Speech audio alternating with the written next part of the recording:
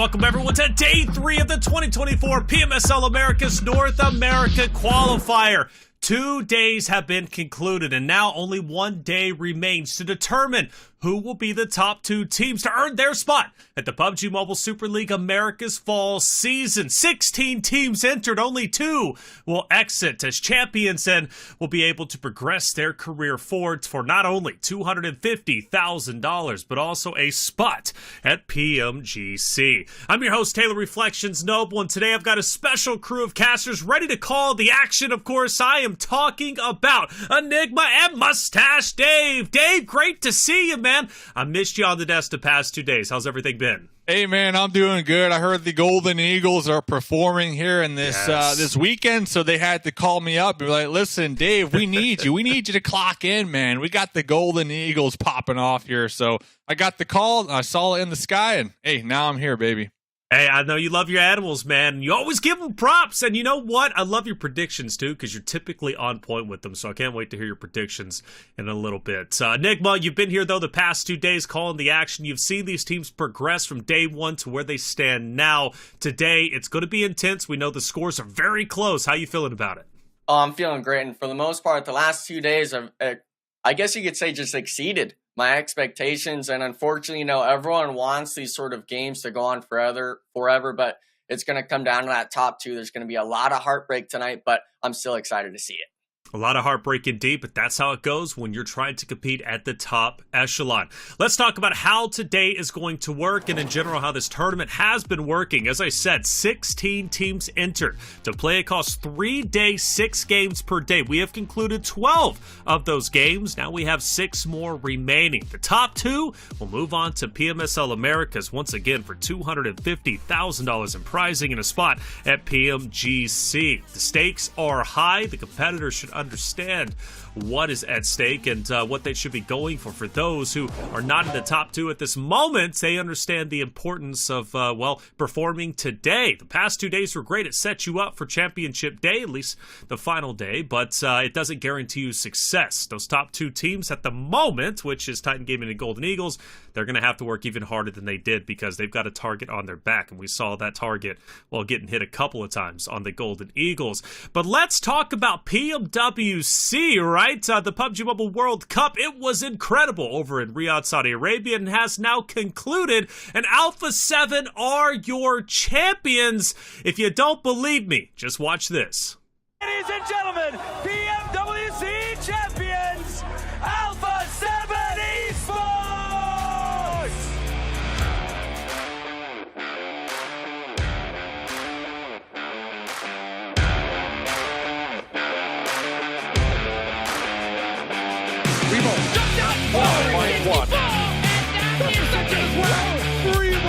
Over the top rope. First shot with an auto shot. Ladies and gentlemen, the PUBG Mobile World Cup main tournament begins now! The shots across to them. A battle breaks out between Twisted and Alpha 7 need to capitalize on the disarray as it stands. It's not going to Revo behind the tree. It's not going to happen. The question, they're down in 13th place. They got to close it out here. Here comes the rebel. That's for the opportunity to make a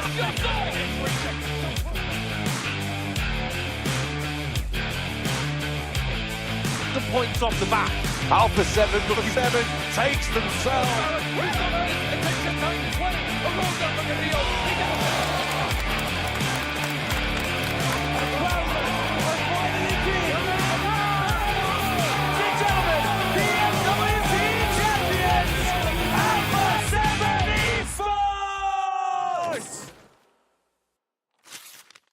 Revo, Mafioso, Creo, and McGrellin, champions, and a long journey to get there.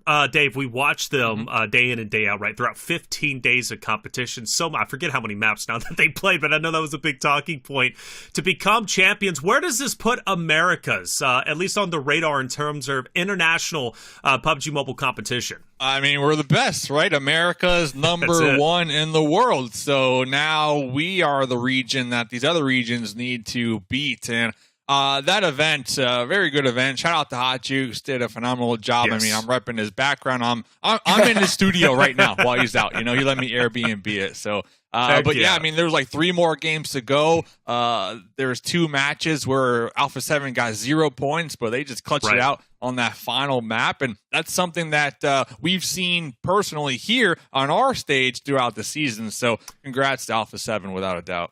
I'm so happy because Enigma, they were always the team that got second place, right? They were always the bridesmaid, never the bride. This time around, well, at least they're champions. I won't say they're the brides per se, but that was just an analogy, right? But it feels good to see them get a championship because I felt like there was a lot of disrespect always thrown towards the Americas region, right? And it was like, finally, we've got a team who got a victory, Alpha 7 champions, and you were a competitor at one point. I mean, what would it have meant to you, right? To get second place so many times and now become a champion yourself. I mean, for the most part, it all comes down to that sort of grit, I guess you could say those players have. They played for so long, and when you're in that second place spot over and over and over, people start looking at you like, oh, maybe you should make changes and stuff like that. This squad, for the most part, has stayed together, at least as a 3-man core for the most part. And when it comes to this stuff, even within the last year, we're talking, Rejects had that sort of title of being the best and making Japan back on the map.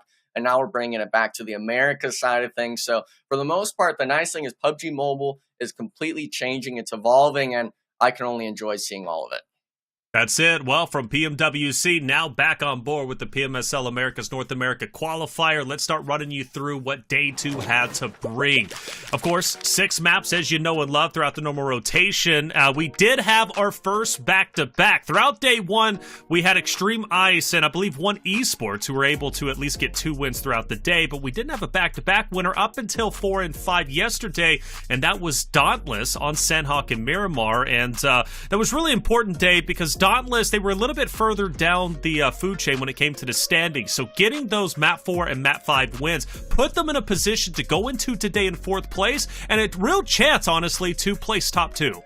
Yeah, 16 points right behind the Golden Eagles, the NA, and Dauntless, such an interesting story here. Tensa joining at 11:57 p.m. the night of the lock, right? That's right. This team is only, I would say, a week old when it comes to all of them competing together. So I have to assume like they're still looking for that synergy, the team communication, adjusting to each other's play styles. But regardless, like with all that in mind, they're still top 4 and within reach of actually qualifying for that next stage. So I'm looking at Dauntless here tonight, and that's my Cinderella story here in this event. Love it. Cinderella stories was kind of the talking point Enigma for Day 1, even into Day 2, right? Golden Eagles, 1 Esports, Xtreme Ice, Golden Boys, Team Raid, KR Esports, all teams that, are on the come up. Granted, they've got plenty of experience across the board, but, I looked at Dauntless, I looked at Titan Gaming to be the Titans of this competition. And while they sit in 1st place currently, but the big talking point is that point spread.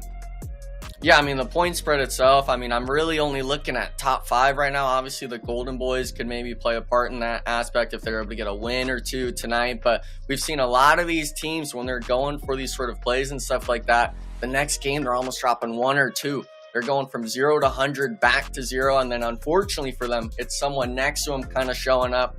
And obviously, we'd seen over the last 2 days, Taylor, straight out on Nepal, Inferno Esports, even StrangersBD, they've had a lot of these elimination rounds where, they win the 1st or 2nd squad wipe, but they're just never seeing the late game. And when it comes to the 12 games they've already played, it shows why they're at the bottom of the leaderboard.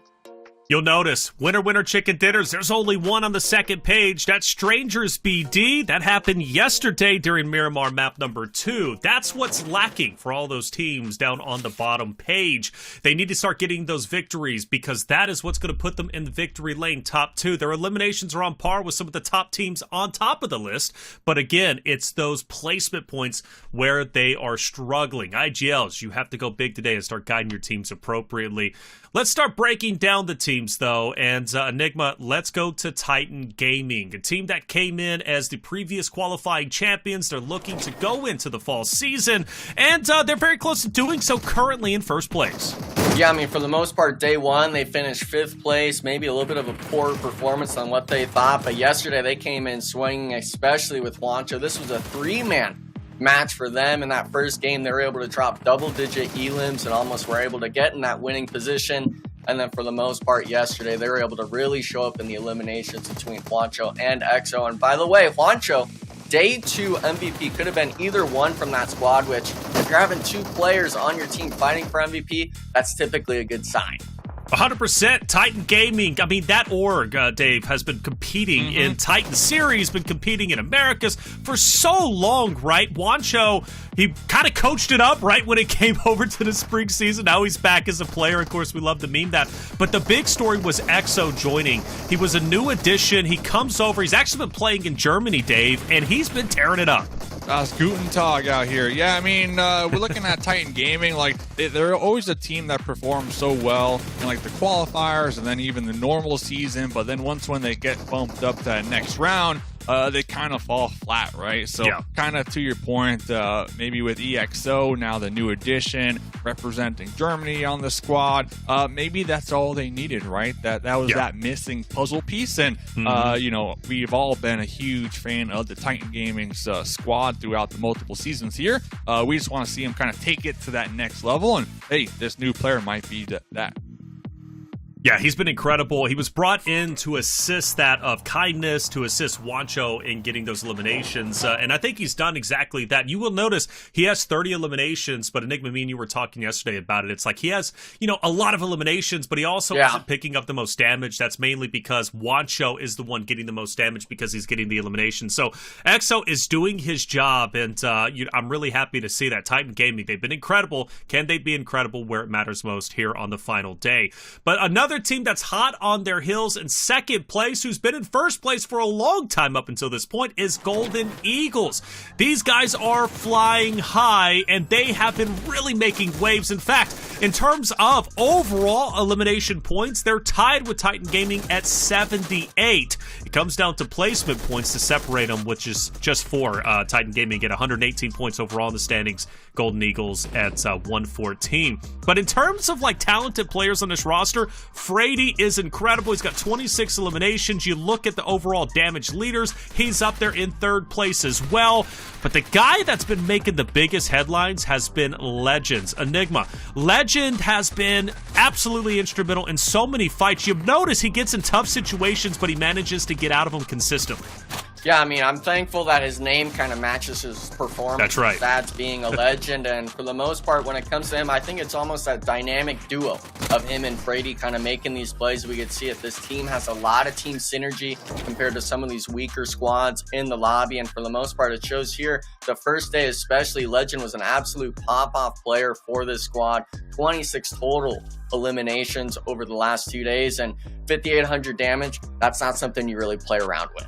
No, not at all. And even Moso, who makes an appearance when it comes to overall assist. He's number 7 on the list with 12. But, you know, the whole team is just firing on all cylinders. Again, 78 eliminations. That is not easy to do. And they've been pretty consistent when it comes to top 3 performances as well. So I give them credit where credit is due. Golden Eagles have been looking great. But there's another team that's also been on fire, and that's One Esports. I'm liking this roster a lot. They have a ton of winner chicken dinners, I believe, at this moment in time, currently sitting at 2, but they've also have a plethora of 2nd and 3rd places. Total of 57 eliminations as a crew. They sit on the bubble. They're currently in 3rd place at 102 points. That's separating them from Golden Eagles, who's at 114. So they need to make up 12 points to start off the day just to be in that conversation, to be in the top 2 so they can earn their spot. Now, what I like about this roster is, first off, Juanetta, the only female competing during the qualifiers, and also could be our only female competing over at the PUBG Mobile Super League Americas Fall season. Become a big fan of her. We've seen her even in this play right behind this tree, holding it down and making it look possible that she could clutch up this 1v3. It doesn't happen, but she has been out of this world. And obviously Papa Triste, he's clutched up so many times. Like I said, 57 eliminations, 11,000 damage. These guys and gals are serious, and they're looking to go all the way, and absolutely think they can. Again, they're so close. It's just a matter of pushing it out for the final day. And I do think, honestly, one of the advantages they have is they don't have the biggest target on their back like Titan Gaming and like Golden Eagles, right? Who everybody is like focused on them because they're top 2. I think that's going to benefit One Esports today. They can kind of fly under the radar. But one team that's looking to fly above the radar, Dave, is Dauntless. Talk to me about them. Yes, sir. And I got a couple points for those other 2 teams, but we'll get back to that. But Dauntless is the team that I'm watching for here tonight. The Cinderella story that we mentioned. This team only been playing together for a week, and they're already up in the top echelons. We got Klaus, we got Casper, number 4 and number 5 when it comes to total damage, when it comes to the players on the overall player count leaderboard here so far, only after 2 games. So I'm looking forward to kind of seeing if they kind of pull it together. I know talking to the squad, they said that they're going to be looking for these weaker teams today, maybe pick them off, maybe get some additional points in the pocket and really get them in that qualifying slot. So nice little head-to-head right here. Pensa, 18 eliminations. You'll love to see it. Yeah, 18 eliminations, and Klaus's teammate right opposite of him at 19. Klaus, the OG when it comes to this Dauntless roster. And also not on this, obviously, head-to-head is Bob. Bob was brought in out of retirement. Bob is a great player, and I've become a big fan of him, Dave, because he comes in to be the IGL. That's what they felt Dauntless was missing. So now he's the IGL, and clearly, Dave, it's been working because Dauntless is in 4th place. They win map 4 and 5 yesterday. A very real chance that they can move up and be top 2 today. Yeah, it really depends on their communication here today. And since the team is so new, they're still, I feel like they might be courteous of each other and not stepping on toes yet, you know, because you don't want to tilt your squad mates. And, you know, that's good for Bob because he is the IGL, like you mentioned. Right. So I think when the team is so new like they are, there's a lot more respect going towards Bob and a lot less of double guessing his calls, right? So I think that's kind of playing in their favor here tonight, without a doubt. Or this weekend, I mean. Yeah, that's really insightful. I actually never considered that. A new roster respecting your IGL most. Does that cause issues a little bit later? Maybe, maybe not. But as of right now, it seems like Bob, right, he's head over shoulders when it comes to being the IGL, and he's been incredible. And Enigma, another roster that was at the top of the leaderboard for so many, well, at least from all of day 1, and I believe a little bit of day 2, was Xtreme Ice, right? They were tearing it up, but they've dropped down to 5th place. They sit at 92 points, so they've got a little bit of room to cover if they want to try be top 2. Yeah, I mean, the first day, they obviously won both Miramar matches. We thought they were going to be the kings of the desert. Unfortunately, yesterday, they didn't really show up too well in it. But the saving grace for them was, like some of these other squads, like the Titan Gamings and stuff like that, even though they weren't getting that first place often yesterday, it was more so that we're getting those eliminations. We're getting up there in the placements and stuff like that. And those points really do start to add up. We can see here with their elimination counter being 48 total, just under that 11,000 damage mark, kind of that same story all these teams have where we're seeing that 10 to 12,000 damage round. It's more of that, okay, like, can this squad continue their consistency, if not perform even better than these other teams they're competing against tonight? Let's find out, right? Xtreme Ice. They were in first place before. They're looking to recover that. One thing to take note of, ladies and gentlemen out there watching today, again, this is the final day of the Americas North America Qualifier, the final chance to break into top 2, and the final shot at glory to play at the PUBG Mobile Super League Americas Fall season, where $250,000 will be up for grabs, and most importantly, a potential to play at PMGC for even more recognition and even more money. Could always use some more money, at least I think so. And I could definitely use some more money. I got a car payment after all. But hey, let's get it started. Got a map number 1. We're heading into Erangel. I'm excited for this. I really am. The points have been so close throughout the first 2 days. In fact, today is really an outlier. This is the biggest point gap we've seen, and even still, it's just 12 points between 2nd and 3rd place. Anything goes. And for your top 8 teams, they all absolutely have a chance. And who knows, maybe even a team on the bottom end, 9 through 16, they'll sneak up and take one of those coveted top 2 spots away. We're going to find out all that and more. Let's get today started. Mustache Dave Enigma, take it away. Game number 1, of course. We're going to Erangel. We're not changing the map order on anyone, throwing in any sort of curveballs, I guess you could say. If you're tuning in right now, you know, I'm Enigma. We're with the GOAT, Dave. Dave, I got to ask you, is the mustache still doing good, or I was doing good. Yeah. Okay. Mustache, fresh trip from Ohio, you know, so they love mustaches in Ohio.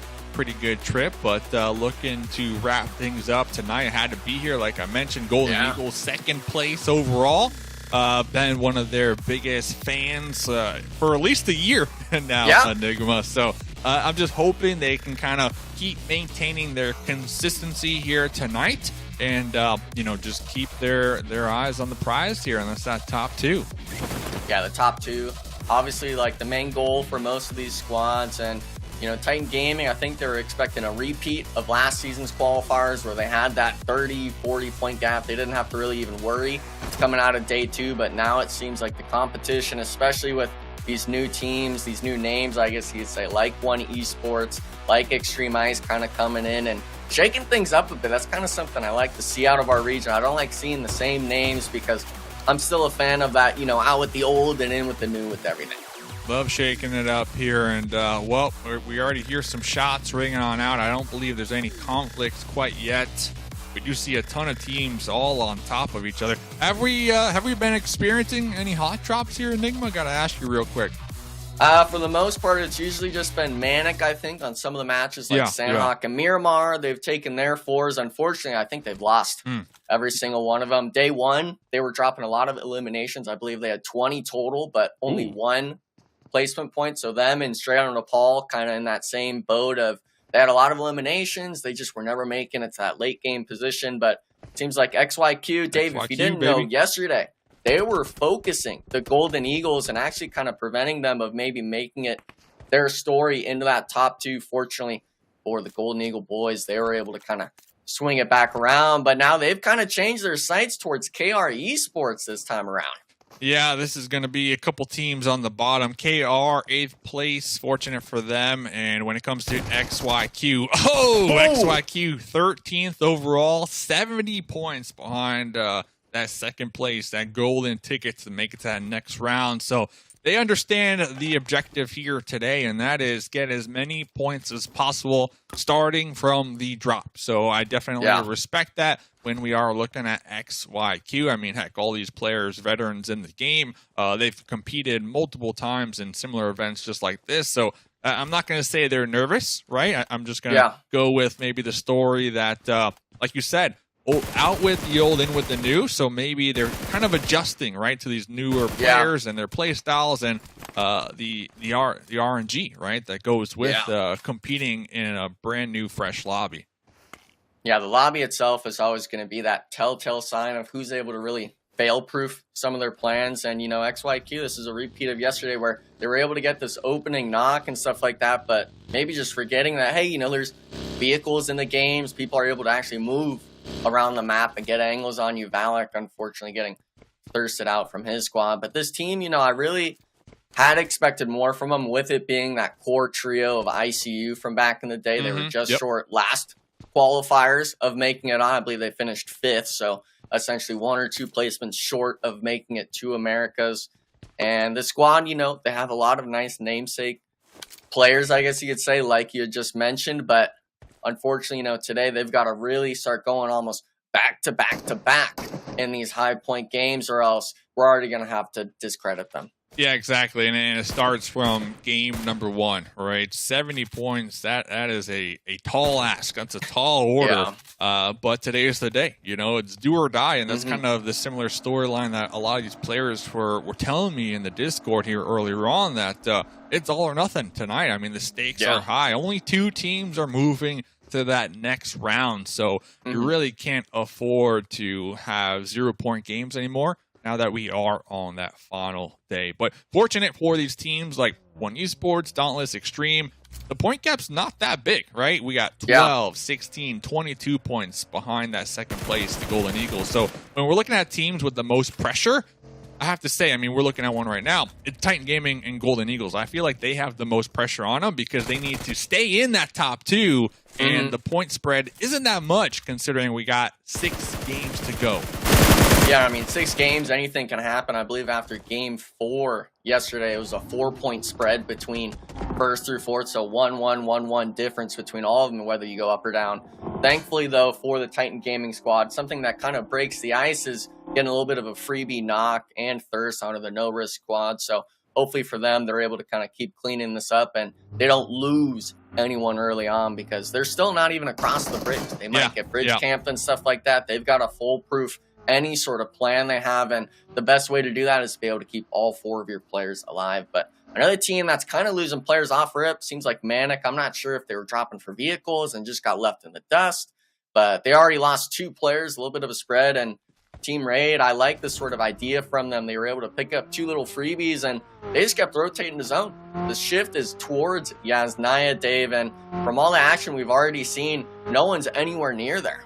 Yeah, homie's rocking no helmet, double Bison loadout. Not something you typically see, but yeah, kind of going back to your Titan Gaming point, they need to start making up a game plan, right? They need to start making the move either across that east bridge, maybe you look for a boat, get a little boat take going on. Boat take would be pretty solid in my opinion. It is going to be free and clear in circle number 1, but we'll get to that because the Golden Eagles, Frady cooking up a grenade, tossing it at DIQQ, tossing one in return here.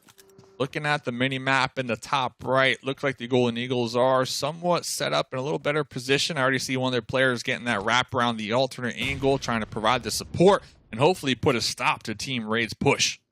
Yeah, I mean, Vic, he's completely isolated from his squad, almost trying to play that little bit of a bait angle, but the Golden Eagles has so much of a superior position, and this is actually going to be on the western bridge of the Millie Island. It looks like Unique Legacy. Yesterday, they were allowing teams to cross the bridge. This time around, they're holding people to the edge, and I'm not sure if KR Esports really recognizes it with the smokes. It seems like they might, but if you're a KR Esports fan, you know, they've had their moments over the last 2 days, and unfortunately, they haven't really been able to stick themselves into that top 5 discussion just yet. But if they were able to come through and come out kind of on top in this engagement, this could be that, I guess, propeller forward for them to maybe start making their move for the top 2. But for the most part, you got to get by this bridge camp first. Yeah, and it does look like, if I'm not mistaken, they're pulling off of the bridge camp, right? They're going to be doubling back, trying to avoid it. So it looks like they did recognize that there were some opponents out there, like you mentioned. We saw that smoke from Unique Legacy. Unique Legacy, totally understand the plan here. You know, spending this time in the blue circle 1, they need all the points, right? So if they get 1 or 2 eliminations, maybe even a squad wipe here this early on, that would be worth, you know, and then show up late to the actual circle. But when it comes to KR, they're not trying to risk it. They are a mid-pack team right now, so they're going to be doubling on back. Nice little view of the map here. Still, a lot of teams down there on the military base. Titan Gaming, one of the teams playing ultra slow. And look at this next circle. It's going to continue to shift up there in the north here, Enigma. Yeah, I mean, these squads, I don't think they really recognize just how many people are still out in zone on the southern side. We're talking, obviously, when you get just into that blue zone, StrangersBD, SON, even XYQ, we're hugging the edge of that Papa Blue area. And obviously, Dauntless, they've been staying true to their tactics, playing that western edge, kind of coming in. But with this zone shift up towards Stahl, where there's a lot of elevation play, these teams are going to have to be looking for. Obviously, the Golden Boys, Xtreme Ice, have perfect positions in this. For them, it'll obviously come down to where that kind of end game shifts towards or who it kind of favors. But the squad XYQ, they had that early engagement. Unfortunately, they have a man on the back of a buggy. Never really the best feeling if you're Nate on the back of it. You never like being that odd man out. It's one of the easiest kind of vehicles to get sprayed from. But going back to kind of your thing with these teams on that south side, I like Titan Gaming because they've done it before, but for KR Esports, I don't kind of like this idea of them maybe switching up and, you know, going for that sort of late game rotation play. Maybe it'll kind of bite them in the back if they're not really used to it. But, you know, we'll have to wait and see. It is first game. Maybe they have that experience from scrims or previous competitions. But for the most part, still a lot of game left to play. Yeah, and it does look like they are getting somewhat intertwined with Titan Gaming, so it could spell disaster depending on how those two teams really play this one out. But looking at the actual circle, the Golden Boys, I saw a couple people in the YouTube chat earlier on cheering them on, saying, Dave, you better pick the Golden Boys here today. I said, okay, Golden Boys, I see it though, 29 points behind second place, still 6 more games to go. 1,000% doable here, Enigma. Yeah. And, well, they're going to be up there in Stalber. But very important fight here, Titan Gaming. So it does look like they got intertwined. It looks like they're going to be coming out on top right there, taking down Mumbai. And to your point, KR down to just a solo now. Woo-wee. Yeah, I mean, that Western Bridge where I think they lost a player to Unique Legacy. They're like, yeah, we're just going to turn back around and go the other way. And then that's how, Titan Gaming's here. We're going to get bridge camped the other side of it.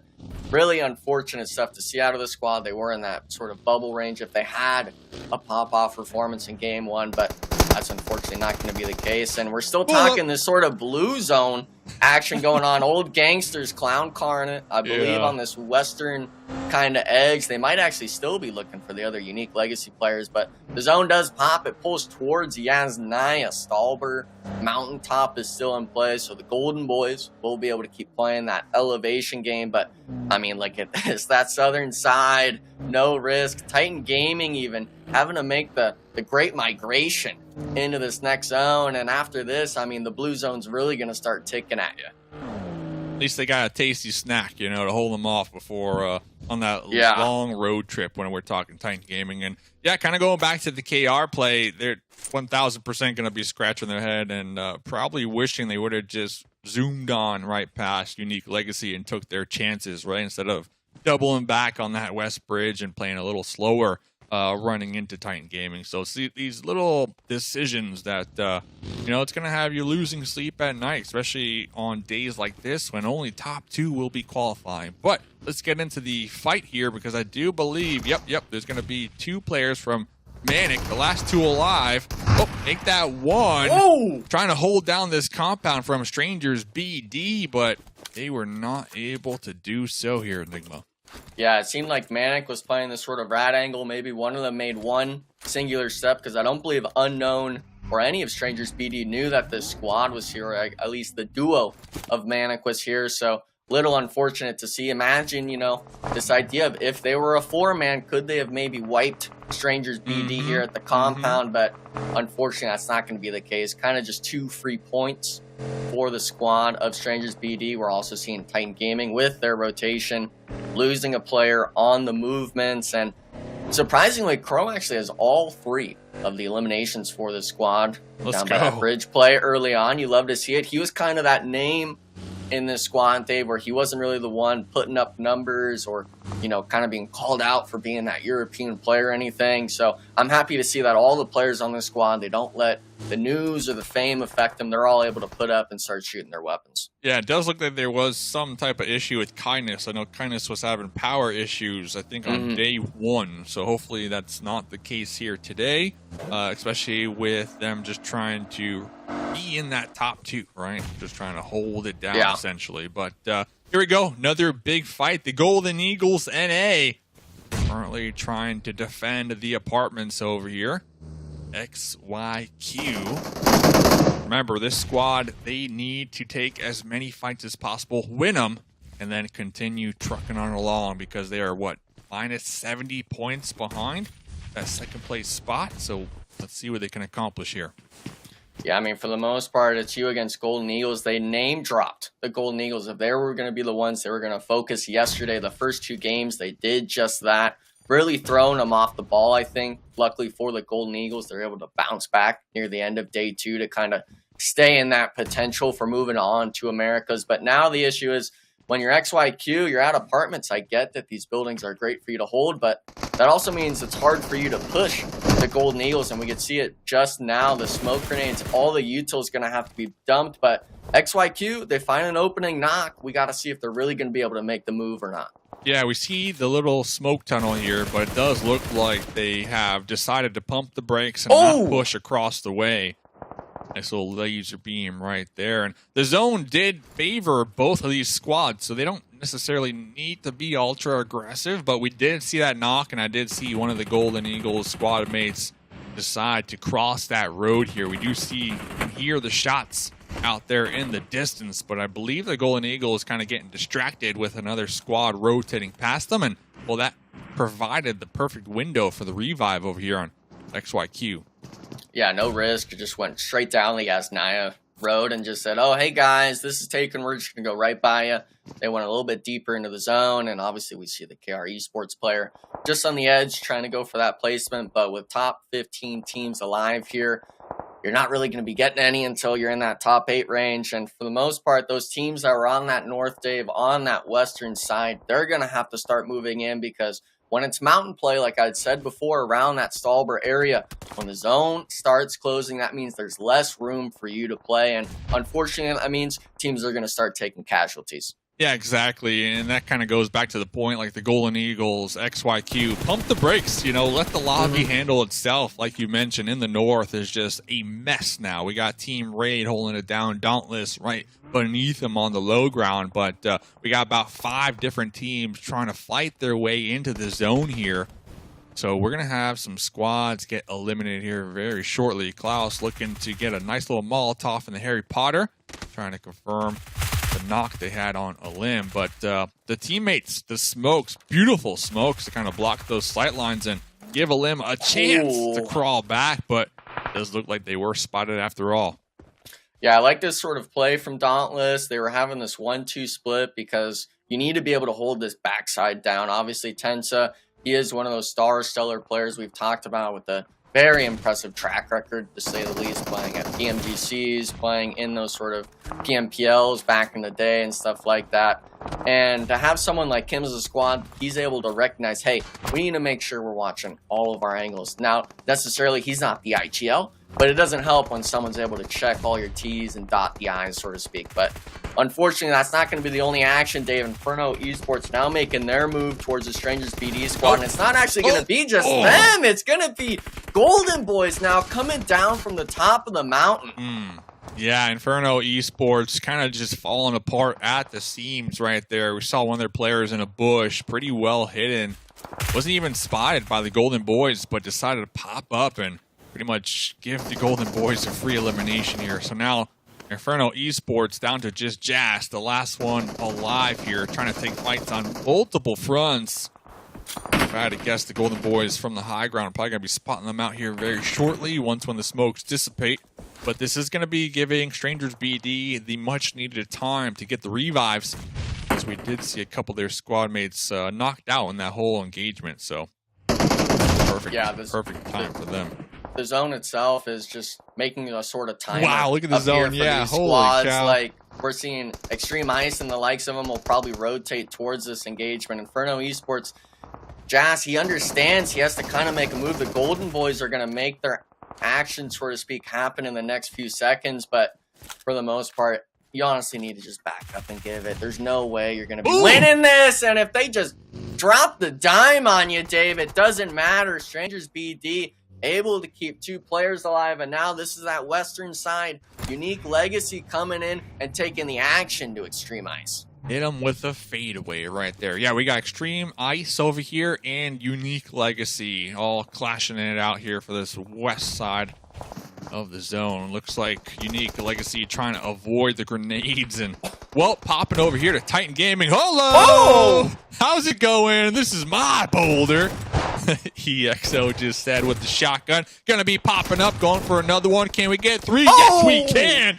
Enigma right before getting taken out from Klaus from the third party, but regardless, that's a 3-peat right there. You love to see it. 3 points going their way. I mean, if you don't move, if you don't see them, they can't see you. It's the perfect moment to strike. He's always been that player to find these crucial knocks, and when it came down to it, day 1, he won a 1v2, getting his team secured a top 3 placement in the first match of these qualifiers, and now he's doing the same thing day 3, getting themselves 3 points. But unfortunately, a lot of these teams, it's a common sign where these people are taking way too many casualties. Everyone's proning it out either on a smoke or a rock or a tree or just in the plain open. So hopefully these players are able to start actually making moves, or else you're going to be going out with 0 placements. Yeah, and we have a lot of solos still left too, right? Like you mentioned, a lot of solos just trying to snake it out and trying to survive as long as possible right here. 11 teams still remain in the lobby. Looking at the couple solo down there. 2 solos to be exact. KR Hunter's still alive. We see them getting chunked out. They're about to be getting eliminated from Papa Blue. Here's another solo from Unique Legacy. Spotted, tagged, and bagged, and down to just 10 teams. So I'm looking at the circle here. Dauntless still in it on the southern edge of the mountaintop. Up there, we can see. Holding it down. Nice angles. Team Raid on the tippy top of the hill. Awfully close, grouped up together. Holding down the angles. Besides that, any team in particular that you really favor their position right now? I'm loving One Esports right now. They're trying to wipe out the southern side. If they can get Zuko in this vehicle, it would really open up this whole sort of hillside and maybe expose Dauntless's split. But with one of you getting knocked, especially with it, I believe, being Poppy Triste, the sort of star player for this team, it's not going to be doing good if that player gets eliminated. We're also seeing, though, rest of the squad, at least the solo of XYQ. Oh my goodness, they're almost dropping it. Good. The bounce. Oh, they still got him. They still got him. See, it's got to be the caster, Chris Dave. I don't know what to say at this point. You're like, I love their position. Pan to One Esports grenade. Confirm. Now Cat God behind the antenna pole concrete base here.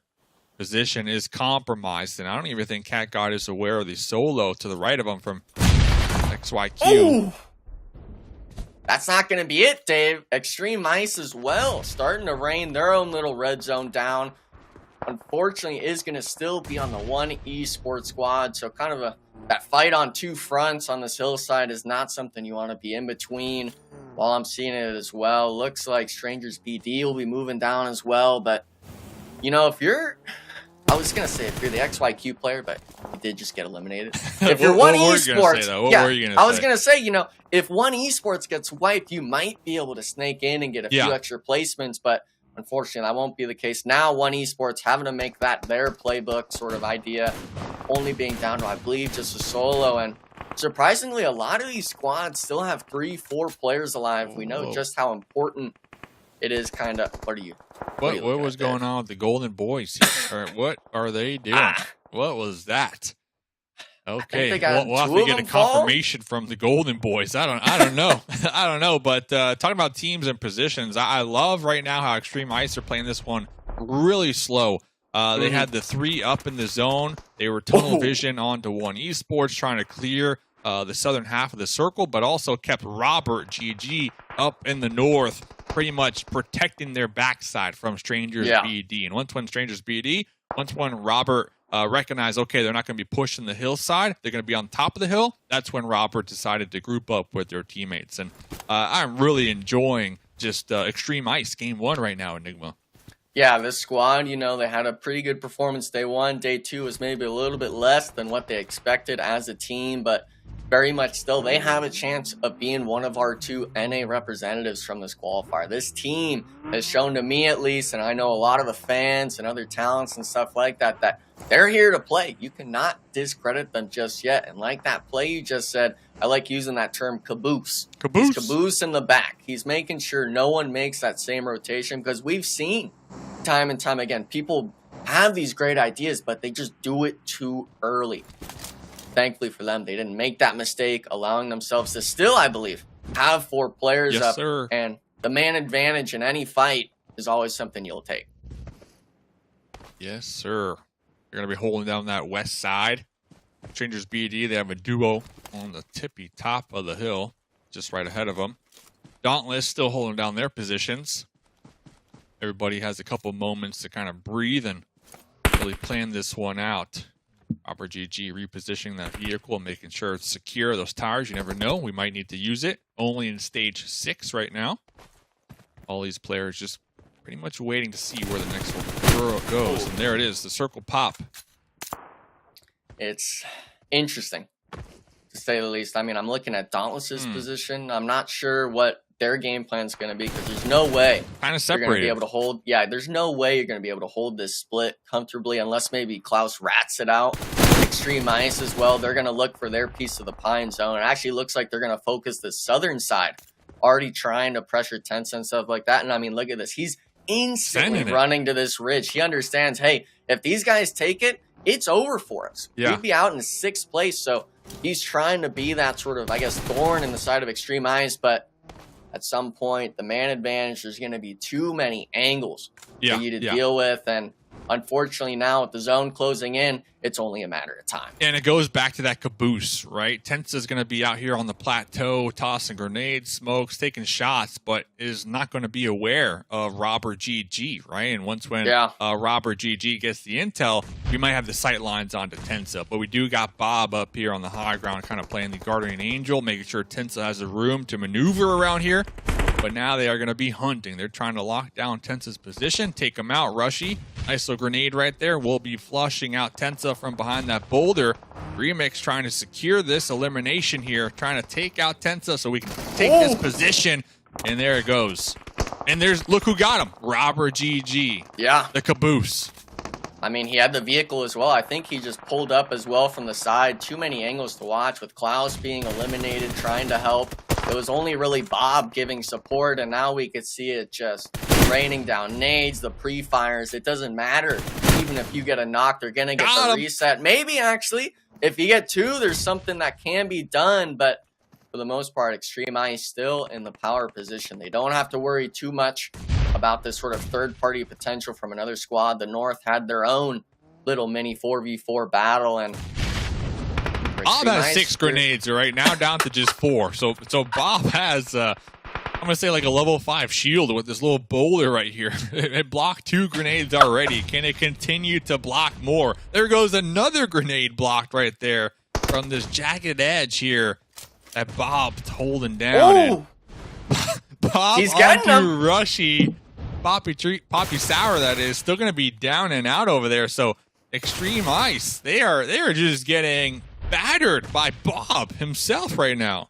Yeah, I mean, the nades, you carry them in the backpack for a reason, Dave. You're supposed to use them, and for the most part, I mean, getting that re-knock, I believe he actually got the thirst on one of the Xtreme Ice players, so really stalling this push from the squad. Robert GG, unfortunately, I think maybe should have just taken his time with some of those frag grenade tosses, but unfortunately, that won't be the case. Bob, though, what a spot. We're talking top 5, and I mean, the lean angles, any of those peaks, it's just way too hard. Especially, I think he had a Groza on his back, so you knowing he has a crate weapon, I think is just too much of a mental block to really push this. But the full reset now, Dave, they're going for it. The S12K versus the Groza. I mean, you got multiple angles, though. Bit of pre-fire coming in, but the Molly's going to be on him. He gets 1. What? Did Bob still get it done? Hey, oh I mean, my he had goodness! Didn't get the confirm though. Didn't get the. But regardless, Bob and the Groza, the tracking was phenomenal right there. Yeah, nice stuff as well. While that was going on, of course, we saw StrangersBD just now, unfortunately, getting ousted by the Unique Legacy solo, not realizing there was another snake next to them. Raid, that was a team up on the north. They finished their fight with the Golden Boys, I believe it was, wiping them out as a duo. So leaving us in this precarious, I guess you could say, 2v3v1, make that 2v3 situation. And for the most part, this is stage 8, Dave. There's going to be no more zone after this. And I'm only seeing a flat piece of land for people to play on. Yep.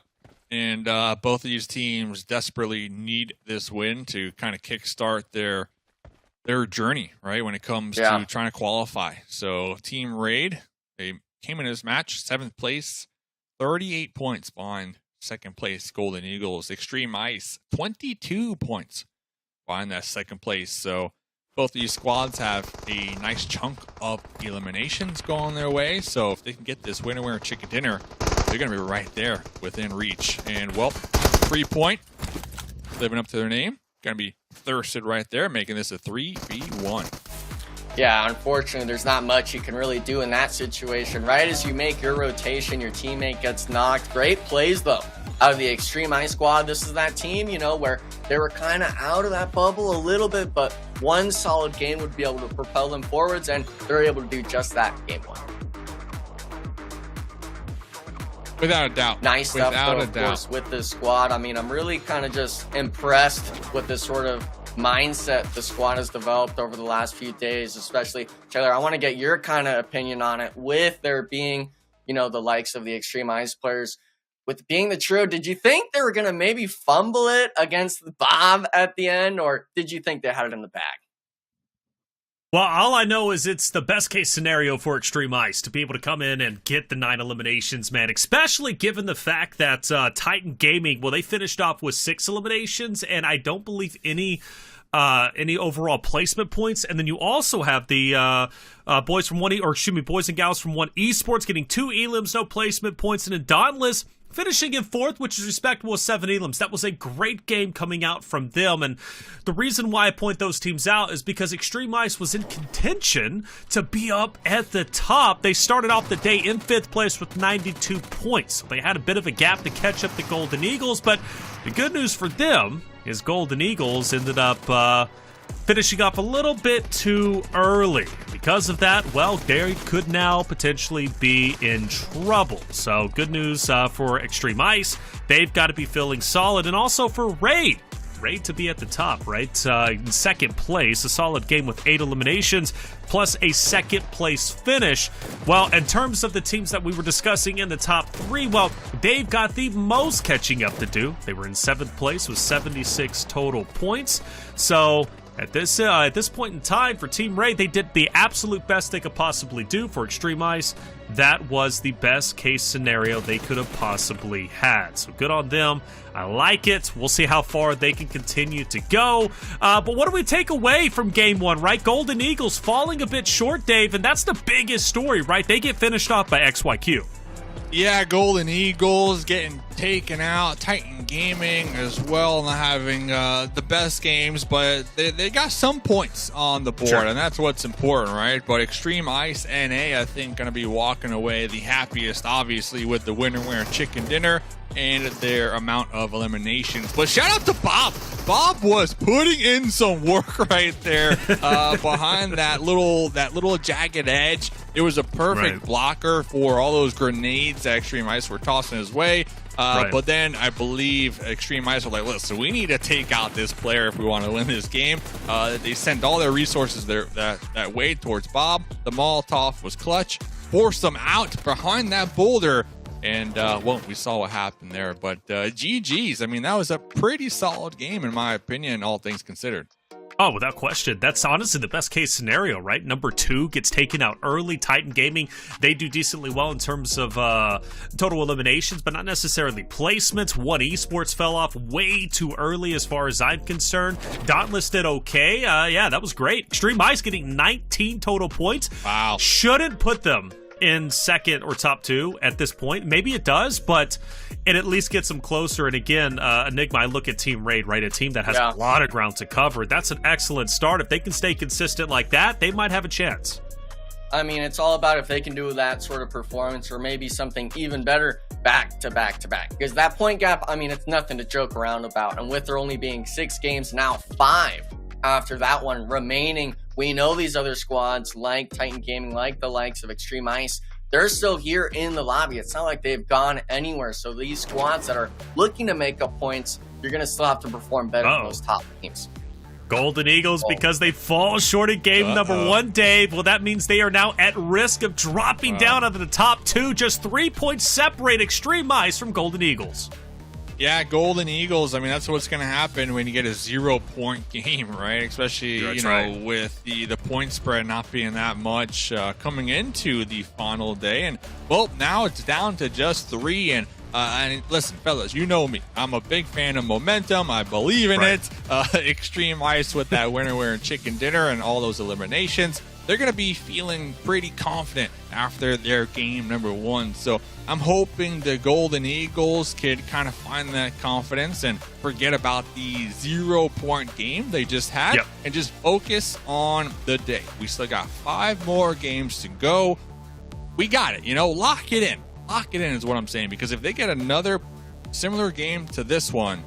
Sure. I don't know, fellas. I don't know. It's going to be tough, right? It's going to be tough to continue to cheer for him at that point. And that's a fact. I will say this. Yesterday, they had 2 goose eggs on map 1 and map 2, and then they finished off the day in second place. So they had to overcome a lot of adversity and regain. So they showed their ability to regain yesterday. I fully believe that they can do so this time. But this is all you get. 5 more maps. There are no other days. There are no additional maps. You only get 5 now to make it happen to place in the top 2. We're going to take a quick break. When we come back, map number 2, Miramar, coming your way. Version 3.3 brings tons of new updates to Metro Royale. Let's check them out together. To start off, we added 2 shotgun faction weapons. They are the DBS and S12K. With their addition, you have more faction weapon choices than ever. Additionally, we've improved the damage dealt by all faction weapons, including the Cobras and Steel Front weapons. Their damage multiplier has increased from 15% to 25%. That should make faction weapons a fantastic choice in the new version. What's more, we've added a new special trait modification system. In this system, you can forge or modify fabled equipment traits to give them new bonus special traits or change existing ones. These traits greatly increase your effectiveness against bandits and PvE enemies. Keep in mind that both forging and modifying traits require schematics, which only appear in Zombie Uprising mode. I bet you're super excited to try out all these new weapon updates for yourself. Make sure to do so in the new version. If you have any feedback, let us know in the comments. PUBG Mobile version 3.3 is here. Let's see how Classic Mode has been updated. First, we've made changes to the following areas in Erangel: Stalber, Ruins, and Milta. The adjustments are as follows. Stalber has been completely overhauled. We've renovated it into a completely new observatory that replaces the existing buildings. Gather supplies and engage in combat within the observatory. We've also added a zipline outside to help you reach the top of the building and return to the ground with ease. Try it out and see what else you can do with it. As for Milta, we improved its layout so supplies can be collected more efficiently. The areas are more tightly concentrated, making it much easier to plan your route. Lastly, we improved the Ruins layout, resource availability, and search routes. Please be aware that after this update, supply warehouses will no longer appear in Erangel. It is being replaced with a new way of getting supplies: Intel Rooms. They contain loads of supplies, including armor, weapons, and other items. Open them with secret room keys that can be found throughout Erangel. Time to go exploring. In this update, we've added a new weapon, the DSR Sniper Rifle. This is a dual-mag bolt-action rifle with high accuracy and high damage. It can be equipped with scopes, muzzles, magazines, and cheek pad attachments. DSR has a unique dual magazine mechanic. When the default magazine is empty, it will quickly be switched out, allowing you to continue attacking in quick succession. But keep in mind that the DSR can't be picked up in Classic Mode. It has to be acquired from a supply shop or the mobile shop. What are you waiting for? Go try it out now. In addition to all of this, we've made a few general improvements. Let's check them out. First, we've made some adjustments related to swapping seats in vehicles. Now, you can just swipe the change seat button in the direction of an empty seat to directly move to it. Moving on, the Quick Parachute feature has been added to Classic Mode and Payload. The Quick Parachute button will appear once you reach a certain altitude. Use it to immediately deploy the parachute or put it away. The choice is yours. Next up are a few action improvements. Transitions have become much smoother when switching from third to first-person perspective and when aiming down sights. Enjoy smoother transitions in your matches. We have also added a new exclusive Inspect Pan emote. Try it out. In this version, we launched the new Memory Vault system. It can be accessed from the social lobby. From this version onwards, you'll get to display photos from each version in a 3x3 grid. Save your unforgettable moments. Plus, you can share your photos so others can peruse your cherished moments. Photos uploaded to the Memory Vault are saved permanently. Fill it up with precious memories. That's it for the main Classic Mode updates in this new version. If you have any feedback, let us know in the comments.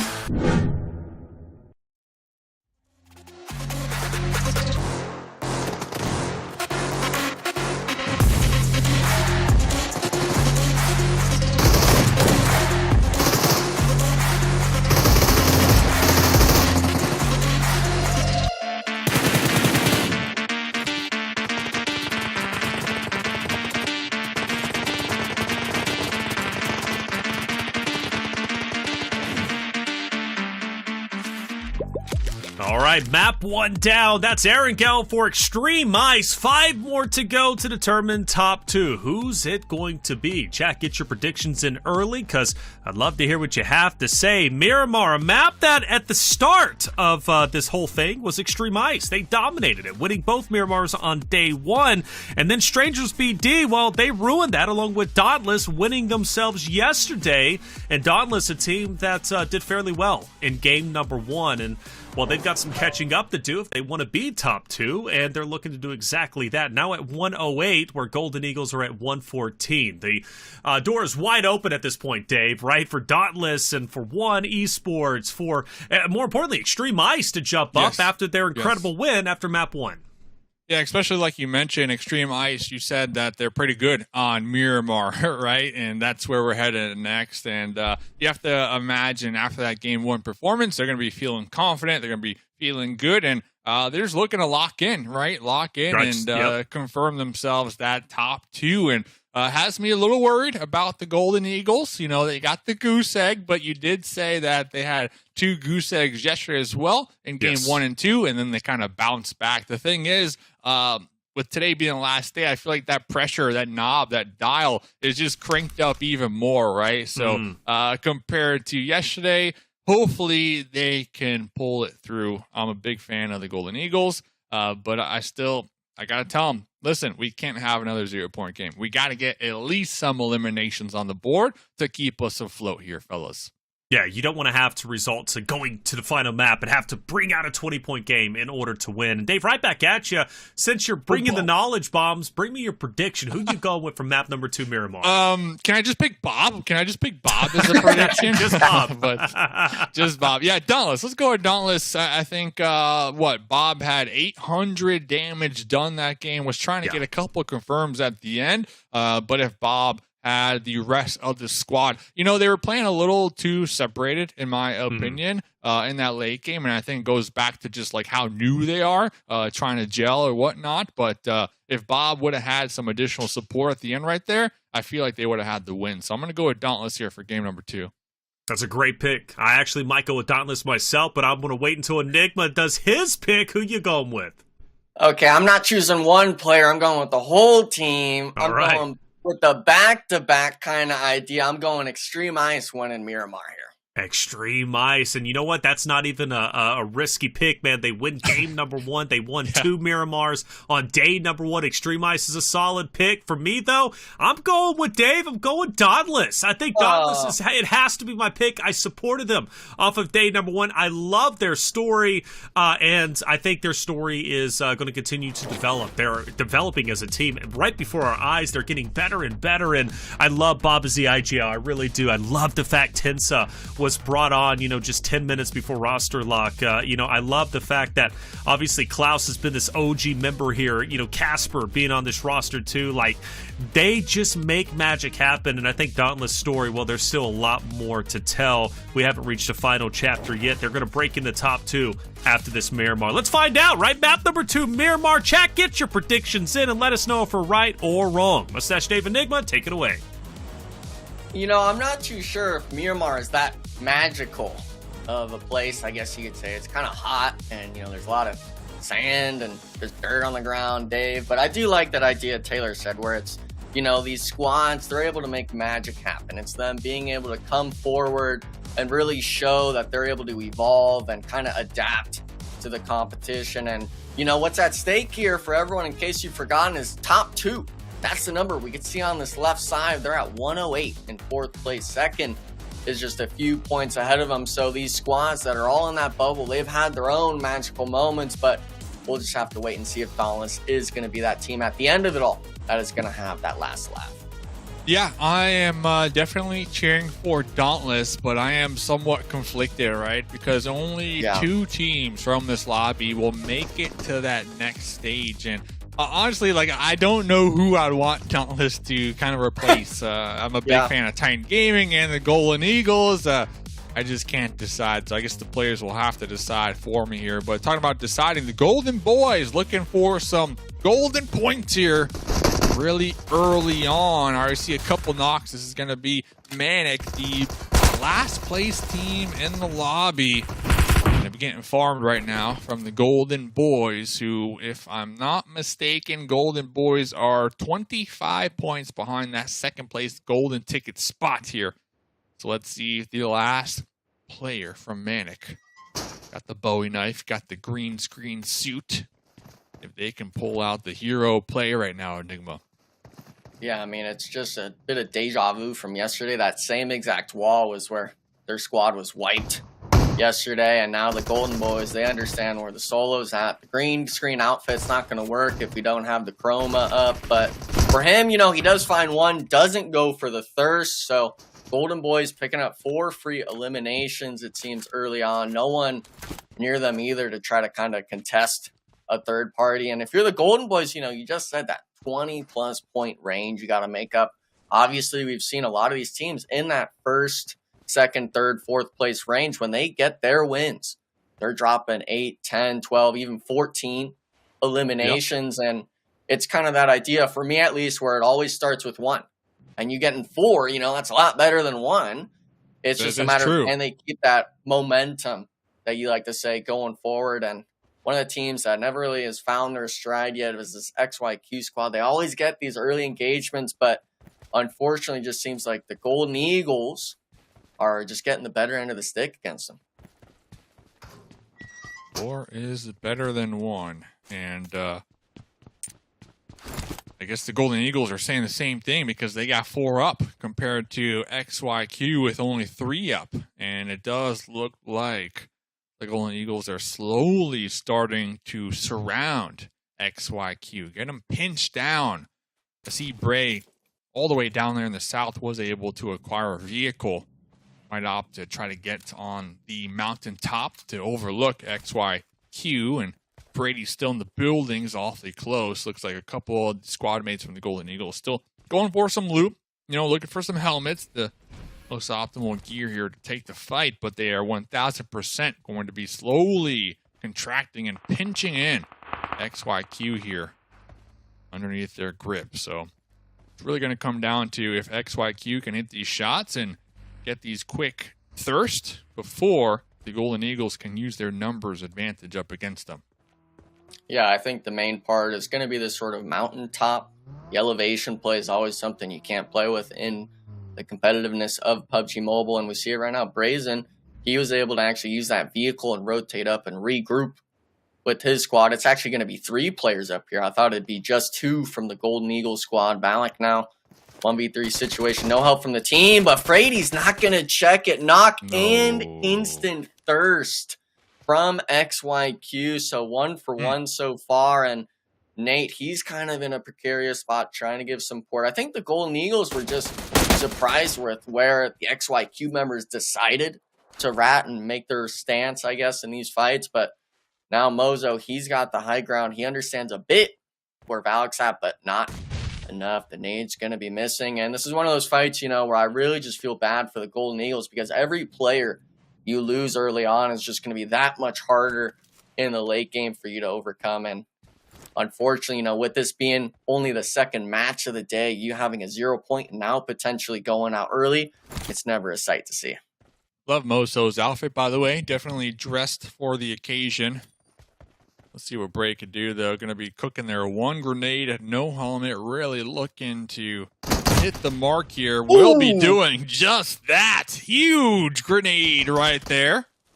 Bray should be able to get the confirm, but kind of going back to your point, like you said, you felt bad almost for the Golden Eagles for losing Frady right there. Personally, I don't. They need to use this as a learning experience because they knew there was a team over here. They knew they had the numbers advantage, but yet they're just kind of investigating on their own, right? One at a time. And, you know, there's snakes over here looking to confirm the knock immediately. So not exactly sure why Frady was by themselves on that push. And, well, they paid the ultimate price here. And like you mentioned, it's going to be setting back here a couple pegs, especially with all that's on the line for the Golden Eagles. We saw game 1, 0 points. Fortunate for them. At least they have 2 right now. Looking to get 3, but they're going to be down a member. So it's going to hurt them here come late game. Yeah, I think this is kind of nice, though, when you're contested off drop, and you do win the fight, especially when a player like that. I mean, Valak was trying to head for the hills, or I guess the buildings, and just getting shot in the back. Legend still being that caboose player off in the buildings, and they do have one solo of XYQ still kind of up on the mountain. Maybe he'll be able to play spoiler like Valak early on. Actually see the shots are going down, and he was able to be the spoiler. Mozo pulling a Frady. The same thing. The same thing. Everyone's in their own world, I guess, Dave. I don't know what to say. They need to be at least playing with two together. Am I wrong for? No. Okay. We're never wrong, Dave. We're never wrong. We're always right. That is true. Yeah. Always right. But yeah, at least kind of moving together as a duo, right? In my opinion, because right there is a prime example why you don't want to be solo here, out of sight from your squad mate to be able to easily provide that cover fire if you do get knocked, you know, to try to put a stop to the instant confirm right there. And yeah, the Golden Eagles, hey, we got some eliminations, sure, but now we're down to a duo here, and it is very early on this Miramar map here, Enigma. Yeah, I mean, the duo, I really like your idea of, you know, it's a learning experience, and I would rather have had that learning experience be just, you know, the trio living, but now with it being a duo, I mean, it's almost a complete disaster. Yeah, you get Dauntless are over here too. I mean, to make matters even worse, right? Dauntless is a team only 6 points behind your second place finish, or your second place team. So, yeah, the duo from the Golden Eagles, they're going to have to, oh my goodness, they're going to have to rotate through here. And look at this, Dauntless locked in, Enigma. I've never seen a team more locked in my life here. And they're trying to take out the Golden Eagles here. Well, when your leaderboard's so close, like you just said, I'm also seeing Titan Gaming is just south of them. They could even rotate. I mean, everyone sees that sort of elimination feed. You know the Golden Eagles are struggling on members. And Dauntless, yeah, they were the first team to do that, but maybe we'll see 3, if not 4 teams start to kind of congest on this western edge of zone. And if you're Dauntless, I really do enjoy seeing this because it shows that they're coherent. They're seeing what's going on match per match with that leaderboard and stuff like that. It does seem like they are going to back up, but the concept that we wanted to see, Dave, was there, and hopefully we can keep seeing more of that as the night moves forward. But yeah, and we saw Dauntless right there taking some shots right onto the Golden Eagles, forcing the Golden Eagles to make a wide rotate up there towards the north. And I'm sure, you know, at this point of competitive PUBG Mobile, you kind of have a feel for the possible rotational paths, right? So Dauntless, they might even be looking ahead, anticipating where the duo from the Golden Eagles plan to rotate through and cut them off once again. So definitely a big fan of kind of what we're watching here. But yeah, let's get into the game here, because we got a couple teams that are going to be up there on the mountaintops in the actual zone south of San Martin. But big storylines kind of unfolding in front of us. I mean, we got the Golden Eagles, we got Dauntless, you mentioned Titan Gaming down there. So pretty much the top 3 just magnets right now on this Miramar map. Yeah, and that's always a scary thing, because it could really go anyway with those squads. If a player just makes one simple mistake, you go from a 3v4 to a 1v4, and potentially even a 3v1 if you're on the weaker end of the stick and the other team makes those mistakes. And we had seen it yesterday. Dauntless, they go back-to-back wins, game 4 and 5, and they drop 1 point in that last match. So some of these teams do get heat checked even with that momentum swing coming forward into them. And I'm hoping that these players are really able to keep their heads kind of locked in and not really losing their cool, to say the least. Lock it in. Losing their cool here on Miramar. It is the map that you most likely lose that cool on, as you mentioned. You're not a big fan of the sand here on Miramar. I kind of get that vibe. You can see me. Okay, I'm not that much tanned. You know, the heat doesn't really... I don't like getting sunburned. Doesn't really go well. No. Something that's not going well, though, Dave. Titan Gaming, they actually full sent on the Golden Eagles, it seems. This is going to be on the far west side of the map, and Kindness getting put down, but thankfully for them, Crow's going to be there in the action. Titan Gaming seemed to be a 3 or 5 second fight going full 4-man wipe. They're going to have a few free eliminations. At least the Golden Eagles got 3 points here this game, and like Reflections mentioned yesterday, Game 1, Game 2, slow start, but then they started to ramp up. So hopefully that will be the case here tonight for the Golden Eagles and all those fans out there cheering them on to be top 2. And we'll have to pick up that storyline here in game number 3 because they were eliminated. And getting back into the match, Olim up here on the high ground. Got the Golden Boys right beneath them. And, well, Team Raid 8 eliminations last game. So they're feeling good here. Lim can get a couple knocks with this grenade. His boys already ready, locked in the vehicles right beneath them to make this push. Love to see it, but it does look like Lim is going to be kind of scaring them off here. And, well, they're going to be venturing out to blue here. Well, they chose the exact perfect timing. I mean, if those other 2 players were able to get shots down, it would have been disastrous for the squad. But the Golden Boys, who were literally just rotating away, finding KR Esports with nothing in their hands on rotation. Unfortunately, one of them will be getting knocked and thirsted, but a bit of a weird coincidence going on with this roadside on the south, and that all kind of stems from Team Raid just having that solo leading to a trio. Completely. That's just like KR Esports like story though, right? It's unlucky, right? Last game, instead of going for the risky push across the bridge, they wrapped around, ran into Titan. This game, they're literally passing Picado. Things are going well. I have to assume, and the team comes like, yeah, we're gonna go here. We're gonna hold down that spot, and we're looking good. You know, we got all the loot, all the meds. We got our level 2 gear, and then next thing you know, the Golden Boys just come cruising right by you at the drive-by. Like, how random and unlucky is that for KR? I mean, you hate to see it, to say the least. Unfortunately, though, the South Side's still going to have all the action in the world. Team Raid rotated in. Their solo is holding that edge zone for them. StrangersBD now making their notion up the mountain. I believe 4th place last game. Actually getting shot in the back by old Gangsters. So a little bit of a third party. And with this being so edged to the zone, I'm almost worried for both these teams because, in all honesty, if you start trading any one of these teams coming for the third party and potentially ruin your chances of making that top 2 tonight. Yeah, totally agree. And Olim trying to hold down the ultimate angle over there on the edge. Make sure his teammates don't get backstabbed. Same thing with Vic over there, a little further into the zone. Next circle does pop, though, so it does favor both of these teams. Now they should be able to place one a little slower. But what is happening here? The teamwork. Seemed like one of them was knocked, I think, by a Golden Boys player all the way out in zone. But, I mean, it doesn't matter if you're having to make the rotation because you could put down players in the vehicle, Dave. But if you're going to get turned on as well, Crow coming in big for his squad again. Opening, knocking. Look at it. They're hitting the 180 turn. We're wanting back in the action.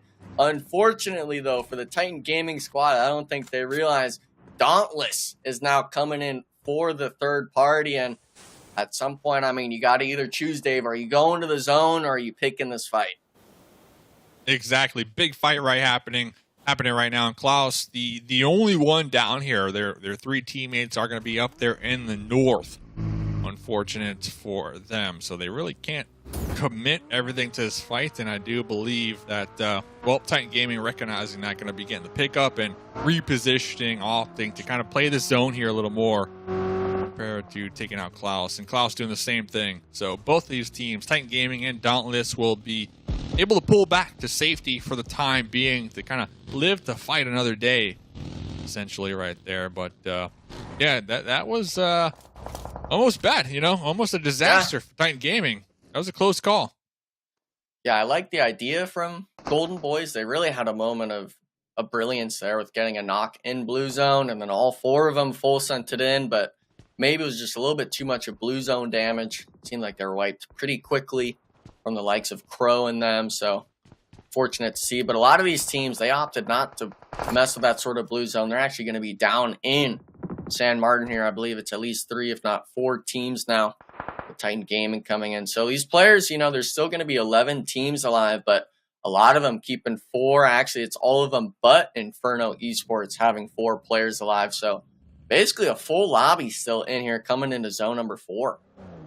Full lobby. And you got to respect the Golden Boys. At least they went out with 7 eliminations, right? So yeah, those points are extremely important here, especially because we are on the last day. And the Golden Boys, they're, at least coming into this game, they were 25 points behind the Golden Eagles in second place. So those 7 eliminations are definitely going to help them on their climb to qualify. Titan Gaming currently with 6 eliminations. They're still in first place.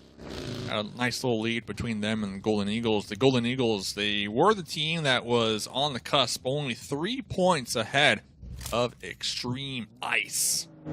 So they're going to be biting their fingernails here come this game. But Xtreme Ice, 0 eliminations so far, but they have the whole team up. So it is not done yet. StrangersBD over here getting shot, getting peppered from downrange.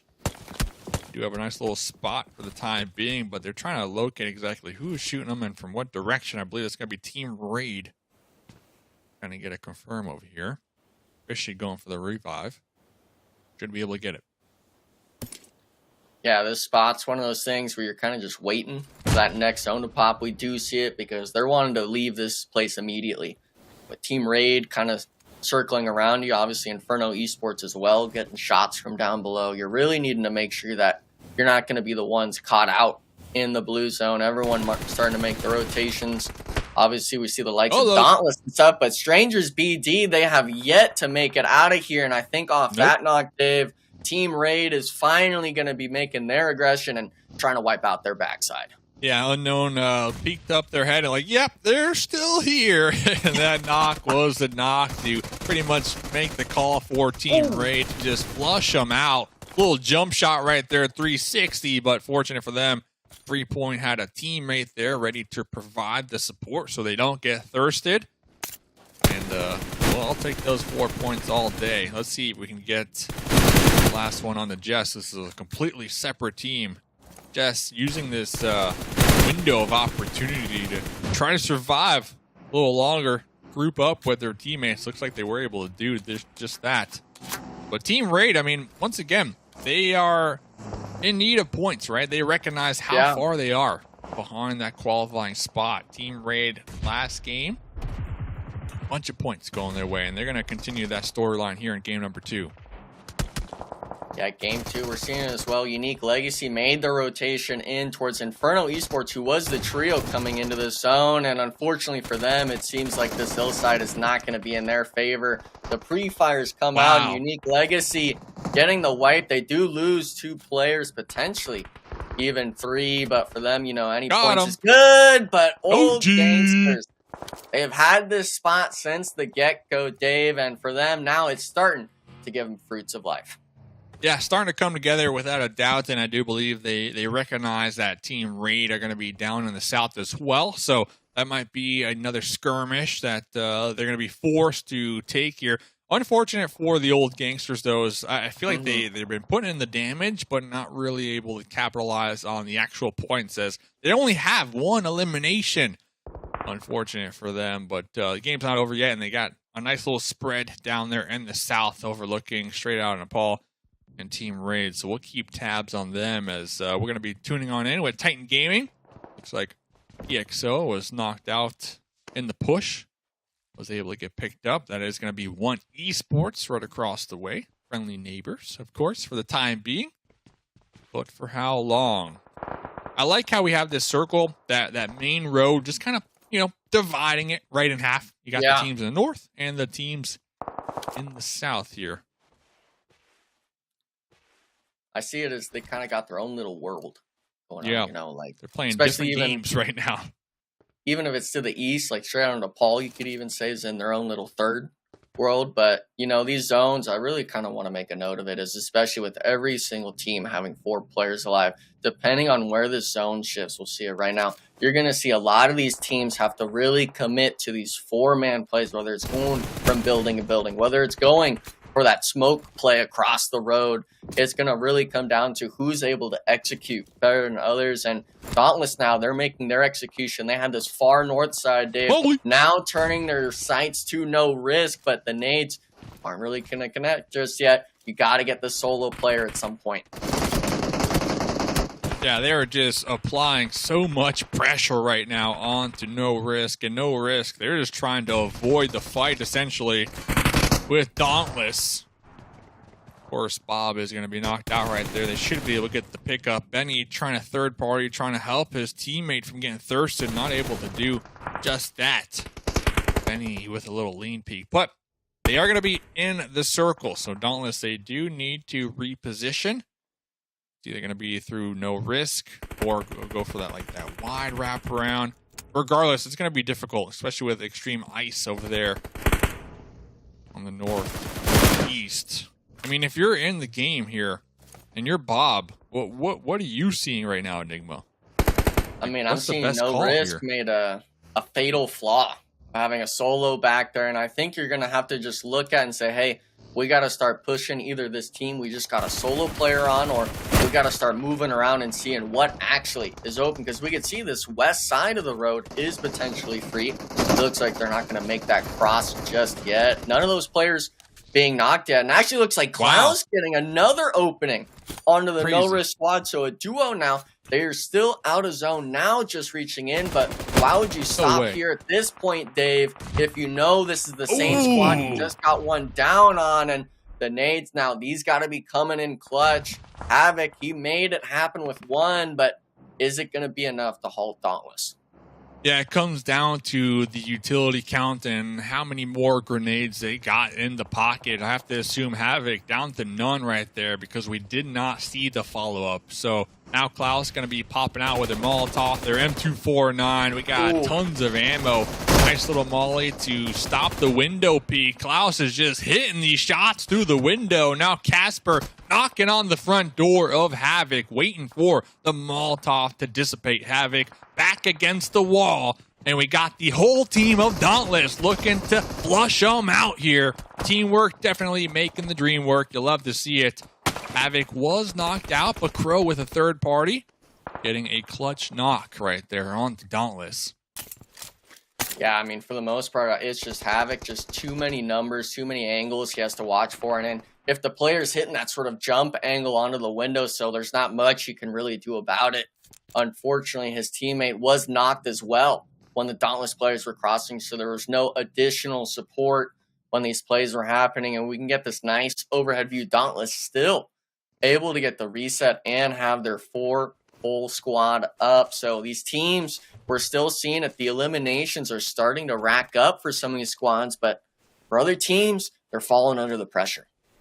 Yeah, and we can see, you know, Dauntless only a week old, right? This roster, this team playing together, but they're playing as a unit. They're working together. They understand it's a team game, and I'm still harping on the Golden Eagles early game play, man. They were not moving together as a unit. Like you mentioned, they're kind of all off of their own little individual missions, trying to get the elimination, and it didn't play in their favor. So I think a lot of teams in this lobby can definitely take some inspiration from the fact of it's a team game, you know, so play as a unit, use your numbers. And right there is what Dauntless did. And they still have the whole squad alive, right? And they had multiple knocks on their end throughout all those engagements just to kind of push into the circle. But they're still a 4-man unit, right? So Dauntless, big fan. They're not going to be in the next circle, so they're going to have to regroup, heal up, and do the same thing, Enigma. Yeah, and another squad I'd like to make note of, too, that has played as that 4-man team is One Esports. Just now, I mean, before this zone, I don't think they had any sort of knocks in the feed at all. So they like playing for those late-game eliminations. But as this team goes, it's a lot of them like playing together. They don't like overextending. They don't like being that playmaker. And, you know, some teams, they thrive off having someone like that. This team doesn't. They like playing their game. They don't like bending their rules to anyone or any squad that comes their way. And there's a reason why they're in that top 5 contention, going for that top 2 placement potentially. Unfortunately, though, for them, they're going to have to deal with Dauntless. This is the team that's been steamrolling everyone, Dave, it seems, on this north side. now turn into this main billboard building. Yeah, it does look like One Esports are going to be somewhat separated here, holding down multiple points of interest. Got Team Raid, they went for a push on the broken wall over there. Yeah, I'm looking at Dauntless. Now, Dauntless, they're going to be in the zone in that position, so I'm almost curious if they'll kind of just pump the brakes and call it what it is and wait it out, really see where the next circle goes. Try to get some eliminations that walk their direction, of course, but I can't imagine them trying to go for an aggressive push right now. They do got the cover to work with. Klaus does have a grenade ready to let that one rip, given the opportunity. 8 teams still remain in the lobby here. Jeez. A lot of cover, a lot of angles to be had here. Never know who might be hiding around what corner. That kind of goes back to that Golden Eagles, you know, got to clear every angle. Got to clear every spot, especially this late game. We could see it's probably going to be that zone 9 finish where it goes to nothing. You're going to have to make sure there's no rats throwing you out on the walls or maybe eating blue zone potentially. Dauntless, though, they're not wanting to wait for that angle. They were looking for that push, but Tensa, unfortunately, getting beamed out by Poppy Triste, I believe, one of the off-angle players. And Dauntless, they were kind of in the prime position. Now, One Esports coming in, but they don't know about the rats. Bob gets one. Still potentially sticking the reset. Casper potentially able to make the magic happen. Klaus, nade primed in hand, and he's got to go for these pre-fires. Something has to connect. You need to bring this back for your squad. One of them does go down off the nade. He gets out of the room, and the player's 1 HP, and Klaus goes out the window. Not finding him just yet. Cat God finding the angle, and unfortunately for them, throwing the 4v3 angle. Dauntless coming out on top, and Klaus with 5 eliminations to his name. Yeah, Klaus vaulting out of the window, so instead of opting to be stuck within the room with the grenades, the Molotovs, really having the 200 IQ play from the window right there. But Titan Gaming, they watched this whole battle unfold right in front of them, and, well, they let the grenades do the talking. 10 eliminations going the way of Titan Gaming right now. 4 teams to go. Xtreme Ice, another huge opportunity for this squad when it comes to trying to breach that top 2 position here, Enigma. Yeah, I mean, they're the only 4-man squad. They only have those few eliminations to their name, but they're looking to play that late game. They want to make sure they confirm as many points as possible. We're seeing there, Kindness, he's holding the caboose angle, of course, making it look easy getting a solo in these squads with the zone coming in. Every step matters. Every bit of HP matters, and including that utility usage, everything needs to be on point if you want to win this zone, Dave. And for the most part, I'm loving Xtreme Ice right now. They got all their players up, and they still got all their utility to use. Yeah, and Poppy Sour has this clutch little broken wall right here. Wow. This wall is so clutch. And this is stage 9, so it just straight up centers up here. You have to assume it is late game, so the utility is going to be pretty low. We currently see Titan Gaming trying to toss everything they got in the pocket before making the push. Crow doesn't care about the wall right there. Going to be using the grenade, creating a mini red zone.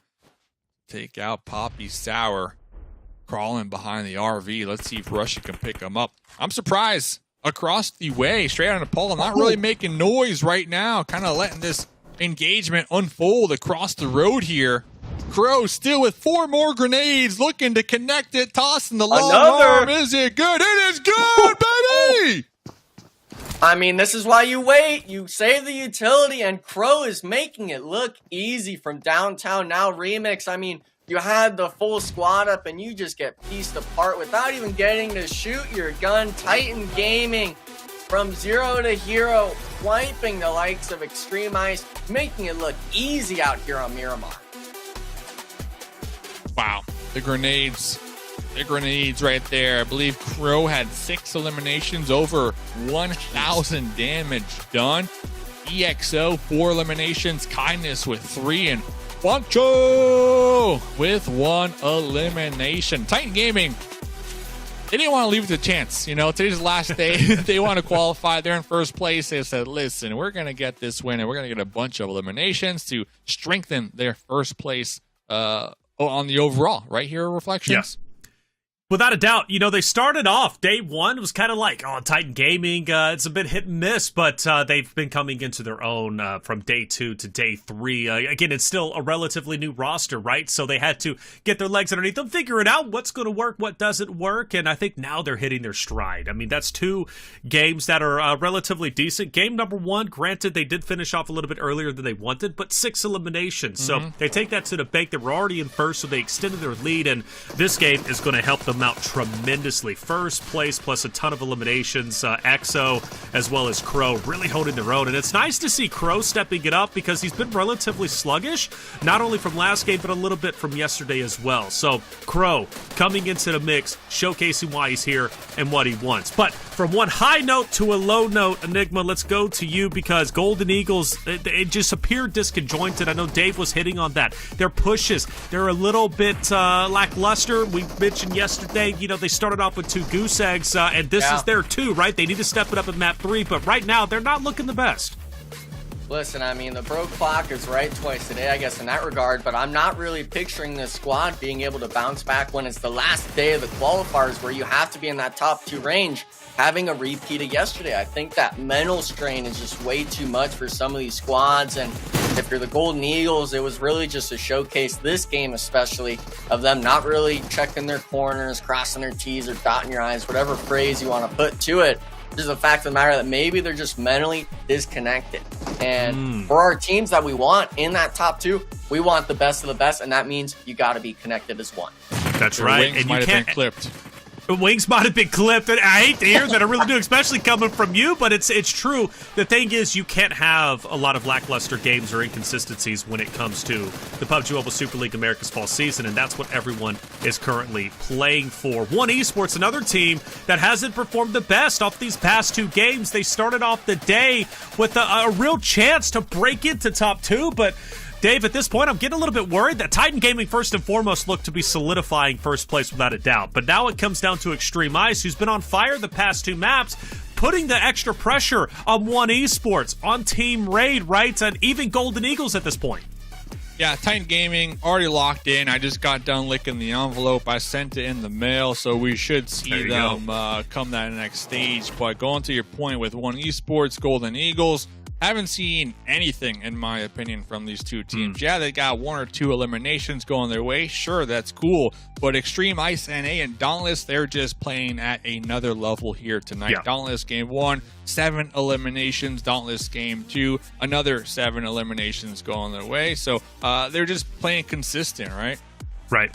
By the way, 24 points for Titan Gaming is the highest we've seen yet. I think 21, 22 was the highest by far over the past 2 days. 24 is ridiculous. 14 eliminations is nutty, to say the least. Xtreme Ice still cruising. Old Gangsters, nice to see them. They had a little bit of a victory yesterday in one of the maps, I think towards the tail end. Having a deep run, but they make an appearance this time around. Titan Gaming, yeah, this is the biggest lead we have seen yet. One more solid game, and well, you're going to be receiving that envelope that Dave just mailed out to you. Plus, they're about to break 100 eliminations, which is some big news to say the least. But Xtreme Ice, I'm hearing it, right? 4 winner chicken dinners, the most out of anyone. Granted, the eliminations, though, they're not spectacular, but it's enough, Enigma, to keep them in second. Yeah, I mean, it's rare, especially nowadays, seeing those sort of elims and rank points being so close to one another. Shout out, of course, to the Golden Eagles as well, being the second most elims in the lobby at 81. And these teams, it shows, especially with this qualifier, that some of these teams have a better game plan. Maybe they like that positioning more. Maybe they like those early game engagements, but the team that is going to be doing everything all around when the zone's favorite for you has been the signs of Titan Gaming, and hopefully the rest of these squads can maybe put a stop to them and give themselves a better shot of getting into that top 2, because you'd much rather have both spots up for grabs other than just that second place. Oh, Gangsters trying to break in that top page. They're going for it. They're going for it hard. They're at 61 currently. A little bit of way to go. KR Esports still at 9th. That was a team that Neptura was hyping up quite a bit off of the first 2 days. They've definitely had their moments to shine, but not enough to really be in contention at top 2. One thing I did notice, Dave, is from Xtreme Ice, who's at 120 points, to One Esports, who's in 5th. It's only a 10-point difference. So these next 4 games, it really is do or die, especially for Golden Eagles. If they don't step it up, they are done for. Listen, I want to cheer for them too, but they're just not playing as Xtreme Ice and Dauntless are playing so far in the last 2 games, right? We just haven't really seen anything. Signs of life, I'll call it. Maybe confidence, maybe momentum. Xtreme Ice, by the way, 1,600 damage done this last game. But only 3 eliminations, right? So they definitely need to kind of confirm these, but it still goes to the point, like, they're being active, they're taking fights, they're looking for the engagements here, and they know what they need to do, right? They need to get as many points as possible, be aggressive every single match, and lock in that top 2.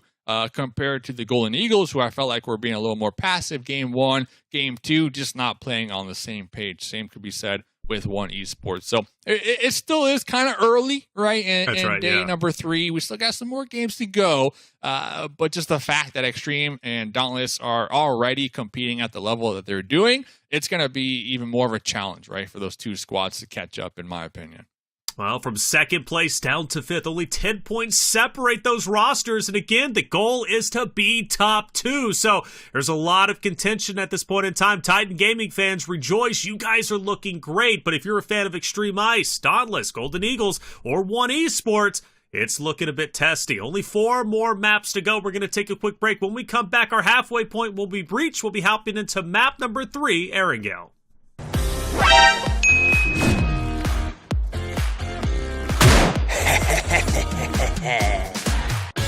What? Huh?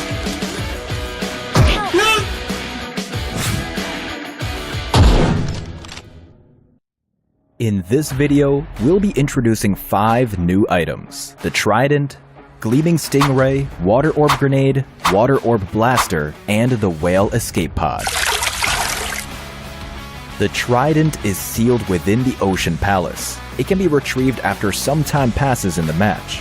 Follow the directions on the map to find it.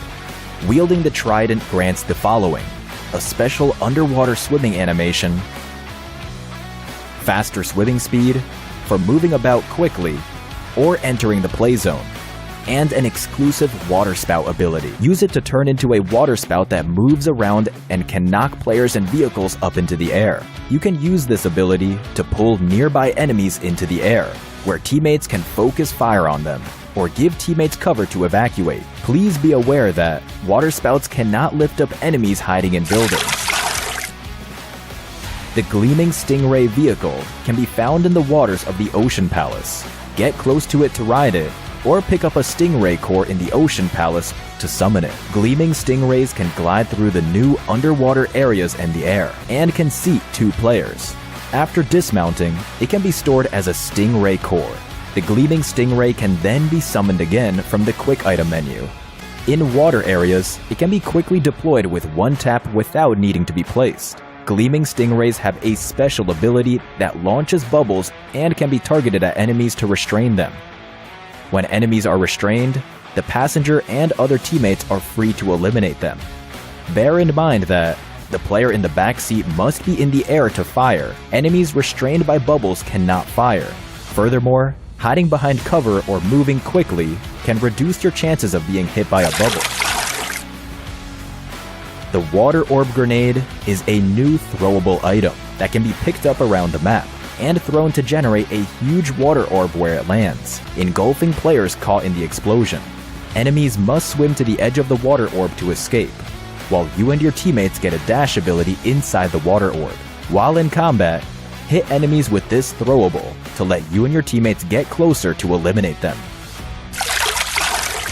The Water Orb Blaster occupies the pistol slot and can shoot a water orb that lasts a while and grants you and your teammates a dash ability that you can use to quickly enter the water orb. From here, you can quickly move to another water orb or dash from it.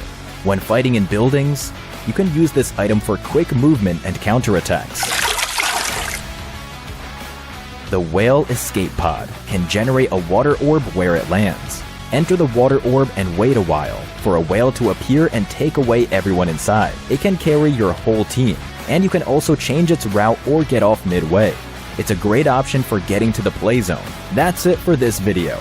I'm sure you're already coming up with a bunch of other ways to use these items. Try them out in the new version now. Winner, winner, chicken dinner. See you next time.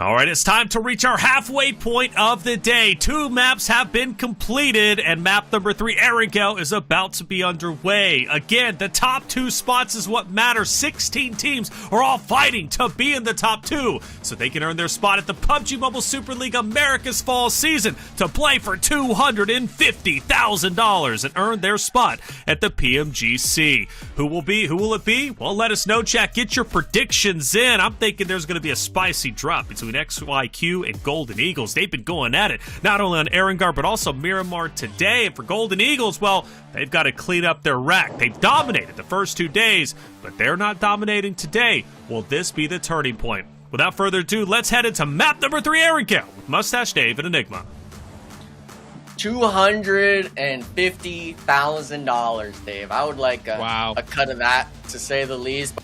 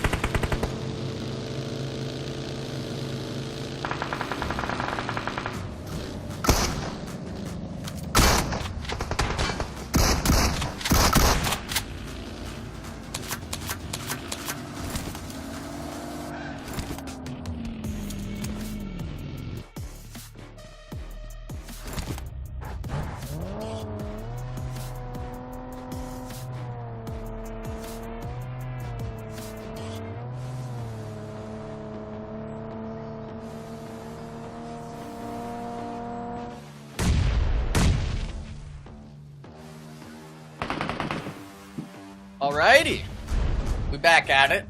Of course, Mustache Man and myself already getting back into that action. KR Esports gonna be up on the mountaintop here, Dave. They're one of those borderline teams, and unfortunately, it seems like they haven't been able to find their stride just yet. And it's against the likes of old Gangsters, who today have seen seems like they're starting to turn up the engine. The only question is it a little too late in this tournament?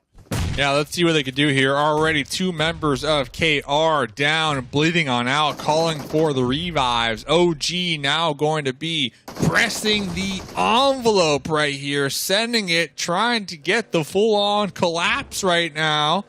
And Mumbai, last one alive, running, tucked, tail between the legs here, just trying to survive. And what a fight that was there. Both these teams trying to battle it out, fight for the top, hilltop of Mount Everest, that is. And, well, Mumbai still going to be alive, but the Golden Boys recognizing the golden opportunity right here to backfill that last position the old Gangsters were holding down. But, well, they tunnel visioned onto the last KR member. Now, the Golden Boys pretty much swapping positions here now, trying to take out the old Gangsters with their grenades, Enigma.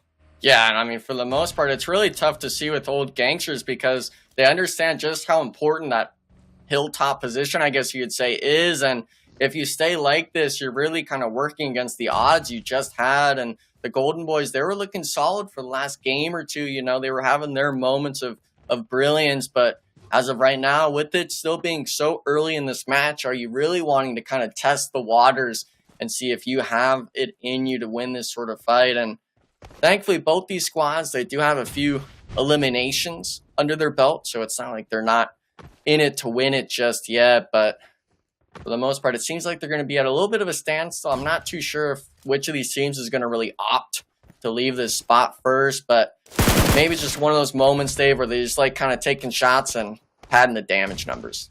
At what point can we start to kind of count out teams from qualifying, though, the top 2? Yeah. Enigma. I mean, we're at game number 3, the halfway point of today. At what point are we just so far behind the mark that it's just, you know, impossible when it comes to being able to actually acquire the numbers needed to be in that top 2? I'm going to say after this game, so a couple of these teams, they really need to pull out all the stops here and really fight tooth and nail to get not only a win and wear chicken dinner, but a win and wear chicken dinner with a lot of eliminations going their way. So old Gangsters, 4 eliminations so far. They got the whole team up right on the edge of Mount Everest. We're starting to see some grenades get chucked out here, and well, Cardi almost losing their life right there. Still alive, trying to run away, and was spotted in the back. And there goes Kiddo as well. It is all falling apart right now for the old Gangsters as the Golden Boys trying to get the squad wiperino. Yeah, it seemed like someone in the distance just made the old Gangsters lose their comfort zone, hugging their cliff sides, and the Golden Boys able to pick up the remaining knocks. And if you're the Golden Boys, we just talked about, you know, who has contention. The old Gangsters has nowhere near the contention possibility of that top 2 compared to the Golden Boys. So seeing them come into this fight and really come out on top of it, make sure that they're not the ones on that sort of loose end of the stick, you know, the shoe doesn't quite fit, so to speak. It's nice to see them because that means that's just one other team that these squads have to worry about of, hey, if this team gets that win, that 10, 12, even 15 elimination game, that propels them right back up into that top 2. And obviously, shout out to the observing team with getting us this map because we could really see that fight allows them to work for the mountain, one of the only prime real estate spots left in this zone, leaving the likes of the old Gangsters, so like Golden Eagles on the north, and Titan Gaming to have to struggle to find their ways into these zones. And with every game, every sort of placement or even elimination point matters way too heavily. Exactly. As you stated, the Golden Boys, I think they're going to be the team right now, at least when I'm looking at the overall, are on like that cutoff, right? We got the Golden Boys currently 24 points behind second place. And then right behind them is Nepal, 43. So that is the gap right there between 7th and 8th. So Golden Boys definitely have the opportunity to have a solid game, continue their game, that is, and hopefully get within range here come in their final matches of the evening. Because right there, Rushy flushing them out right there. Just as I was gassing them up. Regardless, all right, 6 eliminations. We just talked about how many points they're behind second place. I still think solid game all around. I did appreciate the aggression there to take over Mount Everest. But yeah, obviously not the way they wanted to go. But it was going to be Xtreme Ice, the team currently in second place, trying to solidify themselves ahead of Dauntless, who are only 2 points behind them, Enigma. Yeah, I mean, unfortunately, it's, we'd like to have every team have it their way, but, in the likes of PUBG Mobile, only one person can sit in that crowning spot of first place. Only one team can get those 10 placement points per match and start to rack up those eliminations. And these squads, they're really having to pick their own battles and put the game into their own hands. You're not wanting to be that squad that sits back and lets other people kind of make faults in your own moves. One team that's especially been able to do that today was Titan Gaming, especially Crow, but Casper winning the 1v1 on the pull-up, still having to worry about those other squads given the third-party action in. And unfortunately for the Titan Gaming squad, they're going to be split. Exo now isolated off, and it looks like it's actually going to be one Esports kind of craning over the top. So these squads, the river really makes those sort of real estate spots virtually non-existent if you weren't there already in the earlier zones. Yeah, I'm looking at Inferno Esports. Yeah. Oh, no. Wow. I was going to say, I'm looking for them to make the play, right, Enigma? The Inferno Esports, 67 points behind second place, right? Yeah. There's really no room to, as the last player alive is chill, there's no room to chill, right? You get the knocks, you make the push. You don't second guess it. You don't sit there and come up with a game plan. You just let your instincts kick in at that point, in my opinion. And, well, they paused, right? They got the 2 knocks, and they hit the pause button for a little too long right there. And, well, they lost one of their players in the process. So, unlucky, but lucky for the solo, at least for Dauntless, as I do believe they're still going to be in it here with only 2 eliminations going their way. But remember, they're only 2 points behind Xtreme Ice NA, so they're going to be fighting for that second place as of right now. When we get into this game, what is happening here? We're sharing the car. Okay. It's working out. I mean, that's actually 2 different two different players. Yeah, I know. 2 different players, but what's the play? Hey, I mean, the play is go as long as you can. Well, aren't they already swimming, They're already in it. But what do you think they're telling each other, though? Oh, there's I think another. They're just laughing. Oh, there's another player coming in. He's like, "Hey, it's a pool party." Hey, come over here, man. Cat God's throwing a grenade. Cat God's okay. No. Cat God is going fishing. Finally, we got some enemies out here. One Esports to be exact. They're like, what is going? They're asking the same thing I'm asking. They're saying, what is going on over there behind that car? Well, they're going to try to start to throw some grenades and get some easy points. It'd be really funny, Dave? If the Dauntless solo, he's still alive on that north side, if he joins in. And then, the people... there's a pool party. They're all just kind of having their own little chat discussion. But it's crazy because the people in the shack that are just to their north side... You know who that right is, right? Golden Eagles. There's a duo from Golden Eagles right there, just being passive as ever. And they're only 3 points behind Xtreme Ice to claim their second place spot. So, missed opportunity, without a doubt. I don't know if that's where you were going with it. Yeah. But that goes back to our story with the Golden Eagles. They're just playing too scared, too passive. Oh. They're missing out on the easiest of easy points right now, Enigma.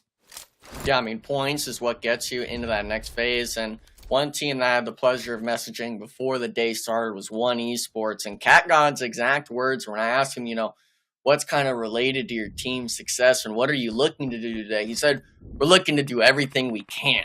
We're not sticking to the same game plan. Maybe if they're not doing enough, they're trying to dig deep and really find these moments. And I think this game is going to be one of those telltale signs of if they're really going to be able to pull something out of a hat and make the magic happen, because right now they're a duo, they're in a prime spot, but when you have points like this in the river, you could potentially pick up, that's 1 out of 4 they could get in the river. It's about having all hands on deck to the point where you're making sure you're getting to that America slot, because like I said, not only are you competing about 250 grand, you're looking to compete on stage against literally the best in the world, and you can't be letting opportunities like that pass up.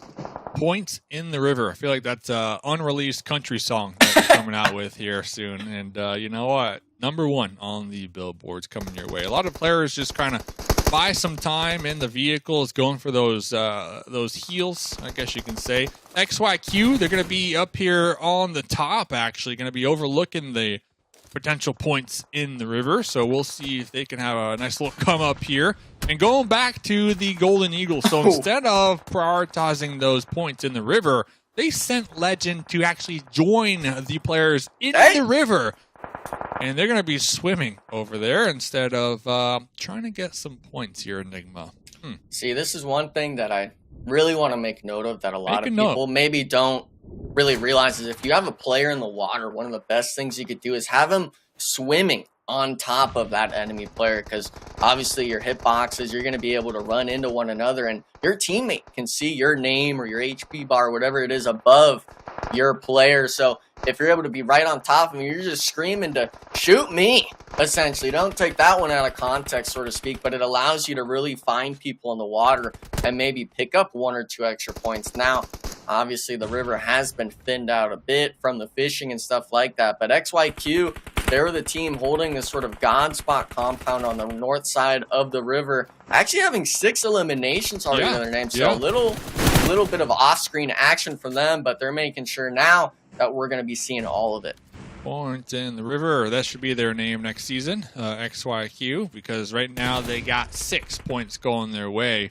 And Nate is actually underneath the bridge, kind of playing this angle, trying to capitalize on all those 3 points in the water, right? And missed opportunity, in my opinion, for the Golden Eagles. We see Brazen right there, immediately spotted from Team Raid in that compound across the way, but their squad mate Legend already in the water. So when you're swimming, you don't really have the option to provide the support fire for your teammate, unfortunate for them. So Golden Eagles, once again, going to be just slowly sliding down the overall leaderboard. Yes, we still have Legend alive, but as a solo right now at the low ground, there's not much you can do here. It looks like we got 5 grenades, going to be tossing one long range, trying to take out the solo from OG. But regardless, you got Team Raid in a compound with the whole team alive already, with 10 eliminations going their way. And, well, let me just remind you, Team Raid, 6th place coming into this game, only 23 points behind Xtreme Ice in the 2nd place. So this is a huge game for Team Raid right now. Yeah, I mean, every point matters, and they've already got 10 eliminations to their name, keeping the full squad up. So if they're able to really drop that 15, maybe even 18 elimination game, that will literally put them up into that top 3 ranking. We're not seeing the likes of Titan Gaming and those sorts of names that were above them in the lobby remaining. So you're really looking at who's going to be able to scrape by the placements. Casper on Dauntless not being able to find any more than just 1 point. The Golden Eagles now as well. The missed opportunity to kind of clear out these solos and secure themselves a few extra placement points is not going to be the case. And it really just goes back to that revolving idea of you need to be clearing out, you need to be taking these opportunity of points. And it shows that the likes of Raid, the likes of XYQ, those are the only teams in this lobby that were doing that. Yeah, Golden Boys, we saw them on Mount Everest. They had 6 total eliminations, and the only other team that is doing better when it comes to the eliminations is Team Raid with 10 here. And, well, they got the whole team alive, right? So they're definitely looking for that winner chicken dinner. I see they got a couple of vehicles to also work with, and I don't see any of these solos really contesting them anytime soon, especially with the zone going their way. You know, normally we might see a couple of these solos kind of team up and all cover fire and crossfire the team that's in the center. But just the fact that there's so many different possibilities right now, I don't really see that happening. And Team Raid, they should win this game, Enigma. They should win it. Yeah, I mean, for the most part, I think the only way they throw this is if they start pulling out some solo plays and maybe sending them to the water or something crazy. 1v1 fight that is going to determine quite a bit, at least for the one esports squad, is them against the XYQ player, able to make it across the river, hold the Navy SEAL strat out, and is ready to take a 1v1. But I call it the Scuba Steve. What do you think about that? Scuba Steve. Well, why Steve though? Just because it goes with you don't Scuba, know Scuba or? Steve? Well, are you meaning like the old I mean content Scuba creator? Steve. Oh, wait, Listen, no. there's only one Scuba Steve. I think right? I know who you're talking about now. That was a You don't name know. I You haven't don't know. heard, I think, since 2019, Dave. 2019. Back in Scuba like Steve. ESL days almost, where you would have someone that was with that name. I forgot what tag they used. I think it was just the Scuba tag they had as Scuba their tag. team name. Instead of XYQ, it'd be Scuba Zuko. Scuba Zuko. I respect. You're Team making Raid, me once feel again, old now. Blessed. Dead center. As if they needed the help here. Another consistent game for Xtreme Ice. Yeah, they only got 4 eliminations, but they still got a duo, so they're going to be looking at some consistent placement points. That's exactly what they needed. Only 2 points ahead of Dauntless, 3 points ahead of the Golden Eagles. So definitely a close game when it comes to the overall leaderboards, but they're still going to be getting these points out here, Enigma, and that's what's important. Every point matters. Obviously, there's still the StrangersBD solo. I don't think that team is going to have any chance, unfortunately, of making it into that top 2 contention. The point spread is just a little bit too much in my mind. But that's the thing, is there's teams like that in the lobby now where they're the spoilers now. If they wipe out the likes of One Esports or someone, it could be disastrous. But Zuko making it horrendous for One Esports, winning the 1v1, 9 eliminations as a squad. Unfortunately, Xtreme Ice not able to make it on their rotation in. The likes of 4 raid players scoping you down is just too much. And now this is the moment, Dave, I could see Raid finally leaving this compound and really making those solo plays, because at this point, like you said, every point matters. Sent 2 in that vehicle, and they got sprayed down quite well by Zuko. Going to be quickly making that U-turn. Fishy from across the way. StrangersBD with the Scar will be helping Zuko take some shots onto the squad mates of Raid. A lot of smokes. These smokes will be blocking their own sight lines here, but they still got the numbers advantage. They should be able to get the pickup here and hopefully pinpoint exactly where these solos are and take them out and secure themselves this winner chicken dinner with 2 more eliminations going their way. Yeah, if there wasn't as many smokes down on that sniper tower, I could have potentially seen it really being that 2 solos working as a duo against the likes of Team Raid. They're but dead center, unfortunately, so yeah. it goes right on top of that compound. I mean, there couldn't be a better blessing in PUBG Mobile than that. I mean, the blessings, they stop at some point for some squads. Fishy, gonna get naded out essentially to 1 HP, not gonna even make it to blue zone. Raid picking up another point, and now it's just Zuko running in the open. He's actually gonna give Raid the opportunity of getting this point. Is not gonna be able to get the thirst, but Team Raid, huge elimination game from them, definitely putting them back up into that top 2 potentially. Yes, sir. Team Raid 1000% needed that winner chicken dinner. Not to mention the 14 eliminations helping them big time to be once again like back into that conversation when it comes to the fight for second place. Remember, Titan Gaming, I sent that letter in the mail before that game started, you know, so it'll be a little awkward if you know, they don't qualify and they open up the mail in a week. It's like, what, we're invited. But yeah, I mean, huge game for Team Raid right there. Reflections. Yeah, massive game. And by the way, for what it's worth, I think that letter is still going to cash in just well, because Titan Gaming still got... I mean, they still got 3 eliminations, and they already had like a 20-point lead over second place. I think they'll be all right. Now, for Team Raid, though, again, biggest story there is 24 points, give or take, right, unofficially, until we see the official scoreline. But I believe 14 eliminations, 24 points. They were at like 96, I believe, going into this. So had a little bit of catching up to do to Xtreme Ice, but I think they might have done it. If not, they're very close to overtaking Xtreme Ice. So Team Raid comes out of nowhere. great game 1, 8 eliminations, second place, and then obviously winning game number 3. So Erangel seems to be their map, which Enigma is a scary prospect for everybody who's trying to be top 2, more specifically try and lock in that second qualifying spot outside of Titan Gaming, because Team Raid, Erangel, they got it on lock. Yeah, I mean, it just shows for not that, you know, when you discredit one of these squads, they could definitely just creep up and say, hey, we're still in the running for this.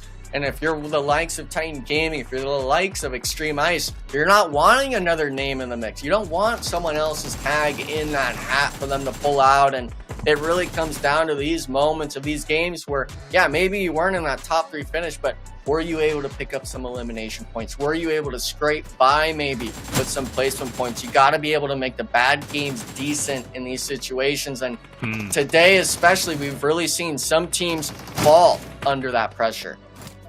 Without a doubt, and Golden Eagles is a good example of that. They get 2 eliminations. They should have woken up on game 3, but they didn't. So now it's got to be the back end of the 3 map. Still very much in it. For you Golden Eagle fans out there, still very much a conversation. Cacaws are loud, all right? The wings are clipped a little bit, but they're still flying. They're fluttering. 24 points for Team Raid. That is massive. And, well, on the overall leaderboard, I'm sure they're going to be up there probably in 3rd place. But XYQ, for what it's worth, I don't think they have a chance, Dave, to break into top 2. But they've had one heck of a day. Yeah, listen, might as well finish with a bang, right? And not be 16th or 15th on the leaderboard. Not only that, this is another opportunity for you as an individual player to get some good looks and maybe get picked up on a team who will be moving to that next stage. You know, I mean, we always have these roster royales here in North America, and players are always getting picked up. I mean, heck, in Wancho's case, dude became a coach, right? And now he's back to playing. So you never know. You could be one of these players who just shows up here on the last day, even though your team does not qualify. We'll still see you in the future, right? If not next season on another team, maybe the season after for the other qualifiers. But here are the overalls. Titan Gaming, they're going. You know, they're already going. And right behind them, now I think the main conversation for the rest of the night has to be the 2nd place spot, fellas. Oh, without doubt. 2nd place, right? Xtreme Ice, they hold it, but not by much, right? 7 points over Dauntless and Team Raid. We're both at 121. Golden Eagles at 121. Esports been relatively quiet today, but they've still managed to kind of cruise by at 118, which means there's still very much a chance. And even Golden Boys, you know, they've kind of had some stellar performances. They've got a lot of catching up to do, but Team Raid is a prime example that, hey, one good game can put you right up there in the running. So top 2. Titan Gaming's all right, but that's 2nd place. I don't know. I'd start getting nervous if I was one of those 5 teams starting to shoot for the stars when it comes to that one. XYQ, though, at least from 9 through 16, Enigma been the biggest talking point of the day. They challenged Golden Eagles off the start. They made good on that, and then they have a phenomenal game number 3. They're coming out of nowhere, so XYQ looking to be on the first page. Yeah, we wish we saw that, you know, in the first 2 days, but the main talking point, I think, is when it comes to these bottom 9 teams is if you're looking for those games like the Team Raid matches, you're looking at the XYQs, the StrangersBDs, and saying, are they the ones getting that 2nd or 3rd place finish? Are they soaking up points? Because at the end of the day, it's only going to be that 2nd place, and if Team Raid's going from 7th to 3rd or whatever it was in one match, every game counts, and I can't stress that enough, especially after seeing how close that leaderboard was on the points. That's it. Well, that is 3 games done, and my lord, is that scoreboard as close as it could be, at least for that 2nd place. I'm excited to see it. By the way, shout out to Scuba Steve. He was the on-air personality for many years. He led the Bobby Bones show, so I love the fact that Dave was digging deep for that one. We're going to take a quick break. When we come back, we're moving it to Map 4 Sandhawk. Don't go anywhere.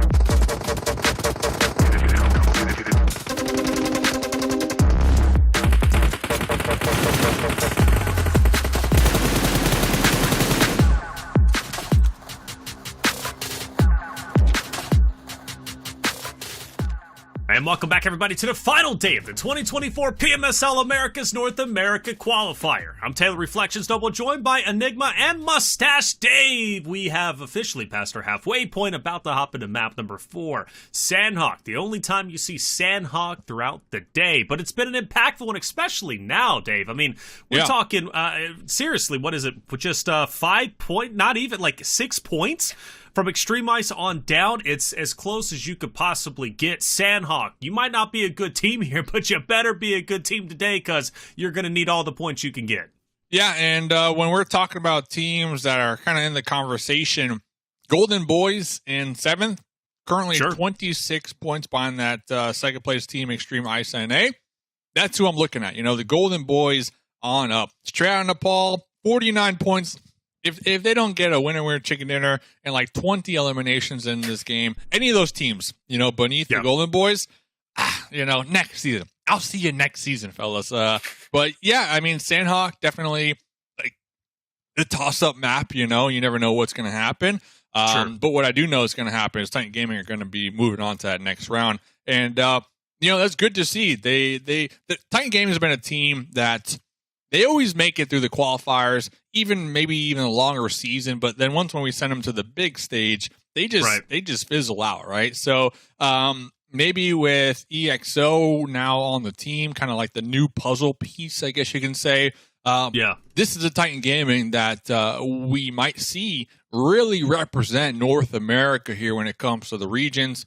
And heck, maybe even the end of the year, the globals, right? I mean, I'm always looking not only ahead of the next round, but the one after that, you know, the biggest stage you can possibly be on. So I'm hoping when it comes to Titan Gaming, EXO was that puzzle piece, you know, that now we got a North America team that is really going to be showing up here for the second half of the year. I mean, he's talented without question. His stats are incredible. And not to mention Wancho obviously being that MVP because he had the best stat lines across the board. Like they're doing a lot right without question. I would love to see Titan Gaming make it to America's Fall season. I think they will. There would have to be a monumental collapse. So what am I talking about there? It would have to be Xtreme Ice passing them up, and then Titan Gaming first off on the next 3 maps, like not really getting any points. Extreme Ice would have to pass them, and then one of the 4 teams in contention for second would just have to obviously pass them too. If Titan Gaming has just one more decent middle of the road game, they've 100% qualified. By this point, I think they pretty much have. Now, for Xtreme Ice, Dauntless, Team Ray, Golden Eagles, One Esports, we'll even throw Golden Boys in there. Their race has just begun. 3 more maps to go. And now I reflect on Sandhawk. And the good news for Dauntless fans, and I know you covered them in the beginning, Dave, and for you, Enigma, for Dauntless, right, they've been a great team. They've been consistent. They haven't really broken into top 2, maybe once or twice, but Sandhawk is their map. Remember yesterday, they played it very well and had one of the top scoring games, 11 eliminations. Enigma, they get that here? That's more than enough to qualify as far as I'm concerned.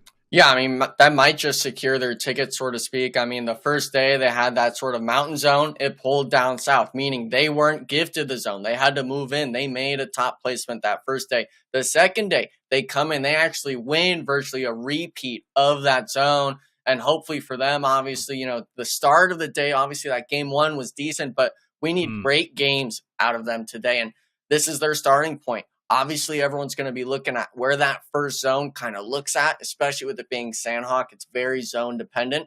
But Dauntless has shown time and time again over these last 2 days that they're able to work against those odds. So Dauntless is definitely someone I want to look at. But I also got to give the shout out to Alim from Team Ray. This player was actually originally on that sort of Titan Gaming roster back in the day in that last season. If you remember, he made a team and was able to qualify with this squad here tonight. And for the most part, it would be honestly another Cinderella story if he was able to come back and obviously not beat out Titan Gaming, the team that had replaced them, but still make that qualification saying, hey, I have what it takes to compete against these guys still. It's not just you. Yeah, Team Raid's been out of this world, Dave. Like, I'm looking at the stats for them. They've got 3 players on the elimination leaderboard, and that speaks volumes about their final day because, again, you can have a strong day 1, day 2, but it really is that final day that culminates into you becoming, you know, obviously a team to move forward, one of the top 2 to play in the fall season. So for Team Raid, they come out of nowhere. They weren't a big talking point throughout the first 2 days, Dave. What have they done today that's impressed you and made you, you know, kind of pause and say these guys, they could very well qualify. Yeah, well, I think day one, day two, they set themselves up to be one of these mid-pack teams within reach, right? And I think that's very important because come final day, now they just get some eliminations. I think, game one, I'm trying to look here, game one, how many? They had 8 eliminations, so that's a great start. Sure. Game two, looking at the eliminations, 6, and then, of course, we just saw this last game, 14 eliminations. And Team Raid in particular, to kind of answer your question, compared to other squads, they're kind of giving me like Dauntless vibes. And what I mean by that is they're one of few teams in the lobby who are actually playing this as a team game and playing close, grouped up together as a cohesive unit compared to just all out on your own individual missions. So I think the secrets to success for Team Raid is just playing together as a squad, honestly.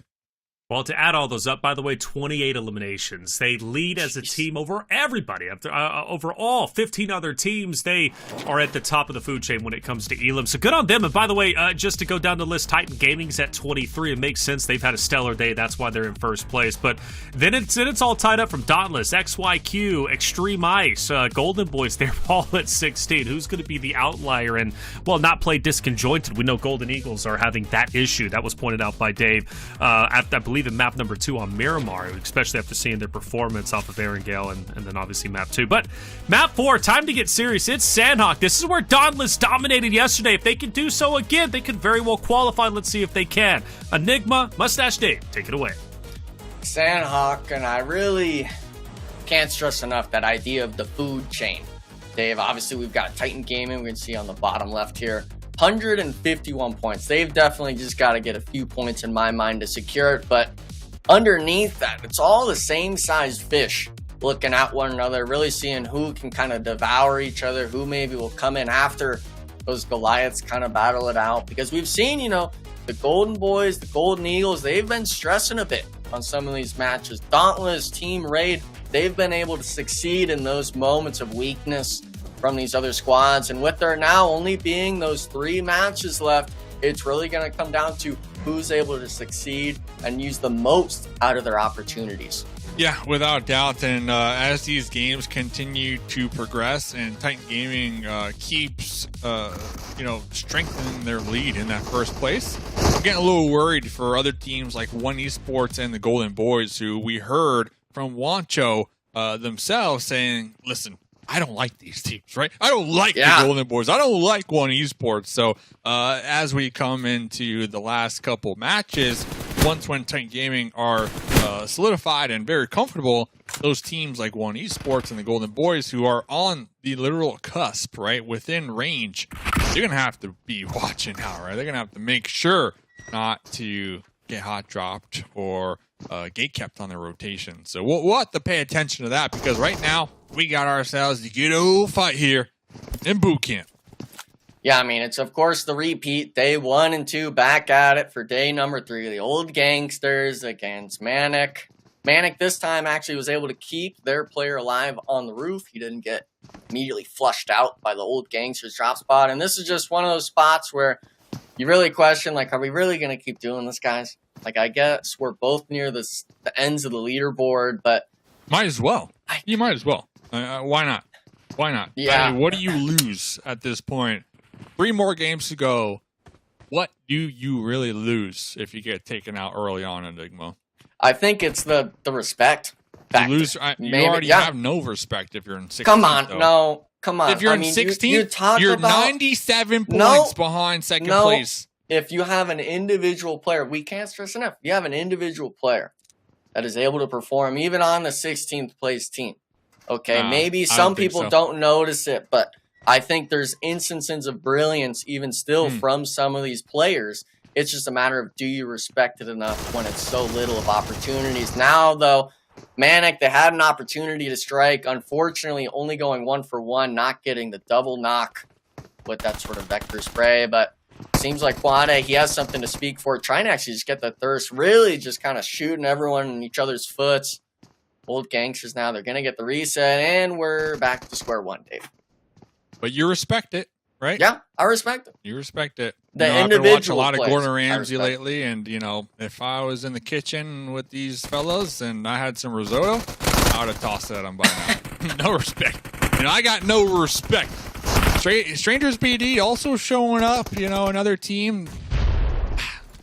Just a little too late, Enigma. A little too late, in my opinion. And I think going back to like trying to get the respect, I think for me, to kind of get you talking about you would be like a 1v4 maybe, or something clutch you can kind of put on the timeline, make a little YouTube montage with or whatnot.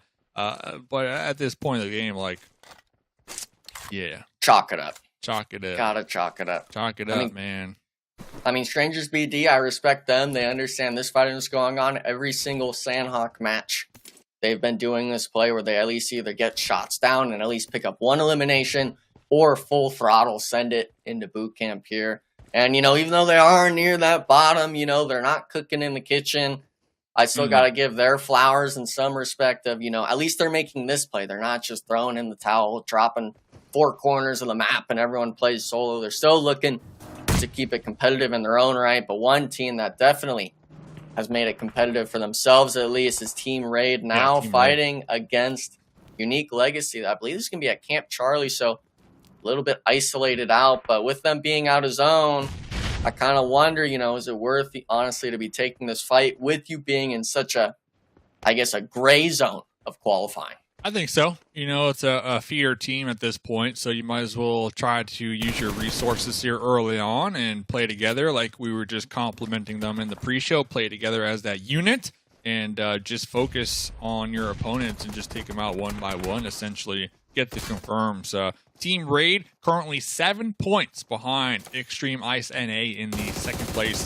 Team Raid tied with Dauntless, so both Dauntless and Team Raid 7 points. Right? 7 points. Yeah. That's not a lot. Golden Eagles, 8 points. So it is extremely close right here. Really close right here. And looks like a couple trades getting tossed out there back and forth. But the revives are going to be able to come out successfully. And it's all about that intel. So now Team Raid know where some of these off angles are from Unique Legacy. Hopefully they can tighten it up here. Focus and work together as a unit and take them out one by one here. Yeah, I mean, you got to go one at a time, especially Team Raid. You understand that Pika, he didn't get the thirst onto the Team Raid player, so him shooting there, I think, was a bit of a wasted opportunity. You really need to kind of even up the fight, or else you get the instance like this where you got 3 players scoping you from the fence line, a 4th already rotating around, so you can't get out of the building, and now it's just the clock's on you. Bullseye's on him. It's going to be up to Pika if he can really kind of win this fight. Trying to get the shots, not even connecting any bullets. And already lost. Look at this. Now it's 3-1. We're going to maybe get some pre-fires, but if everyone shoots your angle when you peek, you're going to be taking damage, and Free Point's going to spearhead their way in. Unique Legacy now. The duo, obviously, it's unfortunate to see, but straight out of Nepal now, it's action all out in the blue zone, finding the shots onto the no-risk solo. So teams taking these early engagements, and we're seeing a lot of casualties for it. Yeah, and right there, Pika had the full attention, right, of Team Raid, and the squad mates weren't really moving a muscle, right, trying to provide the backfire, the cover support. So it is what it is. But Benny out here from No Risk with the M249. Oh, and the Molotovs. There goes Benny out here on Sandhawk from No Risk. Going to be eliminated here. Next circle goes up. Xtreme Ice. Let's go. Pretty good position. Dauntless as well up there in the north. Titan Gaming, they're going to need to make some moves happen. But Dauntless and Xtreme Ice, 2 teams who are just fighting to be in that top 2 position. Pretty solid early game zones for them here in Enigma. Yeah, I think both the Sandhawks we've had before, they were essentially this exact zone. First match, Dauntless, in my eyes, through on that day 1, coming across the bridge. We saw them get wiped by, I believe, Inferno Esports the second day. They didn't make that same mistake. They were able to make it across the river and actually give themselves that fighting chance, securing themselves a first place. And today even, they've got to really replicate that same sort of, movement play. Titan Gaming as well. They had a stellar rotation and third-party action yesterday coming into these matches. And yeah, obviously Titan Gaming has that buffer, but if it's 2 or 3 of the same teams coming into the last 3 games, getting up in that placement, and Titan Gaming drops maybe the 1 or 2 point markers, they could potentially be losing their spot at Americas. And that's the team where they wanted to dominate this. They wanted to make sure they were first to show that they still have what it takes to compete in that Americas next stage of the tournament. But not going to discredit them just yet. I haven't seen any of them been knocked yet, but with zones like this, I could really see anything happening on rotation. Yeah. I mean, I like where you're going with it, but I just feel like Titan Gaming right now are already leaps and bounds ahead of the rest of the lobby and kind of, practicing almost in a sense for that next lobby, right? Maybe trying out some new rotations and just seeing what works, in my opinion.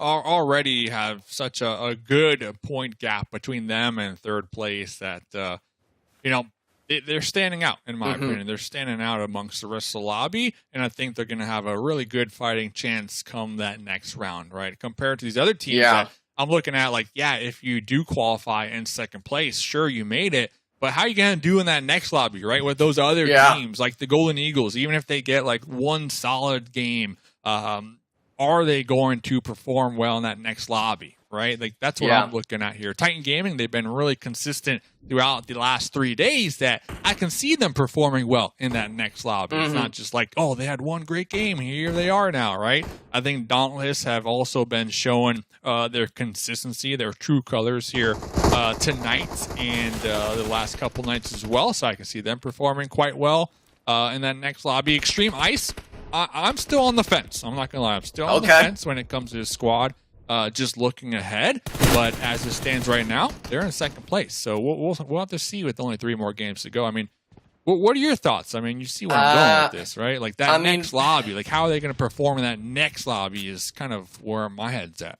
Well, I got to look at the history markers with it. And if we look, at the last Americas, I don't think any of the Americas teams were really satisfied with how we performed. I believe all 4 of us were in that sort of bottom 8 of the leaderboard. And it really shows, we had wins. We had those moments of brilliance, but it's a war of attrition. You got to be going strong over those 90 matches, over whatever the amount is, over the 5 days for those X amount of weeks. It's just Titan Gaming, I think, shows the most resilience in wanting to get back there and proving that, hey, maybe it was just we weren't used to the stage. I believe that was Juancho's first international LAN event. Same thing with maybe Kindness and the likes of those players. So maybe it was just the nerves coming in for those players. But if they're able to go back after having that experience, after having that sort of experience, I guess you could say, in that lobby, it really shows that, they want to get back in there. And you're wanting a team that has that sort of taste, that blood drive, honestly, in getting back against the likes of the Goliaths of Alpha 7, the Goliaths of Team Liquid, those big names that, maybe you don't have as big of a name as them, but you can make one going against them. Exactly. You competed against them before, you fought them before.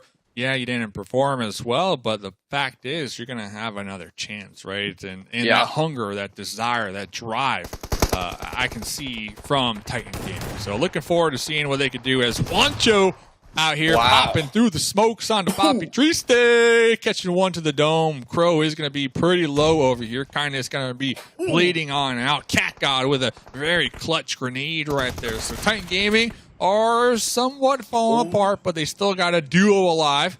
EXO able to clutch it out right there at the end, get the final blow onto Illusion. And, well, when things aren't looking so well for Titan Gaming, they still got it in the tank enough to power through the difficult fights. And, well, they should be able to get the full revives here. Yeah, I really feel bad that it's just on kind of my favorite of the lobby, One Esports, a team that really showed promise in that first day, getting those 2 wins and then showing up in the consistent placements on day 2. But if you're rotating near Titan Gaming, I really got to kind of just ditch everything I said about them now. And I got to jump on your boat now where it's okay. I think honestly, you just try steering away from this squad. The issue is, now with One Esports, did you learn that lesson too late? Is it still, do you have that mental fortitude of kind of coming back in the last 2 games? Because they were one of those contenders, and unfortunately today, they've just been dropping the ball. Yeah, I think I know we've been harping on Titan Gaming a lot, but Yeah. I mean, they've been doing really well here, and that was a beautiful fight from them. But I think when you are Titan Gaming and, these other squads and, you mentioned teams to watch for, teams to possibly avoid, with the lead that Titan Gaming is building up, they're going to be playing a lot more free, a lot more looser, in their plays as well. And that's a scary thing, right? When that pressure is kind of relieved and you're just straight up playing PUBG Mobile at that point, maybe even with the mindset like, you're just farming some classics. I don't know, but you know where I'm going with this. Yeah. Right? Like, they're not looking at it like, oh, we got to sweat this one out. That's what I'm worried about, right? And I'm worried about that because now they can probably just steamroll from fight to fight. For these teams that are only 2-3 points from qualifying to the next round. So I'm with you, and I'd be a little concerned when it comes to these teams fighting for that second place. Yeah, I think going back to the game itself, we've got straight out on Nepal. I think they thought this was Team Raid. They were fighting on the edge. It's really just a whole nother team on this coastline. We also see the zone shift. None of these teams are going to be in that next circle shift, so they're going to have to move. But straight out on Nepal, see, they have these 4 eliminations, a repeat of yesterday and the first day, where they take these fights, they're picking up really good eliminations, whether it's out of vehicle sprays or just catching people in 1v2s. Unfortunately, when it comes to that zone 4, it's almost like that mental hypnosis, someone snapping their fingers, and it's like, yeah, no, we're going to just start letting you guys get knocked to blue zone, or maybe yourself knocking out of the vehicles. It's just always something with this squad, and really tough to see, especially with them having some of those names in that team like Frady and the likes of them. But for the most part, there's still other names in the lobby. At least we've actually got 10 squads remaining, Dave. Yeah. So 33, unfortunately, only players in here, but still for the most part. Oh, I thought he was going to make it.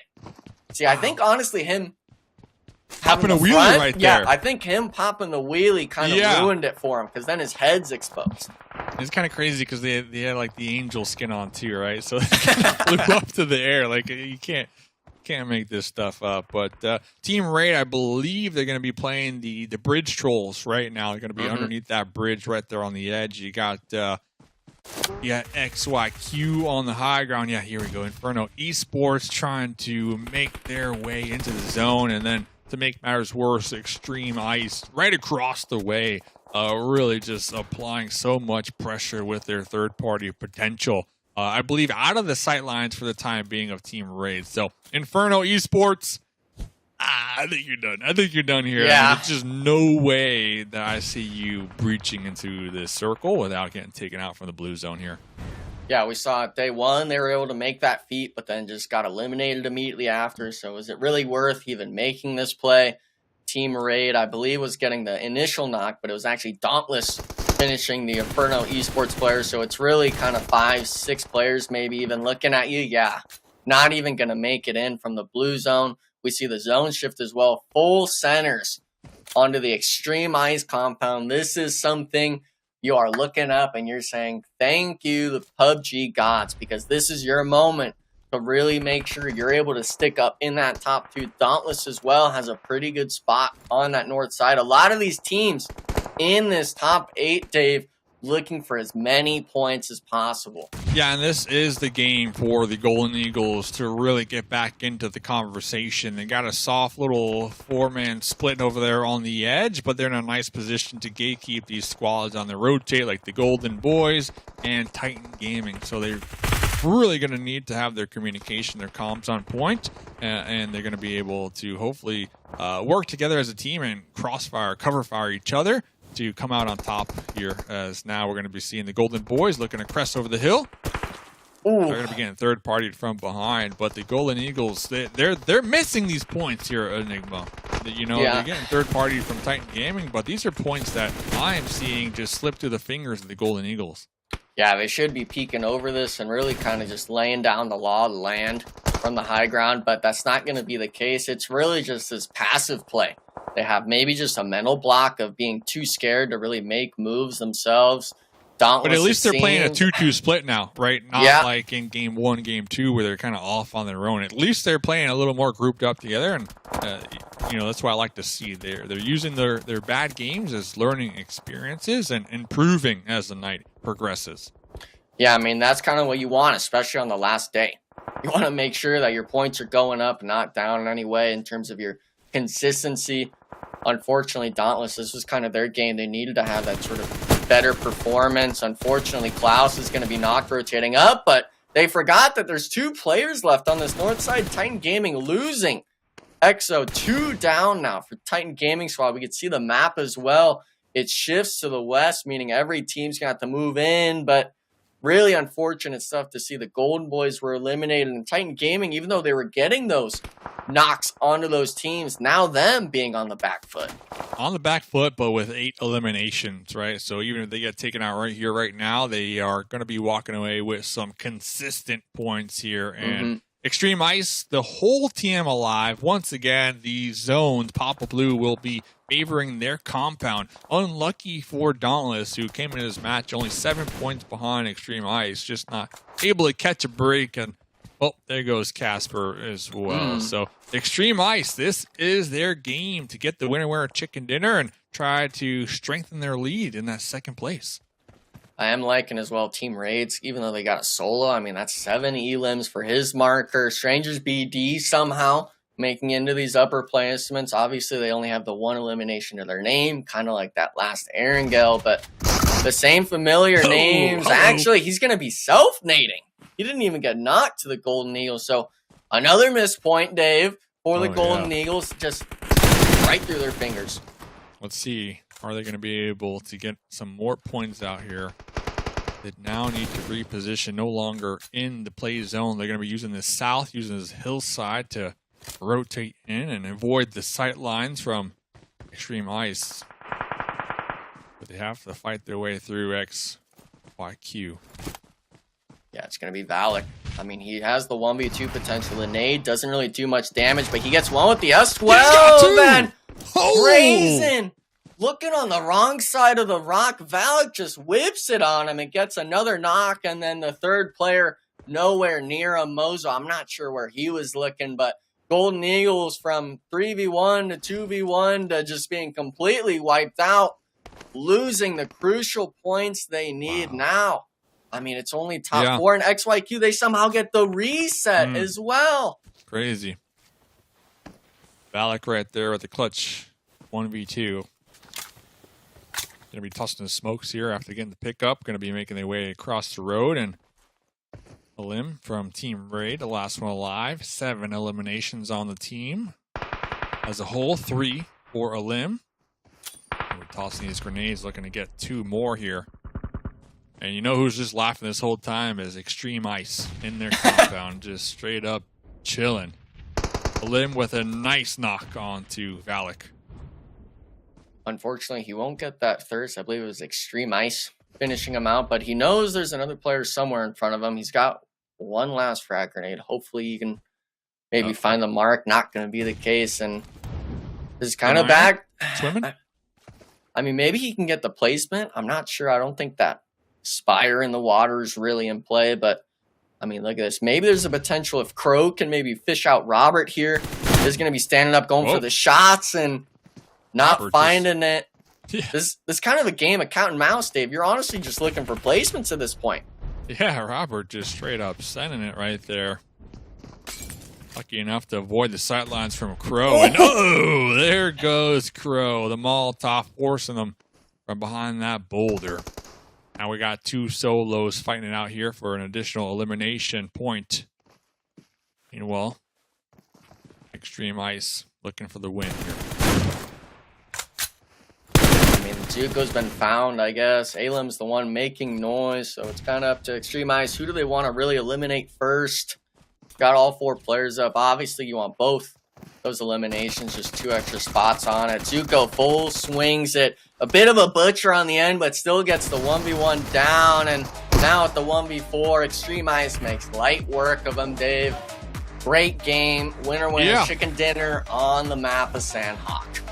Xtreme Ice, I believe, dropped that runes, by the way. Had to make a hop and a skip up there towards the shoreline, and that was it. Enigma.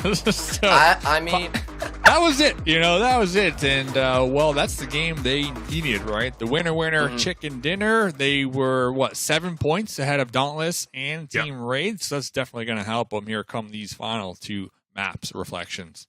Yeah, I was getting excited for Team Raid because I'm like, oh, they are about to make some big upsets. And then Xtreme Ice just held on. And I like that and I respect that because when you think about moving forward to the Americas Fall season, you're going to have stiffer competition. As I said yesterday and the day before, it's only gets harder from here, right? It's not going to become any easier. So you need to be able to take those stressful moments where your back is against the wall, you're just mere points away from potentially being passed up and hold on tight. And Xtreme Ice did exactly that.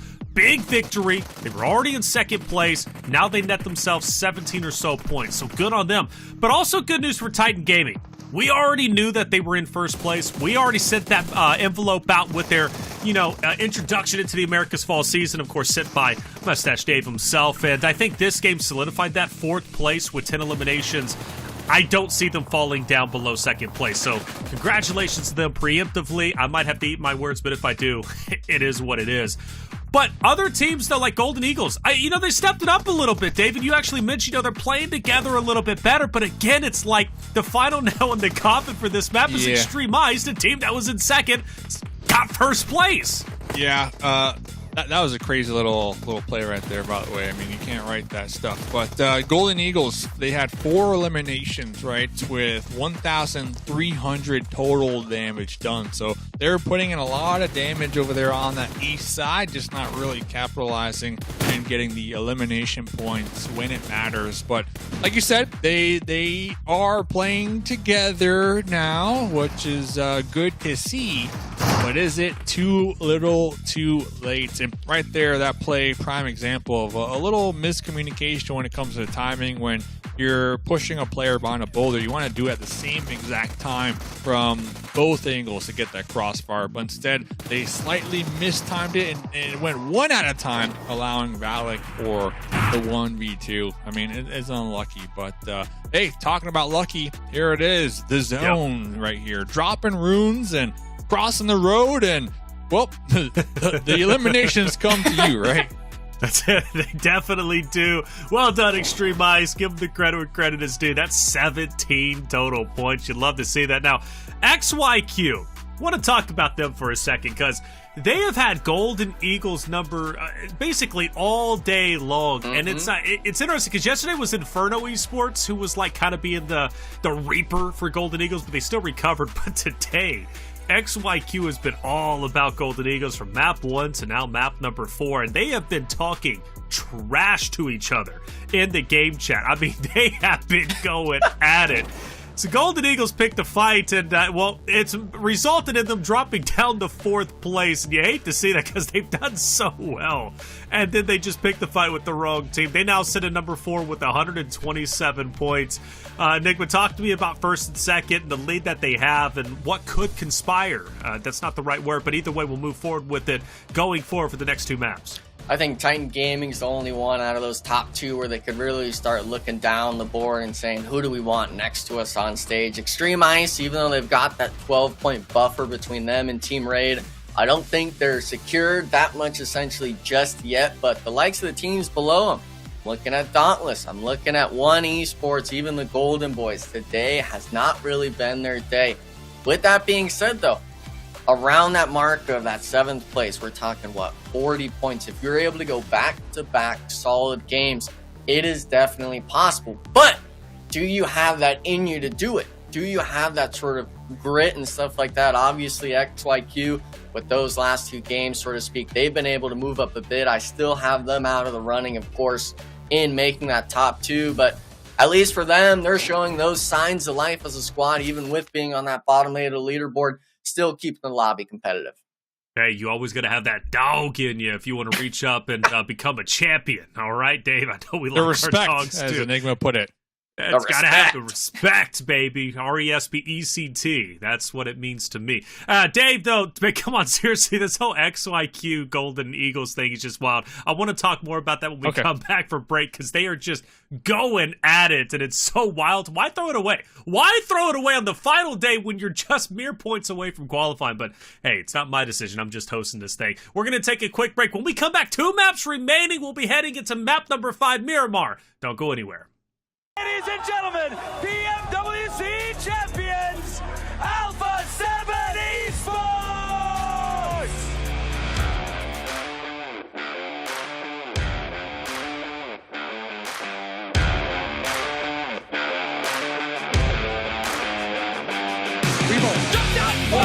One. That's the second as well.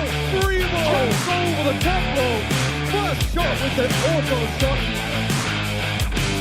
Ladies and gentlemen, the PUBG Mobile World Cup main tournament begins now! The shots across to them. A battle breaks out between Twisted, but Alpha 7 need to capitalize on the disarray as it stands. It's not going to Revo behind the tree. It's not going to happen. The question, they're down in 13th place. They got to close it out here. Here comes Rebel. That's for the opportunity to make up your goal.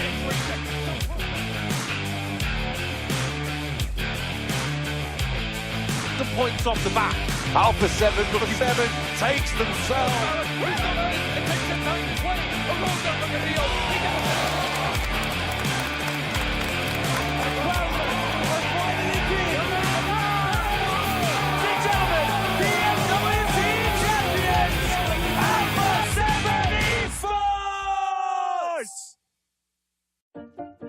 In this video, we will go over the new version's game mechanics to help you have a better understanding and improve your experience. Let's get started. First is the Kraken underneath the Ocean Palace. Although the Ocean Palace is abundant in resources, the rewards are not without risks. After players enter the Ocean Palace, a countdown begins, and at the end of it, the Kraken will awaken and break the sea suppressor, causing the Ocean Palace to flood. This jeopardizes the play area, so when the countdown ends, make sure to evacuate quickly to avoid getting trapped underwater.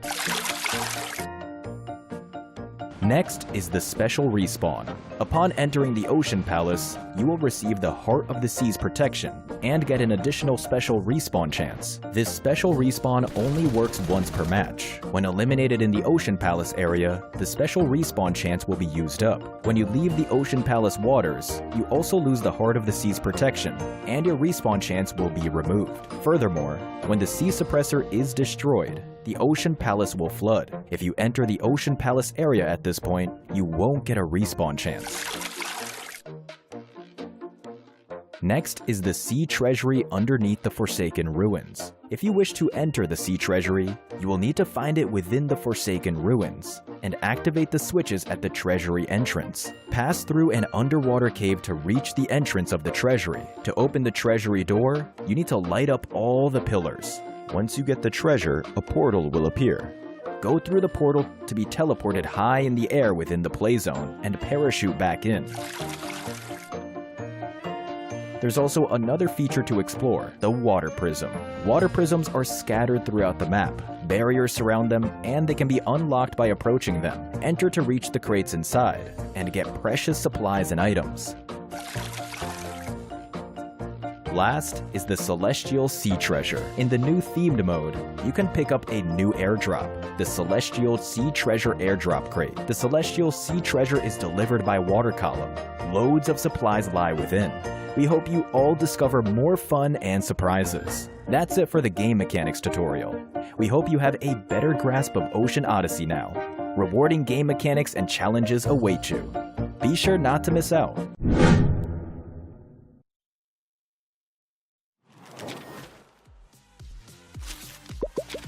Welcome back, everyone, to the final day of the 2024 PMSL Americas North America Qualifier. Things are getting serious. 2 more maps remain to determine who our top 2 will be to move forward to the PUBG Mobile Super League Americas Fall season. Notice 2 same names on there. That's Xtreme Ice. They are doing very well when it comes to getting those winner chicken dinners. In fact, they have the most, currently sitting at 5 total for the 3 days, which is pretty spectacular, but where they lack is, well, their eliminations. And one team that's looking to catch up to them is Team Raid. And Dave, Team Raid, they have been on fire today. Let's look at the stats simply from today in comparison to Xtreme Ice. Yeah, Team Raid on this last Sandhawk game had almost 2,000 damage done with 7 total eliminations. And Team Raid, they just have not let off the gas here so far tonight when it comes to actual eliminations. I mean, heck, the game right before this, they had that winner chicken dinner with 14 eliminations. So Team Raid, they are clocked in and they are looking good here on day number 3. Without a question. That's why I wanted to bring those 2 up and compare them, because obviously Xtreme Ice is in second. You've got Team Raid in third. Team Raid has better stats, and they killed it on Erangel. Both Erangels we've seen. Hey, surprise. Map number 6 is Erangel. That's where we could see Team Raid take that lead if they don't do so already. Let's do our quick predictions, because I got to pick your brains. Dave, I'm always going to you first, so Enigma, let's actually go to you to start. Get him out of here. Let's go to Enigma to start off. Neptura was mad I kept going to her first yesterday, so now I'm going to switch it up. Enigma, who you going with for game number 5? Listen, the stats just spoke to me. I'm looking at the eliminations way more than the placement. We're going with Team Raid on this next map. All right, Team Raid. I like it. They're looking strong. Dave, what about you? Yeah, if you can't qualify to that next round with the most chicken dinners, it's going to have me start to rethink my strategies here in these tournaments. But I'm going to go with the Golden Eagles, all right? This is hopefully not the last time I'll be saying their name, but they started today in second place, currently in 4th place. They really haven't made a move here so far, but they're only 18 points on that second place right here. So if they can get that winner chicken dinner, they'll be right back in the talking come this final match. So Golden Eagles, you got the bird call, right? No. You guys they called me to come here today, right? It's Sunday. That's right. I was sitting back, eating my biscuits, drinking my tea, and I got the call like, Dave, the Golden Eagles, they're in second place. They're doing really good. You got to come show up for the cast. I showed up, but where are they? They haven't been showing up. XYQ is the reason why XYQ has just destroyed their hopes and dreams, and they are just going at it in the team chat. It's actually comedy. Normally, I'm like, why are you throwing it? But for some reason, I'm really enjoying this. For me, from map number 5, let's see. Who am I going to go with?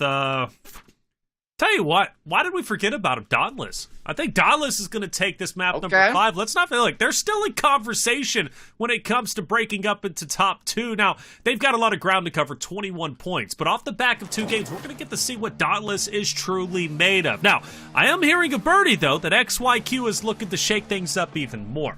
They're looking to hot drop on some teams looking to, qualify. Who will they challenge this time around? Clearly, it's been Golden Eagles, but Team Raid, they're looking scary. Xtreme Ice is also in conversation. Titan Gaming, I don't think anybody wants to mess with them. But let's find all that out and more as we head into game number 5. Mustache Dave Enigma, take it away.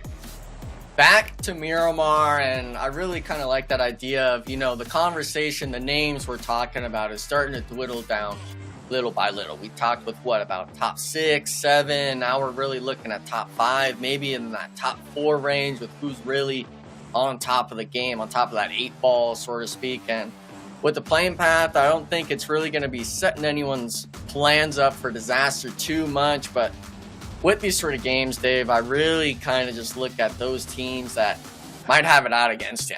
We saw with Titan Gaming. I think they were really focusing One Esports on that Sandhawk match when we saw them fighting. Taylor had noted it earlier on in the broadcast that maybe they have something against them. Obviously, XYQ's got a bone to pick with some heads. I'm really interested in seeing who all has kind of that spider web of bad blood and who's really going to try to capitalize on those moments. Yeah, when your dreams are ruined, you might as well ruin other people's dreams, right? And I think people are calling Valak the villain of competitive North America. PUBG Yeah. Mobile. So we'll have to see what ends up unfolding here on the second to final map of the qualifiers. Top 2 teams will be making it to that next round, continuing their shot, their journey here to live their dreams out. And well, I was promised XYQ hot drop here.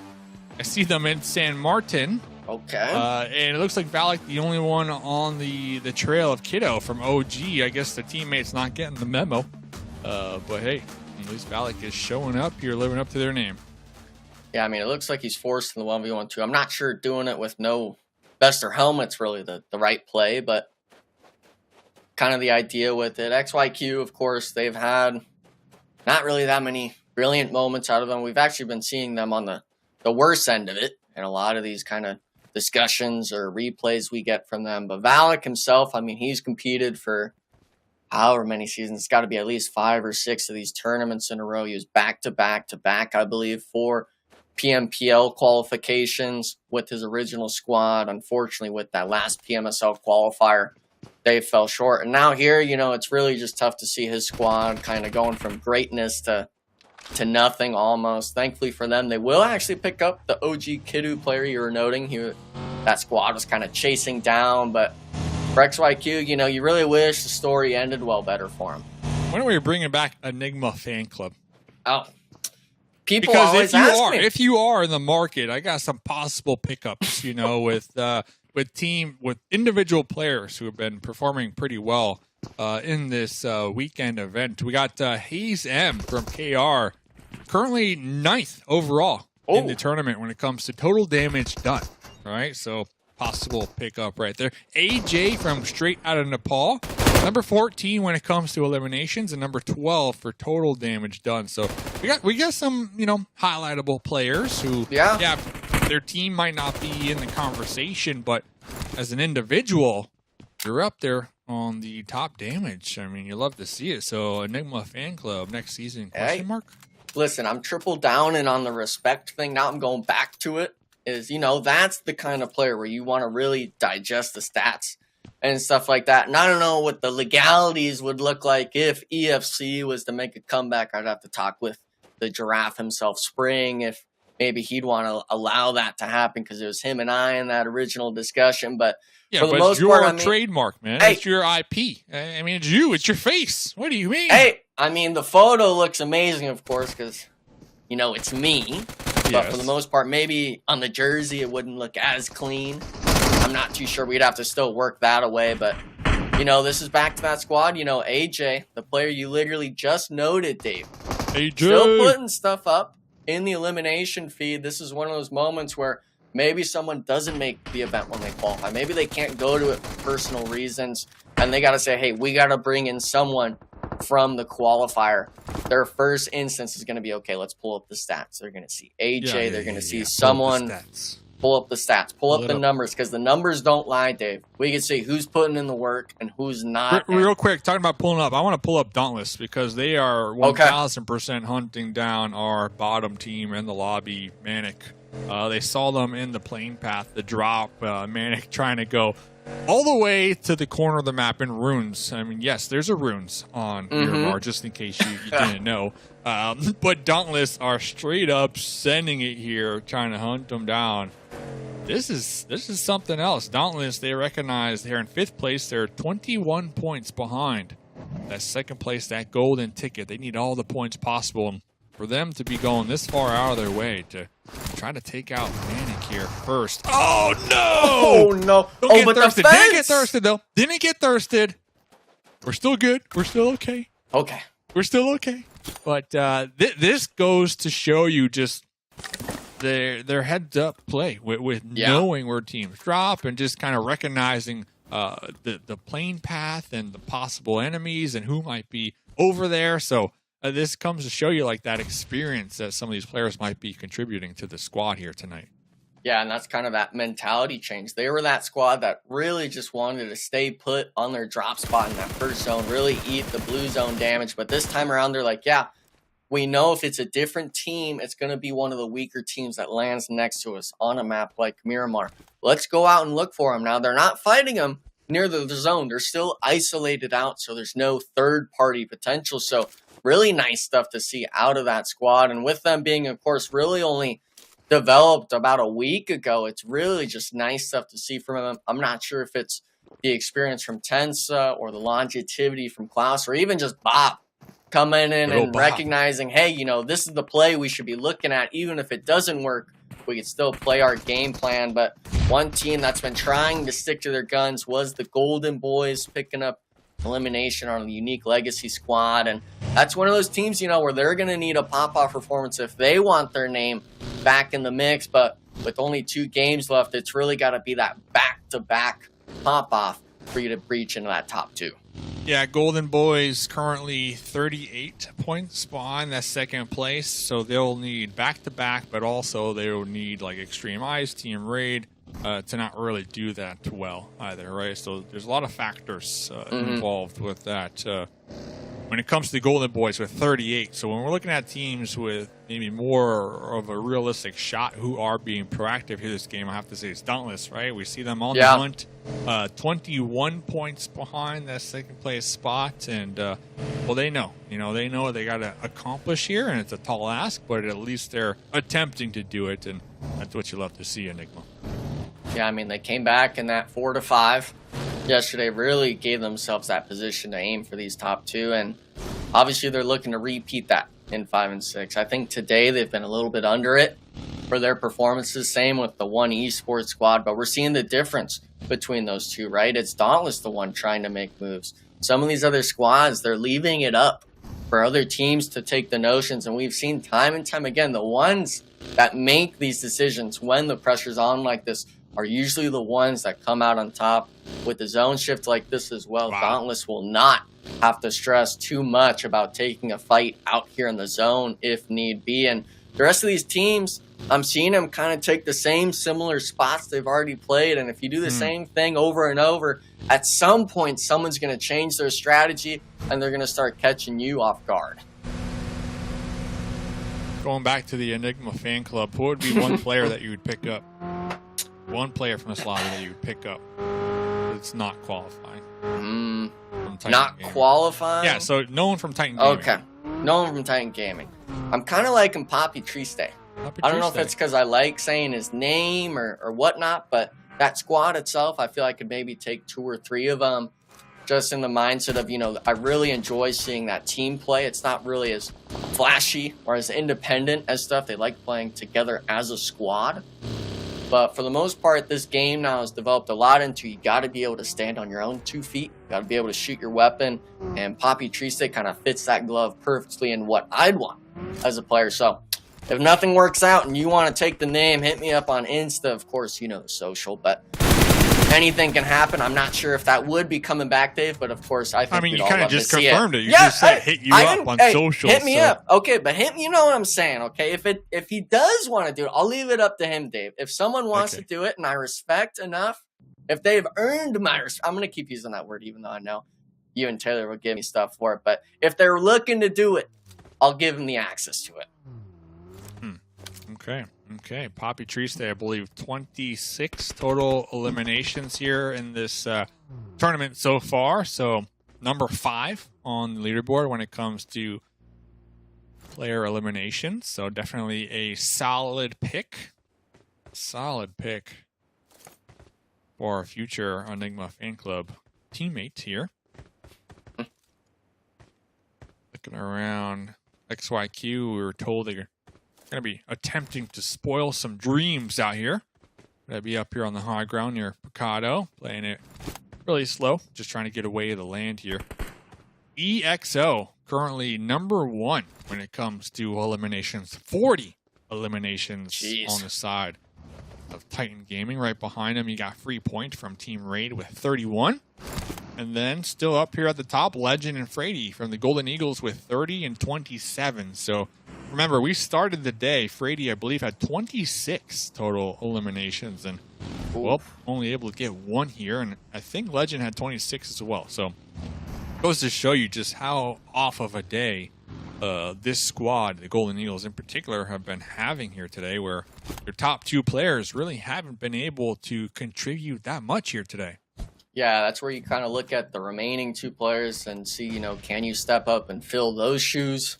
Maybe it's a mentality gap of not being able to handle the pressure and that sort of speak. Obviously, those other players like the Exos and stuff like that, if you're performing well, I mean, your numbers will be up there to say the least. One team that particularly I have my eye on in that regard has still got to be Dauntless. Obviously, we've seen, you know, Casper and stuff like that have some of their moments. Same with Tensa the first game, but we got to finish through to the end. Today has not been it for them. And if they don't really pop off this game, Dave, I've almost got to kind of discredit Dauntless of making it into that top two.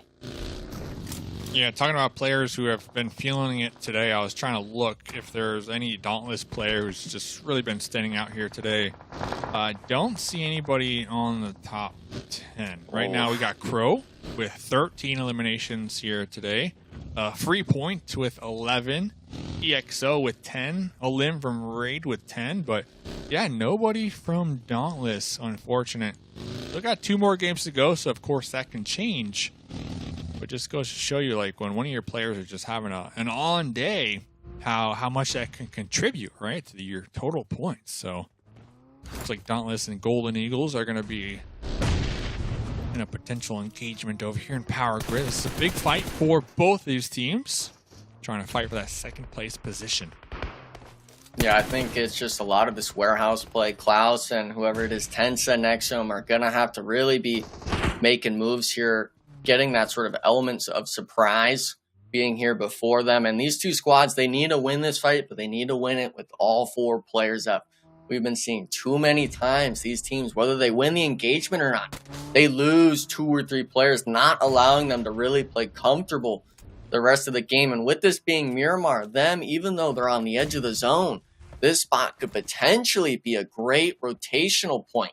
If they win the engagement, it's just a matter of can they really do that. And if we're seeing buggy flips out in the distance today, that's kind of maybe the nerves are getting to them. But now we're really starting to see Golden Eagles will make their execution on the Dauntless, and it's going to be tense. So the first one tested downstairs, has the cover fire from his teammate. But look at that, Golden Eagles actually backed up and are just instantly pulling the nades.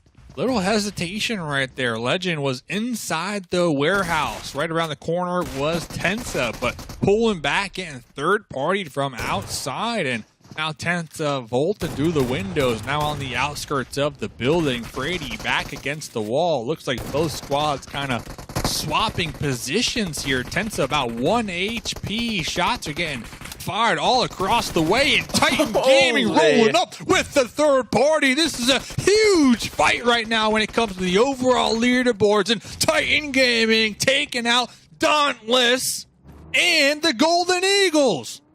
2 for 1. I mean, what does it matter if you're getting knocked if another team's just going to completely wipe you off the map? And I mean, obviously Titan only got 3 of those, but it's like, was that ever worth it to slam? You look at the Golden Eagles, you look at Dauntless, and you could just pick apart questions of why did we even decide to do this?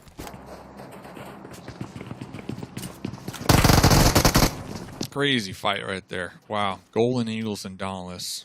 4th and 5th place team right there. They were trying to go at it back and forth, but Titan Gaming within ear's reach can hear the engagement happening, and no hesitation from them, just sending it, taking out the scraps right there, and not allowing either of those teams to continue to move forward. So that really opens up this game for Team Raid and Xtreme Ice, right? Raid, we see no eliminations, 4 squad mates still up though, right? So they're still going to be in it. Xtreme Ice, 1 elimination, the whole squad in it. So Xtreme Ice playing this one really slow. I saw them over there on the east side, pretty much not even making a peep, right? Just slowly moving into these zones, playing zone by zone.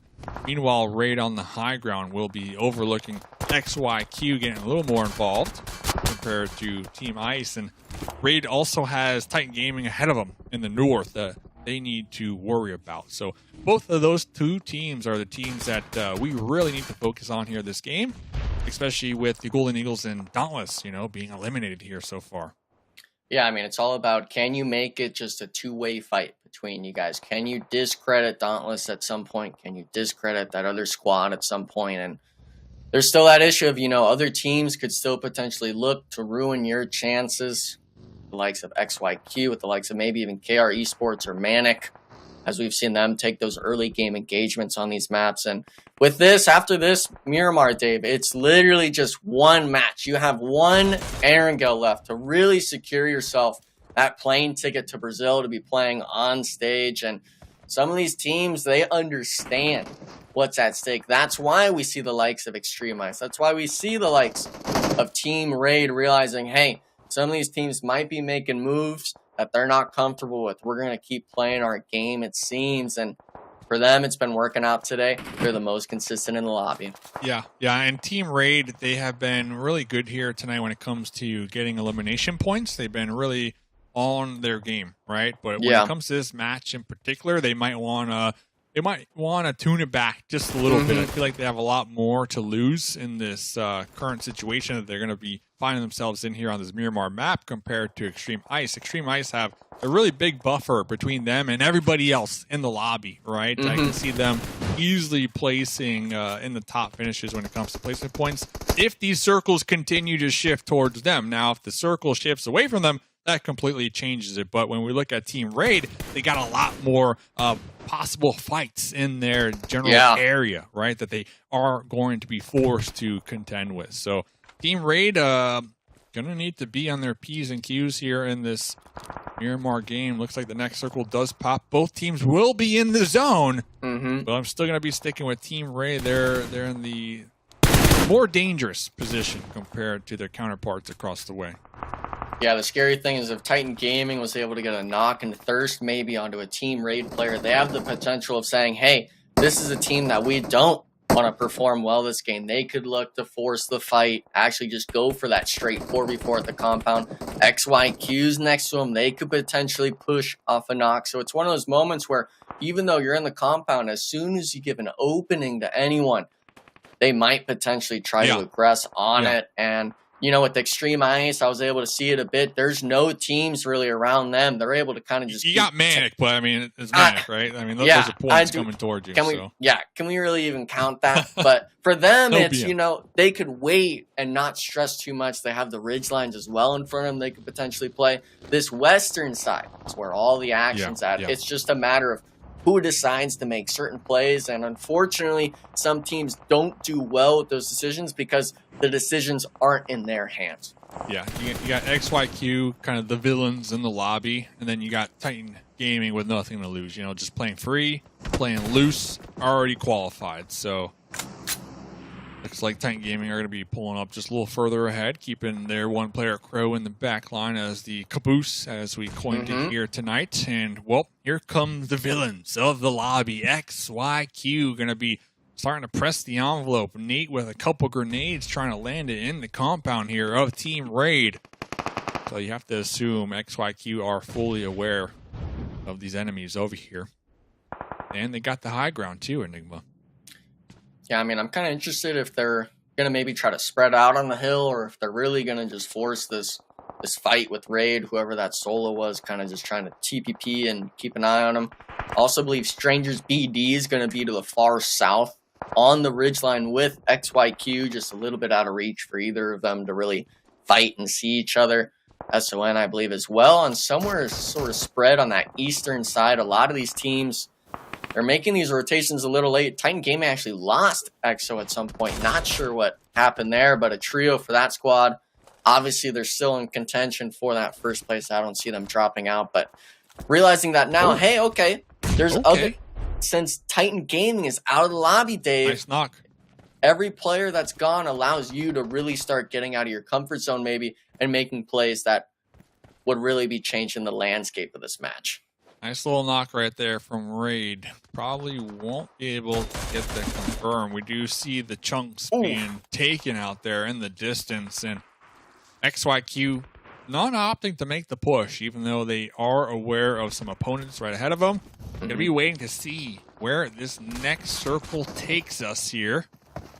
And it's going to be getting taken out. So next circle does not favor Team Raid anymore, right? But Team Raid still in the dangerous position where they need to make a move, right? Do they rotate towards Titan Gaming, or do they take the fight with XYQ, who are pretty much right above them, have been locked in on their warehouse for a good time?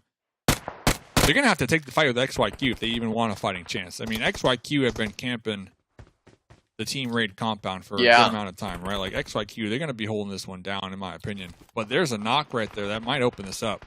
Yeah, I mean, it was literally just Trick. He had one kind of like that first game with Bob, that sort of God spot ridge on a rock. Unfortunately, peeking over a little bit too long, giving the 1-for-1 trade. And now, you know, you've really got the clock against you. You got to go for it. But Alim giving the opening, Raid needing to clean this up fast. But the nade! Nice grenade right there. Trick as well. Look at that 1 HP Raid making something from nothing. Now putting the pressure onto XYQ. Freepoint has really been clutching it out here today. Let's see what Freepoint can accomplish. Going to be pulling off of the revive here. Understands that the grenades are going to be getting chucked out from the duo on the high ground from XYQ. So trades are going back and forth. Alim was finally picked up. Going to be in the open. Spotted, tagged, and bagged. But it is not done yet for Team Raid. They're still going to be in it. You got to keep in mind, Titan Gaming down there in the distance in the north, too. So Team Raid can't expose too many angles without risking the third-party potential. But Valak here on the high ground with the UMP. Trying to go for that spray down, but was traded on. And, well, let's see what Nate can do here from downtown. Nate is going to be connecting those shots, but can they connect on the Freepoint, who has been crucial to keeping Team Raid alive here on this push?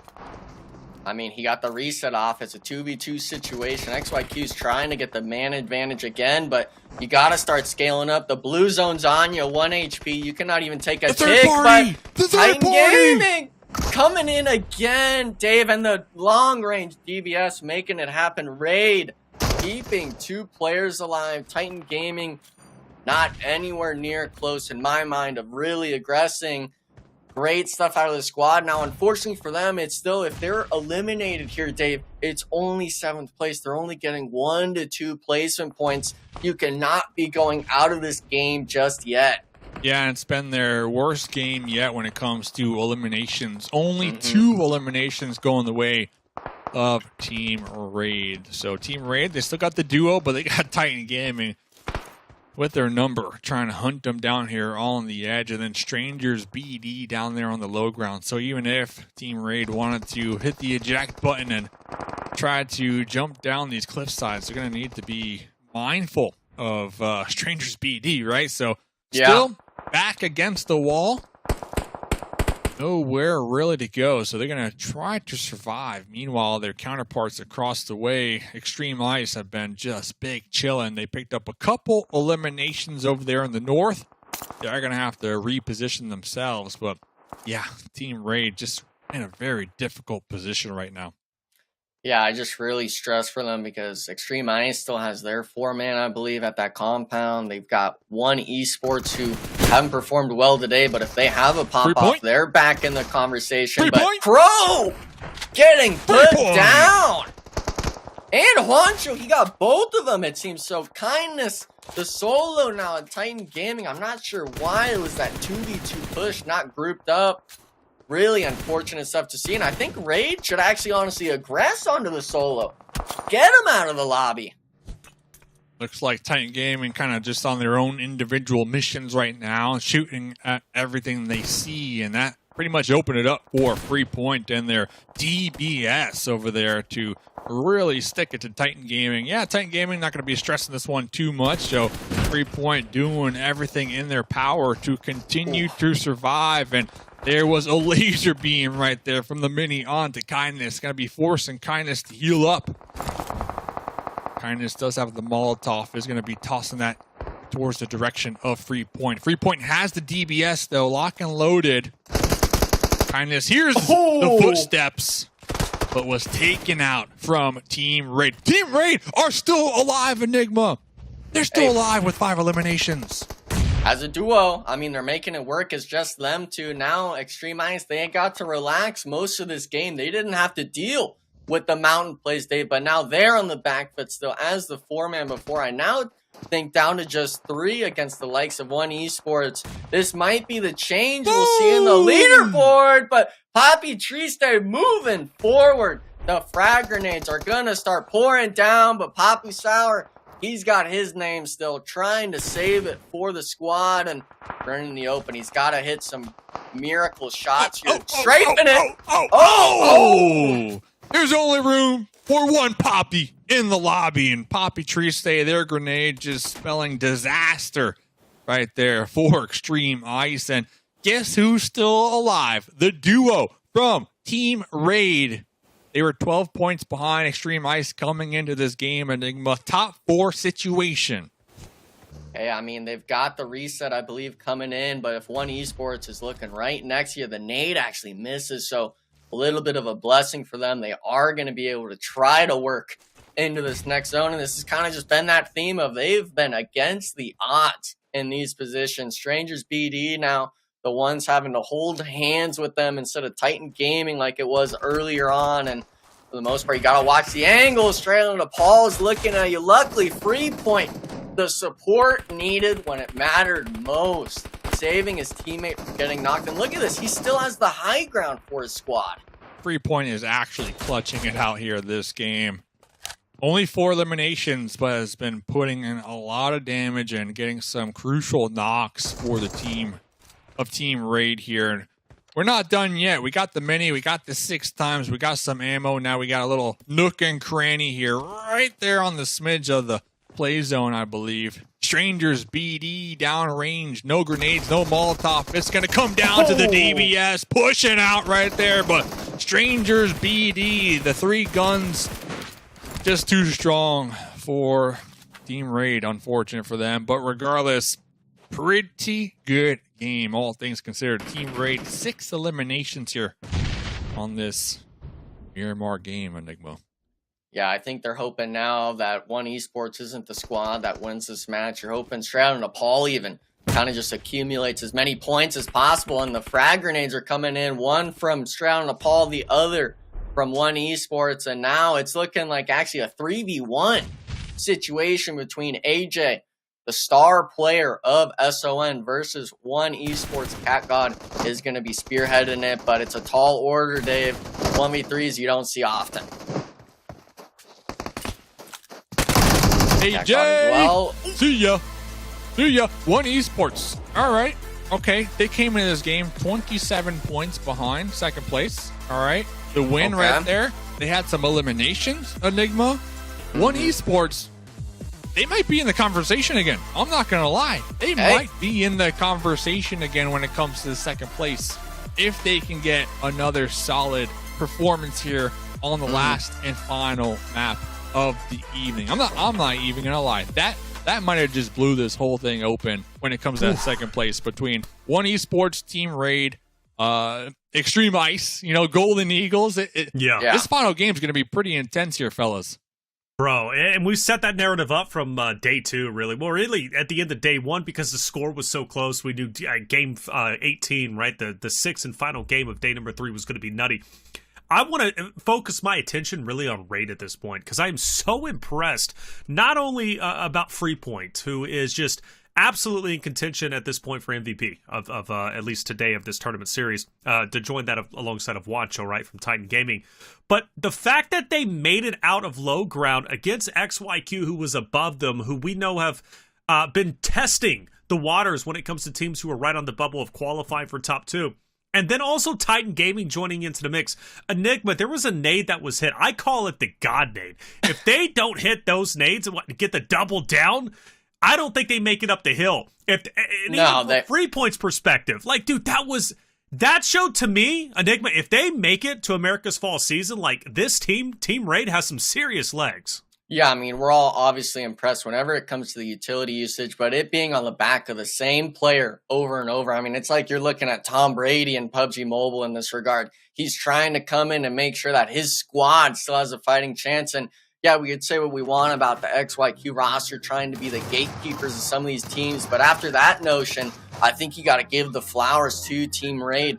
the elimination points have been speaking for themselves. And even after that, when they fought XYQ, they win the 2v3 against Titan Gaming. And then unfortunately afterwards, they weren't able to overcome StrangersBD. But at that point, they had done enough for them to feel comfortable coming into this last game. It's just the fact that, Dave, that's the first time I've truly seen a team get tested like that, like in such a severe way. And the fact that they made it, because you even saw, like, even on our chat, like our private chat, I'm like, there's no way Raid gets out of this. Like, they're dead. They're anything but. Like, the fact, I get that fighting uphill is never easy to do. XYQ had the elevation. You see Xtreme Ice, they didn't have the elevation. They camped it out inside the shack. They ended up dying. Raid was in a very similar circumstance, and they got out of it. I can't harp on it enough. Freepoint has been that guy. Ooh. Raid has been that team. Dave, I'm losing my mind. Yeah, Freepoint, listen, if your team doesn't qualify Enigma fan club, hey, they're recruiting. They're recruiting for next season. But yeah, coming into this next game, Team Raid, I don't believe they got enough points here this game to put them in that second place. So it's still going to be like the same story between Team Raid and Xtreme Ice. But regardless, Team Raid, when we talk about just consistent teams here tonight, they have been the most consistent when it comes to eliminations and placement points. So, even if they don't qualify, you can't discount how well they performed here today. No, without a doubt, they've been insane. I'm a big fan at this point. But also, One Esports, and I love Enigma that Dave kind of started that narrative. Like, look, they might actually be in the running. 17 points is serious with how close the scoreline has been. They were 20-plus points behind, but now they put themselves within striking distance to go into the final map, map number 6. If they can clutch up Enigma, One Esports could very well be in victory lane at top 2.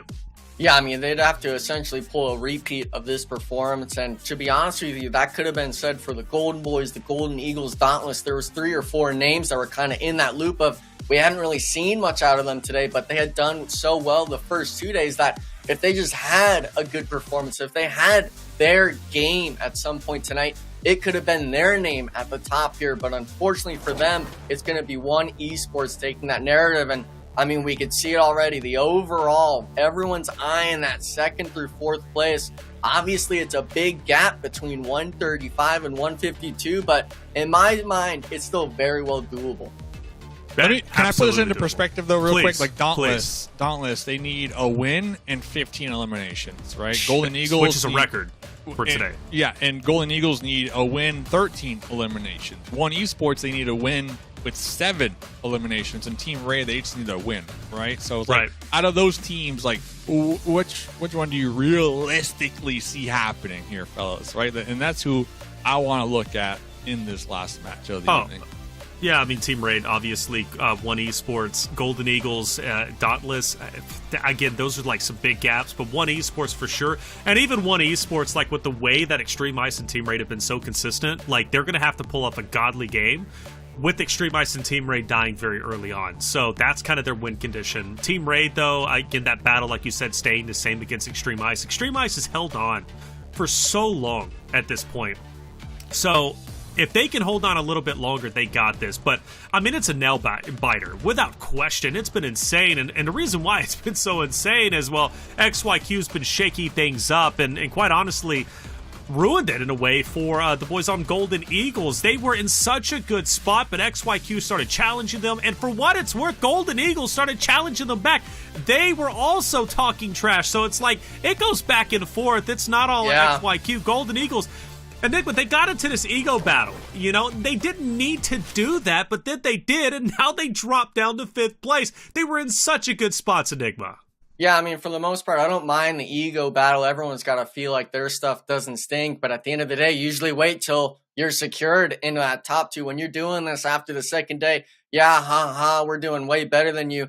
Everyone's going to remember who made it to the LAN qualification and who didn't. If you're the Golden Eagles, if you're going from that top 2 from those first 2 days, dropping down because you couldn't drop the ego battle between someone on the bottom 9, it speaks volumes on the competitive nature and the mindset these players have. It just doesn't make sense to me. But hey, it is what it is, and players, they've got their own mental battles that they got to go through in the way that they figure things out. Well, there it is. 5 games down, chat. It comes down to one more map to determine our top 2. It's been a big race, right? The points are as close as they could possibly be going into the final map. One Esports, Xtreme Ice, throw in Team Raid in there, right? All battling for that second place spot. Titan Gaming, they're sitting pretty. They've already qualified. Now, who will be the second team to do so? We're going to find that out when we come back from the break. Ariel coming your way very shortly.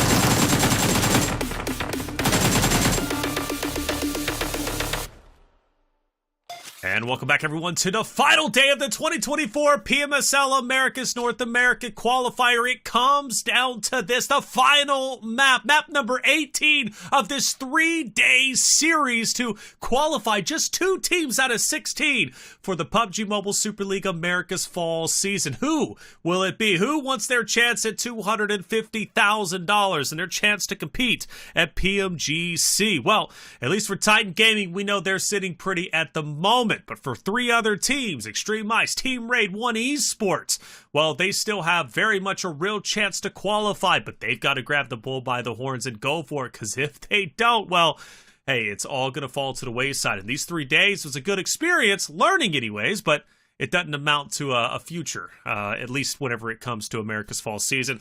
Time to compare some of our players who have been competing today. And I want to look at EXO, and I believe EXO versus Freepoint. Very good comparison here, Dave. I love it. EXO's been on fire. He's been incredible. He's been a wonderful addition to Titan Gaming, and he will have his chance to play over in Brazil. For Freepoint, though, still needs to earn his position, but he showed us in that last map, he is absolutely a serious contender, much like EXO. Yeah, EXO's been consistent all weekend long and a really good addition right to Titan Gaming, but Freepoint has been popping off here today. So if Team Raid do end up qualifying today, I gotta say it is on the back of Freepoint, who has just been doing so well and having some solid clutch moments here tonight. Without a doubt, Freepoint has been nutty. Again, without his performance, that double kill, those nades as well, up that hill against XYQ at map number 5, they would not have been alive. They wouldn't have made it. They wouldn't even had a chance to challenge Titan Gaming, who came at them a little bit later. 41 eliminations. Yeah, come on, you got to give them credits for that. That's incredible, to say the least. And is this just for today? This is just for today, I believe. 41 elims for one. I mean, come on. That is nutty, Enigma. Yeah, I mean, the eliminations themselves, it's really just going to be that free point. You know, he's probably getting those 1 or 2 initial knocks, and it's allowing his team to get the squad wipes. And having a player like that where you look at the back and maybe your teammates are looking for a pillar to kind of lean against, free point has stood up to everyone and said, you can look to me to get the job done. And for the most part, I believe it was actually, he's at 35 total eliminations coming into the 3 days. EXO, who is, I believe, our number 1, is at 41. So he's completely shrinked that gap in terms of that MVP spot for our first place team, saying, hey, you know, I'm performing today and I'm making sure you're going to have a battle for that MVP. So to put this in perspective, Dave, 44 eliminations for one single day. Xtreme Ice is currently in second place, and in large part because of their 5 winner chicken dinners. Yeah. Xtreme Ice has 76 eliminations. That's all. Total for 3 days. For 1 day, Team Raid has gotten 44. So, I mean, if we would have had probably 3 more maps, who knows? Team Raid might have gotten the entirety of Xtreme Ice's elimination points in 1 single day, Dave. That's how dominant Team Raid has been on day 3. Yeah, and that's a good topic to bring up as well, because I heard Titan Gaming are thinking about hunting down One Esports out of the bunch, which I personally think might be the wrong team to hunt down. I think the team that they would want to hunt down would be Team Raid, because they are the stronger team when it comes to team fights, eliminations, just playing a lot grouped up, a lot more together, right? Xtreme Ice, they prioritize late to end game. They prioritize getting the winner chicken dinner. I'm not too concerned. You know, I don't see that really working out in the Americas too much, especially with Alpha 7 just steamrolling everybody on the edge. That team will probably cut them off on most of their rotates. One Esports, they had a good game last game, right? But they're still kind of up in the air. So when it comes to Titan Gaming having the power to really decide who they fight in that next lobby, I would want to take out Team Raid, in my opinion here, fellas. And I don't know if I'm way off on that, but let me know. No, I agree. Take out the most serious contenders heading into Americas. You know, Xtreme Ice, it's a great point against Alpha 7. Just to point this out, by the way, everyone out there, this is Team Raid versus One Esports for their stats today. All right, One Esports, 16 eliminations. That's all they've got. And Dave, you actually did some of the addition a little bit ago. How much does One Esports? I know they need 17 points to catch up to Xtreme Ice. So that's a win and 7 eliminations. I can see that. I can see that happening. Right when it comes to Golden Eagles. A win and 13 eliminations, don't really see that. I'm sorry, fellas. When it comes to Dauntless, a win and 15 eliminations, I definitely don't see that happening, right? And no shade to them. It's just a tall ask. And not only do they need to acquire that win with those eliminations, they also need to hope that Titan Gaming aren't here popping off. They need to hope that Xtreme Ice aren't camping in the compound until late game. Like, there's so many different factors, right? That you got to take into account. So I'm definitely looking at Team Raid and One Esports to maybe make that comeback and get that second place spot here, fellas. Yeah, they're going to have to work hard, though. With only 16 eliminations today, we talk about them having to get a minimum of 7 plus a win. Like, that's a lot comparative to their 16 that they've got. So they're going to have to pull off one of the biggest games they've had today, maybe even bigger than what they've had the previous 2 days if One Esports wants to qualify. Hey, things are getting serious. Chat, let us know who will be that second team to join Titan Gaming for the Americas Fall season. Will it be Team Raid? Will it be One Esports? Or will Golden Eagles or Dauntless throw a Hail Mary and have one of the best games we've ever seen and take that spot away from all 3 of those rosters? Well, we're about to find that out. The final game of our PMSL Americas North America qualifier is about to take place. Map number 6, going back to Erangel where we started. Mustache Dave Enigma, let's finish this story out. Game of their lives. That's got to be the way you got to put it, Dave.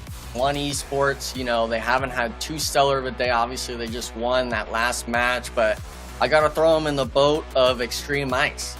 Their early game doesn't seem to be too strong. They play for those late game positions. And yeah, Xtreme Ice has gotten those placement points today. But if we're really looking at teams that Titan Gaming should focus, I think they should steer clear of Team Raid. When you have someone like Freepoint really dominating the lobby and you want to prevent someone maybe that you don't want to see next to you on stage, I'm really looking at Xtreme Ice and One Esports. Too passive of gameplay maybe in their mind. And for a squad like Titan Gaming where you have so many threats in terms of gunners, the early game, that sort of positioning in these zones where you can set up for those fights, I think is going to be too crucial coming into the last match. Yeah, it looks like Titan Gaming are going to be dropping down there on the military base island, the only team down there in the south, so no hot drops coming in from them here. Doesn't mean they're not going to drop, get their loot, and quickly go on the hunt. But over here, Dauntless, they are going to be in the mix with Unique Legacy. So remember, we're talking about teams going for that Hail Mary play, trying to get the win, plus all the eliminations here. Dauntless could be setting that one up. StrangersBD, I see KR, I see OG and Pachinki getting involved. So there's a lot of like individual skirmishes happening all over the place, but skirmishes that really matter is this one right here. This one right here, XYQ going for the hot drop onto Xtreme Ice here. Xtreme Ice only 9 points ahead of Team Raid and 17 points ahead of One Esports. So they cannot afford to get squad wiped here early on. Yeah, I mean, the squad wipes, it's going to be a lot of different parts of the map. They're going to be focused. Pachinki itself going to be the main spot. It looks like it's going to be KR Esports versus Old Gangsters versus StrangersBD. These guys are wanting to battle it out up to the very end. And Old Gangsters, they've already got one on the board, but when there's, 12 or so players just in Pachinki, the loot's going to be looking a little bit scarce. This is what I call, again, stinking Pachinki. Trademark pending. So let's see. Kiddo going for that wraparound with the Tommy gun. Fishy is just like, on the Game Boy here in the corner. Oh my goodness, didn't even recognize that one happening. So yeah, I mean, this is pretty much just like a show match here for these teams in Pachinki. See who comes out on top, the bragging rights here, and maybe get a nice little highlight play. And I don't think this is really gonna affect the overall leaderboards too much, but it would be nice to see a crossbow elimination here, Enigma. I don't know if we've seen one within the last 2 years or so of competitive PUBG Mobile with the crossbow. It's got the skin with it too, which I like. But with the just right in the rule that if you get a crossbow squad wipe, you just automatically win the whole thing. You win the game. Just or the game. 10 bonus. Make it to the last event. You win the last event actually. We put it on a billboard at the next event. Replays every segment. the 1v4 crossbow. That would be something else. I think one time in my whole life I saw like a pan toss in the air and randomly hit somebody in the head and took them out. But I think it was you that got taken out by that pan, actually. Oh, come on, no. I know I got a big head, but come on, Dave, that wasn't me. Boink! Wasn't you? Unfortunately, it seems like KR Esports is going to be the name in some of these fights. Unfortunately, being on the eliminated side of it, Old Gangsters completely wiping them. They actually have 7 elims to their name somehow. So kind of just taking names right now, but we know it's really going to be for not more just that bragging rights. But the one thing I'd like to note, Dave, is this idea of when teams like this do these plays, we're looking at the likes of Dauntless and stuff. We're looking at the likes of One Esports and even the Golden Eagles, where if they're needing to drop these double-digit elims, these teams need to be alive for them. And now it's not even, it's looking like Dauntless is on the short end of it with Unique Legacy landing next to him, forcing the fight, and unfortunately down to just Tensa now. And the double barrel, I mean, it only does so much. You get 2 shots out of 3, and look at that. The BM spray into the box. Yeah, this is Unique Legacy with the BM spray here. 108 points behind qualifying, so now's the time for the BM. I saw a knife elimination right there. This is wild. But yeah, I agree with you. These crazy hot drops from these teams at the bottom definitely will be taking away points from Team Raid, from One Esports, even Xtreme Ice, and who are trying their best to just compete and make that second place spot to move to that next round here. And I think that's something that a lot of these teams also need to consider, because it's not new, right? I mean, it happens every single event, every single lobby, every single qualifier. Like the last game is always just a toss-up. It's a clown fiesta. You never know what to expect. So if you are trying to qualify in the last game, you got to take into consideration the unpredictable factor, right? That we tend to see in these final matches. So, and I think that's why Titan Gaming, they're like, listen, we already qualified, but we don't want no part in any of that craziness. We're just going to drop all the way down there in military base. We're going to do our thing. We're going to show up and maybe even just kind of put that cherry on top of the banana split that we got here tonight, right? And maybe get the win, get the win and just solidify themselves in that first place even further, just to be like, we were the best in qualifiers here once again. We showed up, we competed, and there was no competition. I mean, we were 40 points ahead of everybody else, if they get that win. So I do like the strategy, though, from Titan Gaming. Yeah, I think it really comes down to, you look at these other teams and they're like, okay, what's XYQ's mindset of if they drop on Titan Gaming? They are so far ahead that they've dominated so much that they're like, there's no changing that part of the leaderboard. And maybe some people like that idea coming into the last day. If you're near that bottom 8, you want to have control because you weren't in that position, that breathing room that Titan Gaming was able to give themselves of, we could literally die first off spawn in the last map and we would still be first place. No one else in this lobby has that luxury. And to be honest, I really do think it was because of that experience they had in Americas from the likes of Kindness when he was on SOR and stuff, from the likes of Juancho when he was coach and then later played shortly for a bit at that event. This team has shown time and time again that, hey, if we put ourselves in a position, we don't need to have a worry in the world about this situation happening. But of course, like we just saw with Dauntless, they weren't the ones out of the waters just yet. And unfortunately for them, it's their time's up. There's no more games after this. One elimination going their way. Dauntless was a team that they've only been playing together for 1 week. Tensa literally joined the team 2 minutes before the lockout period of the sign up, and regardless, the team accomplished a lot here, in my opinion. Klaus, number 6 on the overall elimination leaderboards with 27 eliminations before they got taken out. Of course, other players can leapfrog them here on the overall because they're still in the game. But regardless, Klaus just put on such a performance here. And I think Dauntless, Casper, almost 6,000 damage done. So the whole team, I honestly want to see them compete again with this roster, right? Even though they didn't qualify, just the fact that they were able to accomplish so much in a week, I kind of feel like they got something cooking here, Enigma. So hopefully we'll see more from this roster from Dauntless in the future. Yeah, kind of just unfortunate that series of events where it's that NA, roster shuffle, roster mania, 2 minutes before. We obviously could have maybe seen that, even if it was a month of practice together. What kind of changes would we have seen? But, unfortunately for them, hopefully, at least from what we had just said, they're able to stay together and come back next split for the likes of it, because we really do think, of course, we talk so much, whether it's the mistakes or whether it's the great moments they have, we understand that this team has something to them that maybe some of these other rosters haven't figured out yet. Golden Eagles looking for a winner chicken dinner plus 13 eliminations. Even catch up to Xtreme Ice NA. So far they got 2 eliminations, and it looks like they might be able to take out the OGs over here. Walk away unscathed. Whole team alive. There's a few. Golden Eagles. Okay. Showing up here. Last game of the evening. Getting some points on the board. Now, I don't know if we mentioned, but the circle has about... what is that? 80?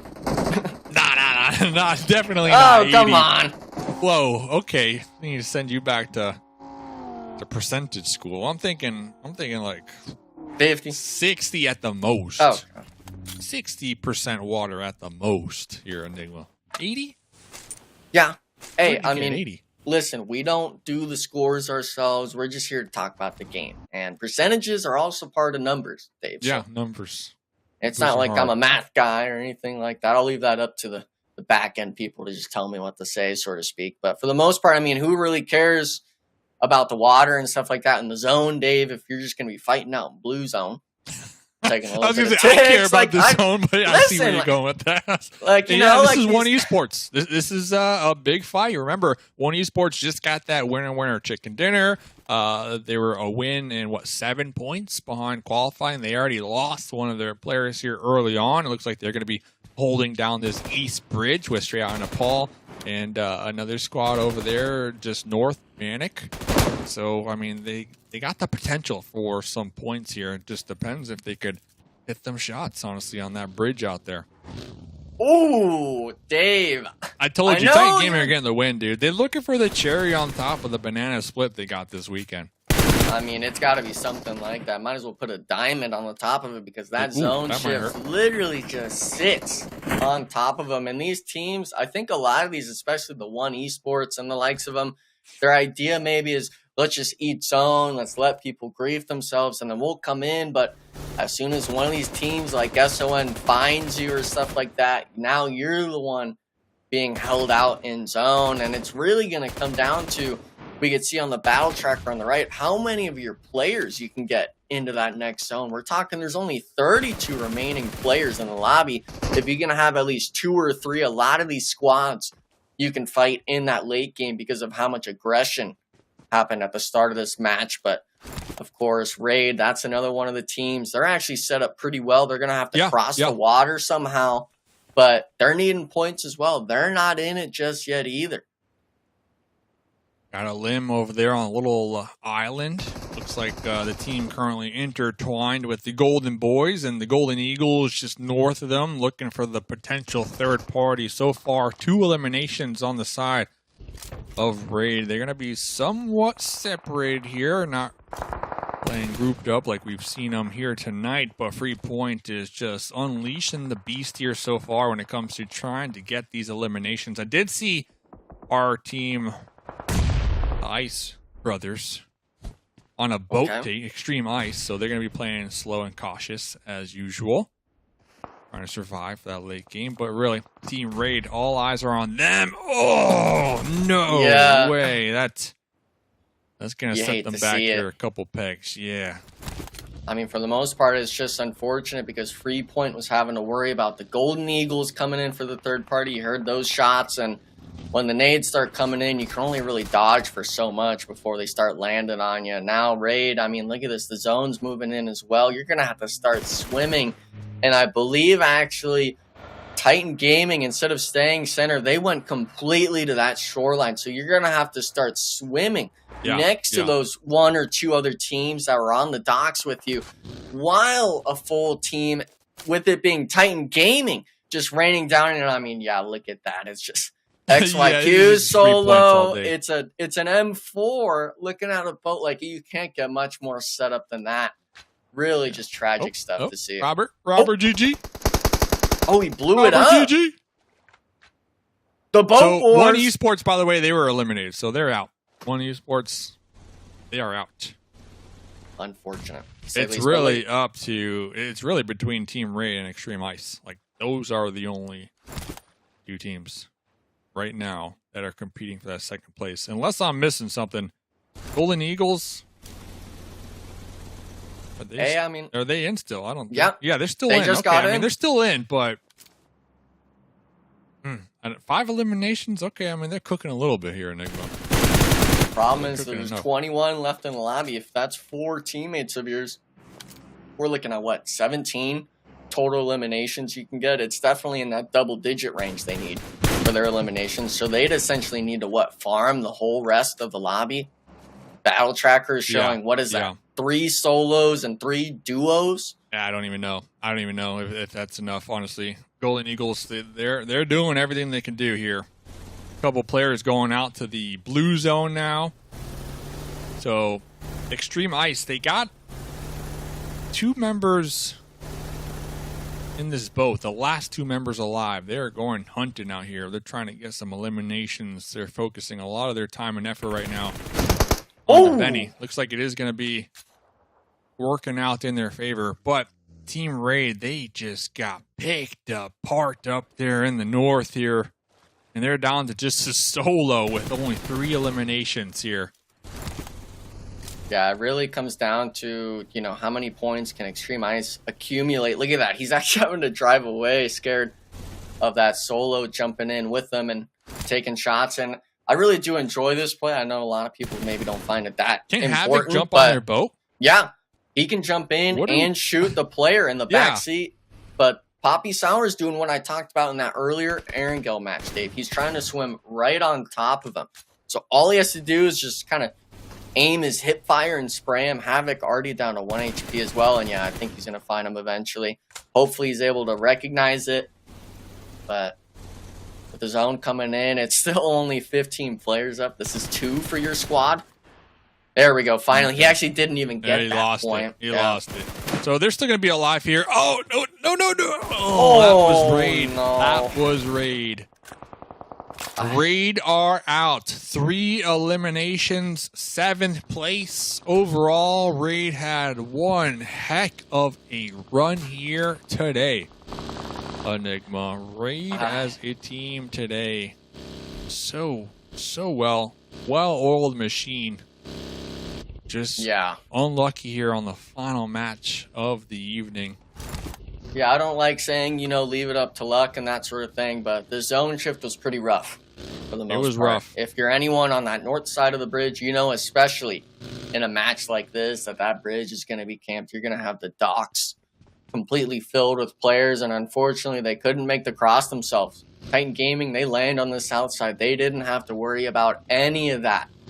And the zone shifts, you know, obviously we could talk about any number of their games where maybe they did poorly. That'd be the better instance of it. But today alone, from the likes of Team Raid, they showed to everyone in NA that if they maybe even just had a few more games, maybe they just had a different day one or something, they could have very well been that top 2 team. And now we see it, of course. I mean, the zone speaks for itself. How many players are alive? Bunch of solos and duos left.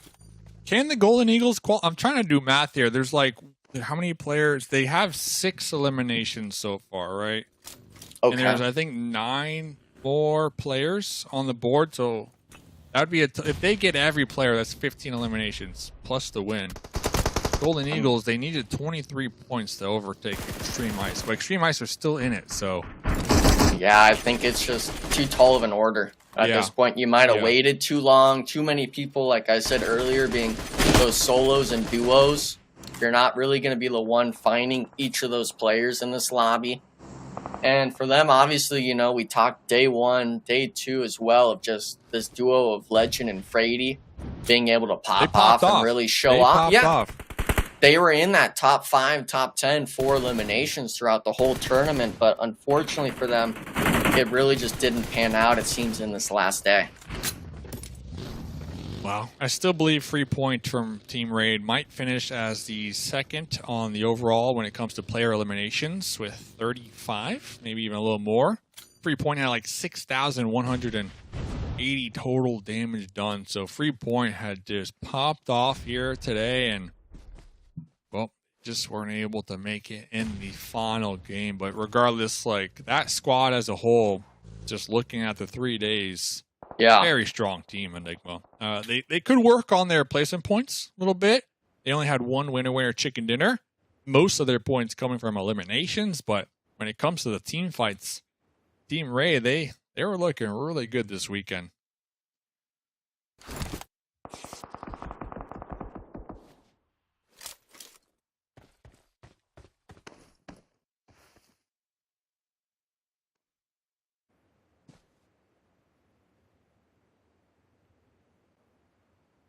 Well, hey, I'm Enigma as well. I'm here. All right. Yeah. Call I was the action. Ask you, what do you think about Titan Gaming and the fact that there's still 4 of them alive? Is it mathematically possible? I heard you were doing the math on the back line. Is it mathematically possible for the Golden Eagles? No, not mathematically impossible. Just simply for the fact that Xtreme Ice is still alive, right? They're still alive. We're at top 4 at the moment. They're taking away those placement points. So it's a great run for Golden Eagles. Like, you know, they did an incredible job off the first day and the second day. Whenever it comes to the third day, like, they just dropped the ball when it came from maps or, map 1 through 5. Game 6, Cool. Yeah. It's just today. And that's the thing we discussed, right? From day 1 to day 2, you could do an incredible job. But it's all about how you finish, not about how you start. Golden Eagles, they're having a strong finish here, but not in enough time. It was mathematically impossible when you still had 3-4 other teams up because there was only 9 players that they can eliminate. Xtreme Ice staying alive kind of did that for them, and in a pretty melodramatic way. The fact that they stayed in the water, I'm thinking to myself, oh, it has to end like this, but that's just the way the cookie crumbles. I was rooting for Team Raid, Dave, but at the end of the day, man, they couldn't stay alive long enough. What do you think about that, Enigma? Yeah, I mean, Team Raid, for the most part, they were a squad that really just shined in my eyes, and I'd much rather prefer someone that has that elimination stuff kind of in the locks, in that sort of back pocket, compared to just only getting the points off of placement. But at the end of the day, you know, it's a matter of who gets the total points in those 18 games, and unfortunately, Team Raid just fell short. Team Raid falling short here in the final map of the evening. Titan Gaming looking to put the final stamp on their qualifier tournament. Even though I sent the mail after game number 1, we're gonna have to send them another one after this saying, hey, you definitely qualified now. They're looking to get the winner chicken dinner. Still 4 up. They're gonna be in the zone. Some cover to work with. You got the Golden Eagles up there in the north looking for some potential picks when it comes to eliminations. You got 2 members from Xtreme Ice just kind of swimming out there on the shorelines, having a good old time. And of course, the villain of competitive PUBG Mobile North America, Alex, still alive out here. Yep. Might square up with Robert GG. I don't even think he knows. Yeah, nope. Okay. Not at all. See you later. I mean, think about it. Robert GG has been in the water for a good amount of time now. So That's right. Who would have guessed there would have been a solo behind you this late into the game? And now we're down to just 3 teams here, fellas. There's 3 teams, man. That's all it is. And, of course, as we know, Titan Gaming, they've already qualified. Golden Eagles, they just don't have it. Xtreme Ice, they've qualified too. So, really, you kind of just have a consolation match. Who's going to take it? Who's going to finish off as strong as they could as Kindness picks up 1. But Xtreme Ice, they're running on fumes. They only have 1 player up at the moment, trying to just stay up as long as they can. Poppy Sour down low, just kind of hanging out. Kindness up top. It's... Again, not amounting to much here, but it's going to allow for an entertaining finish. And, you know, Titan Gaming, to finish off with the win heading into America's Fall season, you know, that's got to make them feel good. Trying to get some more points on the board here. Just strengthen their lead in that first place position.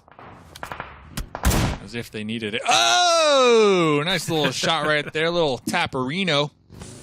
Golden Eagles doing everything in their power to possibly get the final win themselves, but unfortunate for them, it is going to be up against Titan Gaming, the #1 team in the lobby right now. So they're going to be able to get the pickup, I believe, here, Enigma.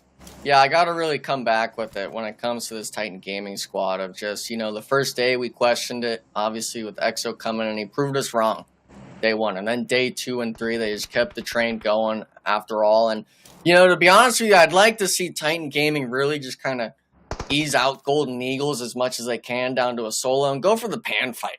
I mean, make it entertaining at the end, you know, throw something in like a curveball to make it entertaining for the likes of us, because we know Titan Gaming, they're the ones that are coming out on top of this. It doesn't matter how many people you send at this squad, it seems they're always coming out on top. And I mean, for Titan Gaming, it's, you know, their trip back to PMSL Americas. Hopefully, we're able to see some sort of comparative result as tonight in the last few days as in that tournament. Yeah, and I'm still a big fan of Titan Gaming. I mean, we're looking at the new addition on the team, EXO here. EXO has been crucial to their performance here on the weekend, of course, but I believe might be the puzzle piece they were missing, right? Yeah. Titan Gaming, they have been a squad who has consistently performed well in qualifiers and been able to make it that next round, but then once went in that next round, kind of sizzled out. So hopefully this go around, as we get into the final half of the year, this is the Titan Gaming that North America will be sending to the big leagues come end of year, and they'll be able to perform. So yeah, I mean, we're talking, you know, we went from top 3 qualification for PMSL Americas to top 2. They're coming in with, you know, the 1 or 2 new players to this roster, maybe something new, maybe foreign.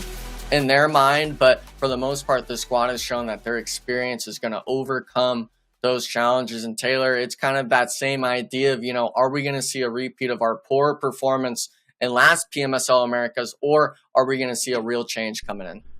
Lord, I hope not.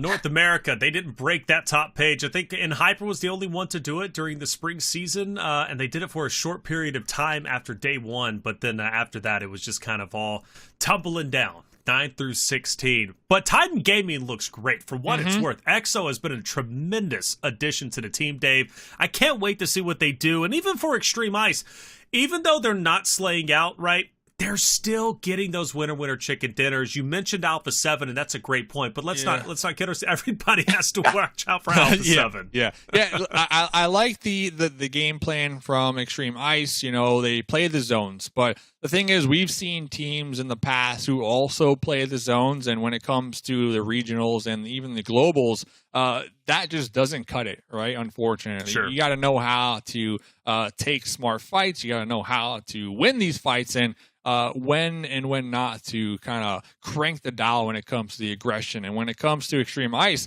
I didn't see any dial cranking at all, when it comes to the actual aggressive team fights. But regardless, don't take away from the fact that they qualified over here on the weekends. They are going to be moving, in my opinion, to that next round. I believe so. I mean, obviously, we'll get the confirmation here in a minute.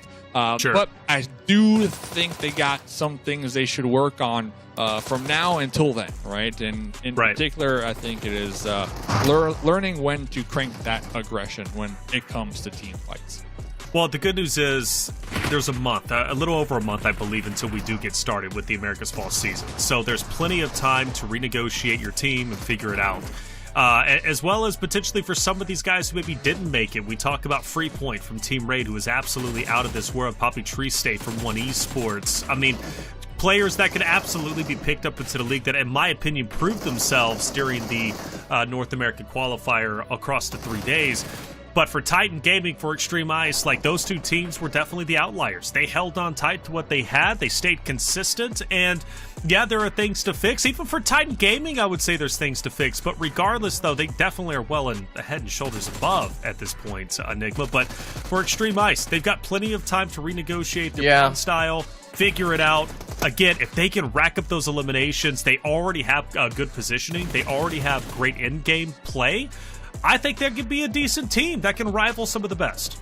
Yeah, I mean, for the most part, we always expect that from some of these squads, especially, we're going to have that NA bias when it comes to PMSL Americas. But I like the note you made where, there's the likes of Poppy Tree State, AJ from SON as well can be thrown in there. There's a lot of players that showed that they were able to hang with the top guns in this lobby. Obviously, I'd expect them to be able to do the same. Maybe some of these teams, like the likes of Xtreme Ice, maybe they don't feel comfortable enough. Maybe they don't feel they have enough guns on the team. Maybe there's a swap there that can happen. Maybe it's just the IGLing. You bring one of these players in as a coach, like Coach Wancho did last split. There's a lot of different things you could be doing to really improve your squad within the next month.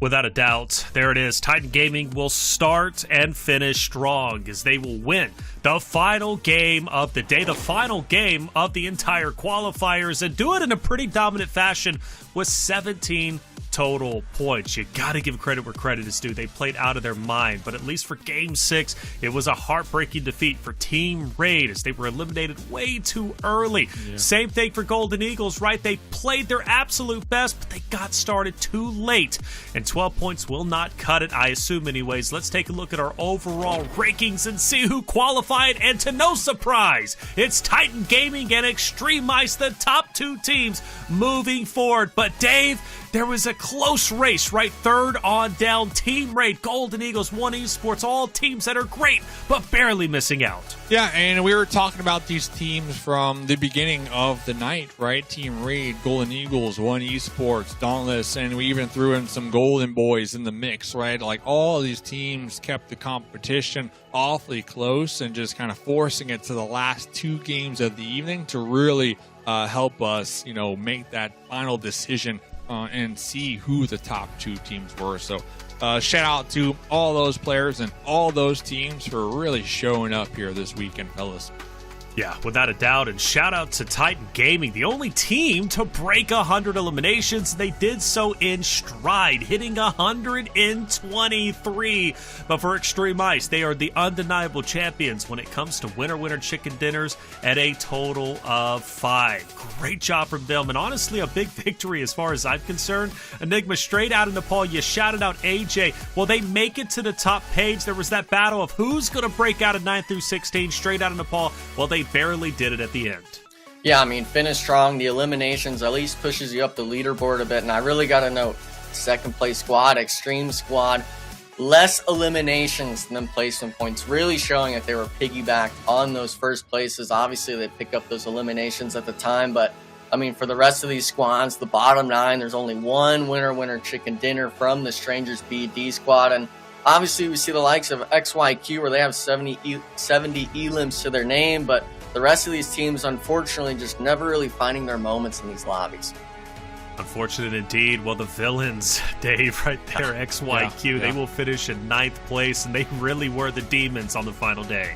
Yeah, and looking at some interesting stats that kind of stood out to me is the team damage leaders, the total damage that the teams accumulated over the 3 days, right? And Titan Gaming, of course, they're going to be at the top, but right behind them, the Golden Eagles, you know, we had Titan Gaming with 24K total damage done, Golden Eagles with 22, and then beneath them, Dauntless, Raid, and XYQ. So it just goes to show you, like, how much work the Golden Eagles were putting in throughout the weekend. Just unfortunate for them, the first 5 games here on the final day when it really matters just didn't go their way, right? So I think Golden Eagles, all in all, had a really good weekend, but a bad day, right? So I don't want to take away anything from them because coming into today, they're in 2nd place, right? I mean, that was crazy.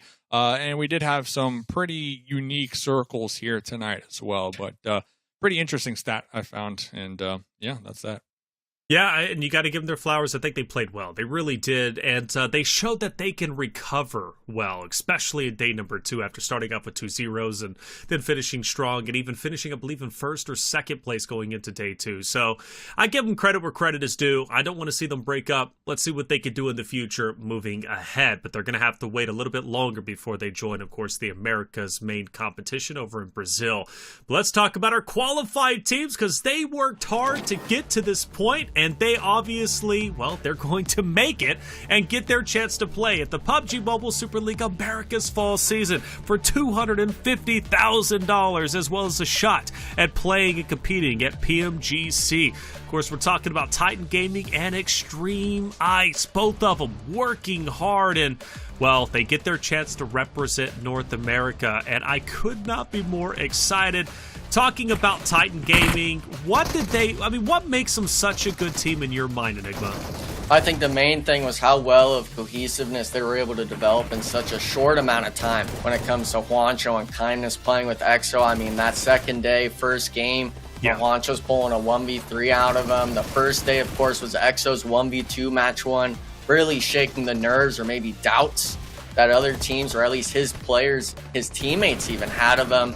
And for obviously the last day, they were able to just keep that consistency and finish strong. The squad, for the most part, has shown that they're able to hang with some of the best players in our region. Hopefully, we're able to see that moving forward, because if they are, they're going to be a force to be reckoned with.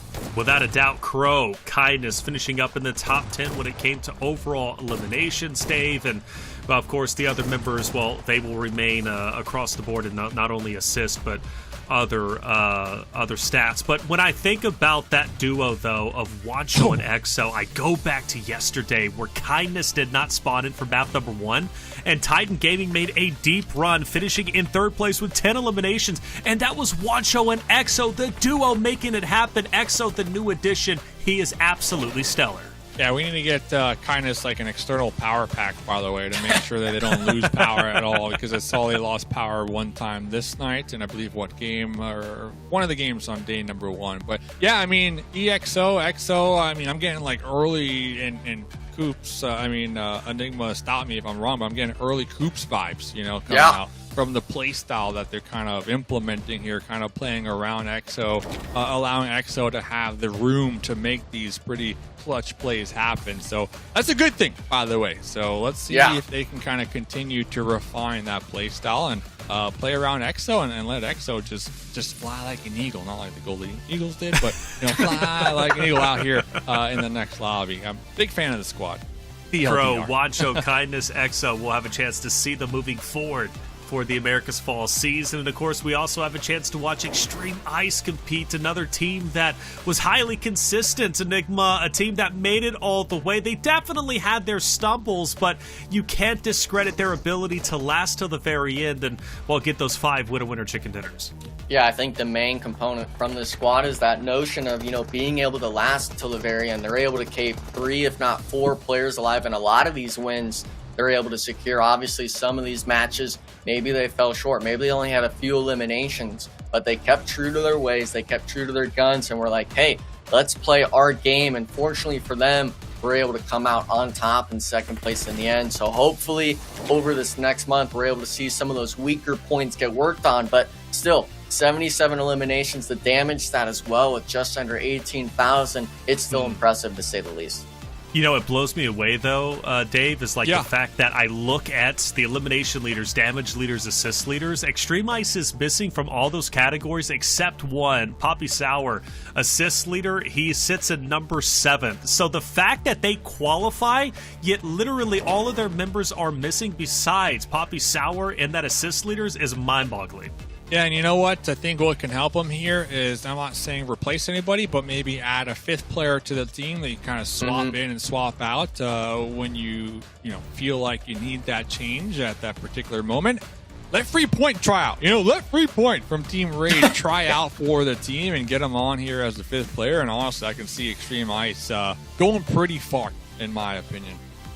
I think so. Free Point legend, Frady, Enigma, you've got a lot of pickings, right? Some solid players that could be added on as your substitute or coach, like Coach Wancho. Hey, it's EFC coming back. If they're not picked up, I'll have to reach out to them at some point, get it back sort of thing. Maybe they won't like the face being on the jersey, but hey, no one really pays attention. Direct invite, by the way. They get a direct invite. Yeah, direct. I'll pull some strings, hopefully see what we can get done. But for the most part, that squad definitely deserved it over their consistency over the last 3 days. And them next to Titan Gaming, I can't really name any other squads that had shown their consistency, allowing them to represent us in North America. Well, we had 3 great days of competition, 18 total maps, 16 teams competing for their shot to compete at the PUBG Mobile Super League Americas Fall season. But the one question that remains, who is the overall MVP of our 2024 PMSL Americas North America qualifier? It's EXO, and it makes sense. 44 eliminations. Come on, that is crazy. Titan Gaming picked him up. They believed in him, and Dave, the risk paid off. Yeah, and that's damage per game. 426 damage per game. That's impressive here, fellas. Without a doubt. Yeah. And he's played in Germany too, Enigma. Yeah, the ping, we really can't beat around the bush. That's probably, 150, 180 ping. He's essentially a second or 2 back from the rest of the lobby. And whether you think that is a help or a hindrance, I'll tell you right now as a previous professional, that's definitely a hindrance. And for him, for the most part, he's like, hey, I'm going to play my game and I'm going to make it work. And for him, it showed a dominant force in the NA lobby. Bro, he's dropping 88, Dave, when he goes over to Brazil because he's getting rid of that 1 to 2 second delay. That is crazy, Dave. EXO's that guy. He's that guy. Well, just got to say thanks, fellas, for giving me the call for the Golden Eagles. You told me to show up for the Golden Eagles. It was fun. But, all seriousness, I hope to see them continue to compete in the future. I think they did a great job. Just had a couple off games to start their evening, and maybe a little tilt factor coming into play, and then the final match, that pressure was gone, and we saw what they could do when there is no more pressure, right? But shout out to Titan Gaming, Xtreme Ice NA, and of course Neptura for holding it down the last 2 nights as well. Yeah, she was great. And It's Hot always Jukes great for letting working me use his studio while he's out of town. Thanks, Hot Jukes. Hey. Without a doubt, Dave, it's always a pleasure working with you, man. You always bring a smile to my face without question. We'll be working more in the future because you just know you're PUBG Mobile, man. You're that OG. You're the GOAT guy. And Enigma, apparently you got the power to pull some strings. We'll be talking later offline. Great working with you, brother. You were here all 3 days long. It's always a pleasure. What's your final words before we get out of here? I don't want to be exposing my secrets, but for the most part, over these last 3 days, seeing how it finished up to the very end, a lot of heartstrings were pulled. We wanted a lot of our teams to be moving forward, but unfortunately, some of those were met with the boot. It's only top 2, and shout out to those 2 teams. I'm hoping we get to see the highlight reels and stuff like that before you go to Americas, and hopefully when you're there in Americas, we're able to see a few more clips together.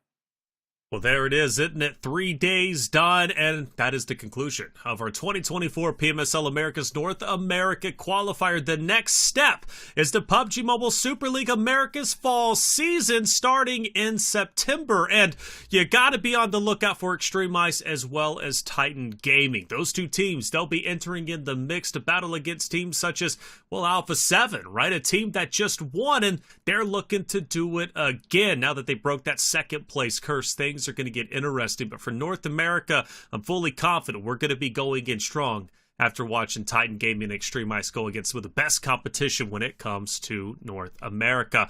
But hey, all good things must come to an end, and this is one of those things coming to an end. Make sure you hit that subscribe button if you haven't already, because we keep the PUBG Mobile going for you each and every day. For myself, Taylor Reflections, Noble, Mustache Dave, Enigma, Neptura from the past 2 days, our production crew, and you in chat. Thank you for being here, and we hope to see you again on our next PUBG Mobile broadcast. Eliminations going their way, so if they can get this winner chicken dinner, they're going to be right there within reach. And well, 3 point, living up to their name, going to be thirsted right there, making this a 3v1. Well, not really making noise right now, kind of letting this engagement unfold across the road here. Crow still with 4 more grenades, looking to connect it, tossing the long arm. Is it good? It is good, baby! I mean, this is why you wait. You save the utility, and Crow is making it look easy from downtown. Now Remix, I mean, you had the full squad up, and you just get pieced up. I mean, the blessings, they stop at some point for some squads. Fishy, gonna get naded out, essentially to 1 HP, not gonna even make it to blue zone. Raid picking up another point, and now it's just Zuko running in the open. He's actually gonna give Raid the opportunity of getting this point. Is not gonna be able to get the thirst, but Team got all 4 players up. Obviously, you want both those eliminations, just 2 extra spots on it. Zuko full swings it. A bit of a butcher on the end, but still gets the 1v1 down. And now at the 1v4, Xtreme Ice makes light work of him, Dave. That God is going to be spearheading it, but it's a tall order, Dave. 1v3s you don't see often. AJ! Well. See ya. See ya. One Esports. All right. Addition on the team, EXO here. EXO has been crucial to their performance here on the weekend, of course, but I believe might be the puzzle piece they were missing, right? Yeah. Titan Gaming, they have been a squad who has consistently performed well in qualifiers and been able to make it to that next round, but then once went in that next round, kind of sizzled out. So hopefully this go around, as we get into the final half of the year, this is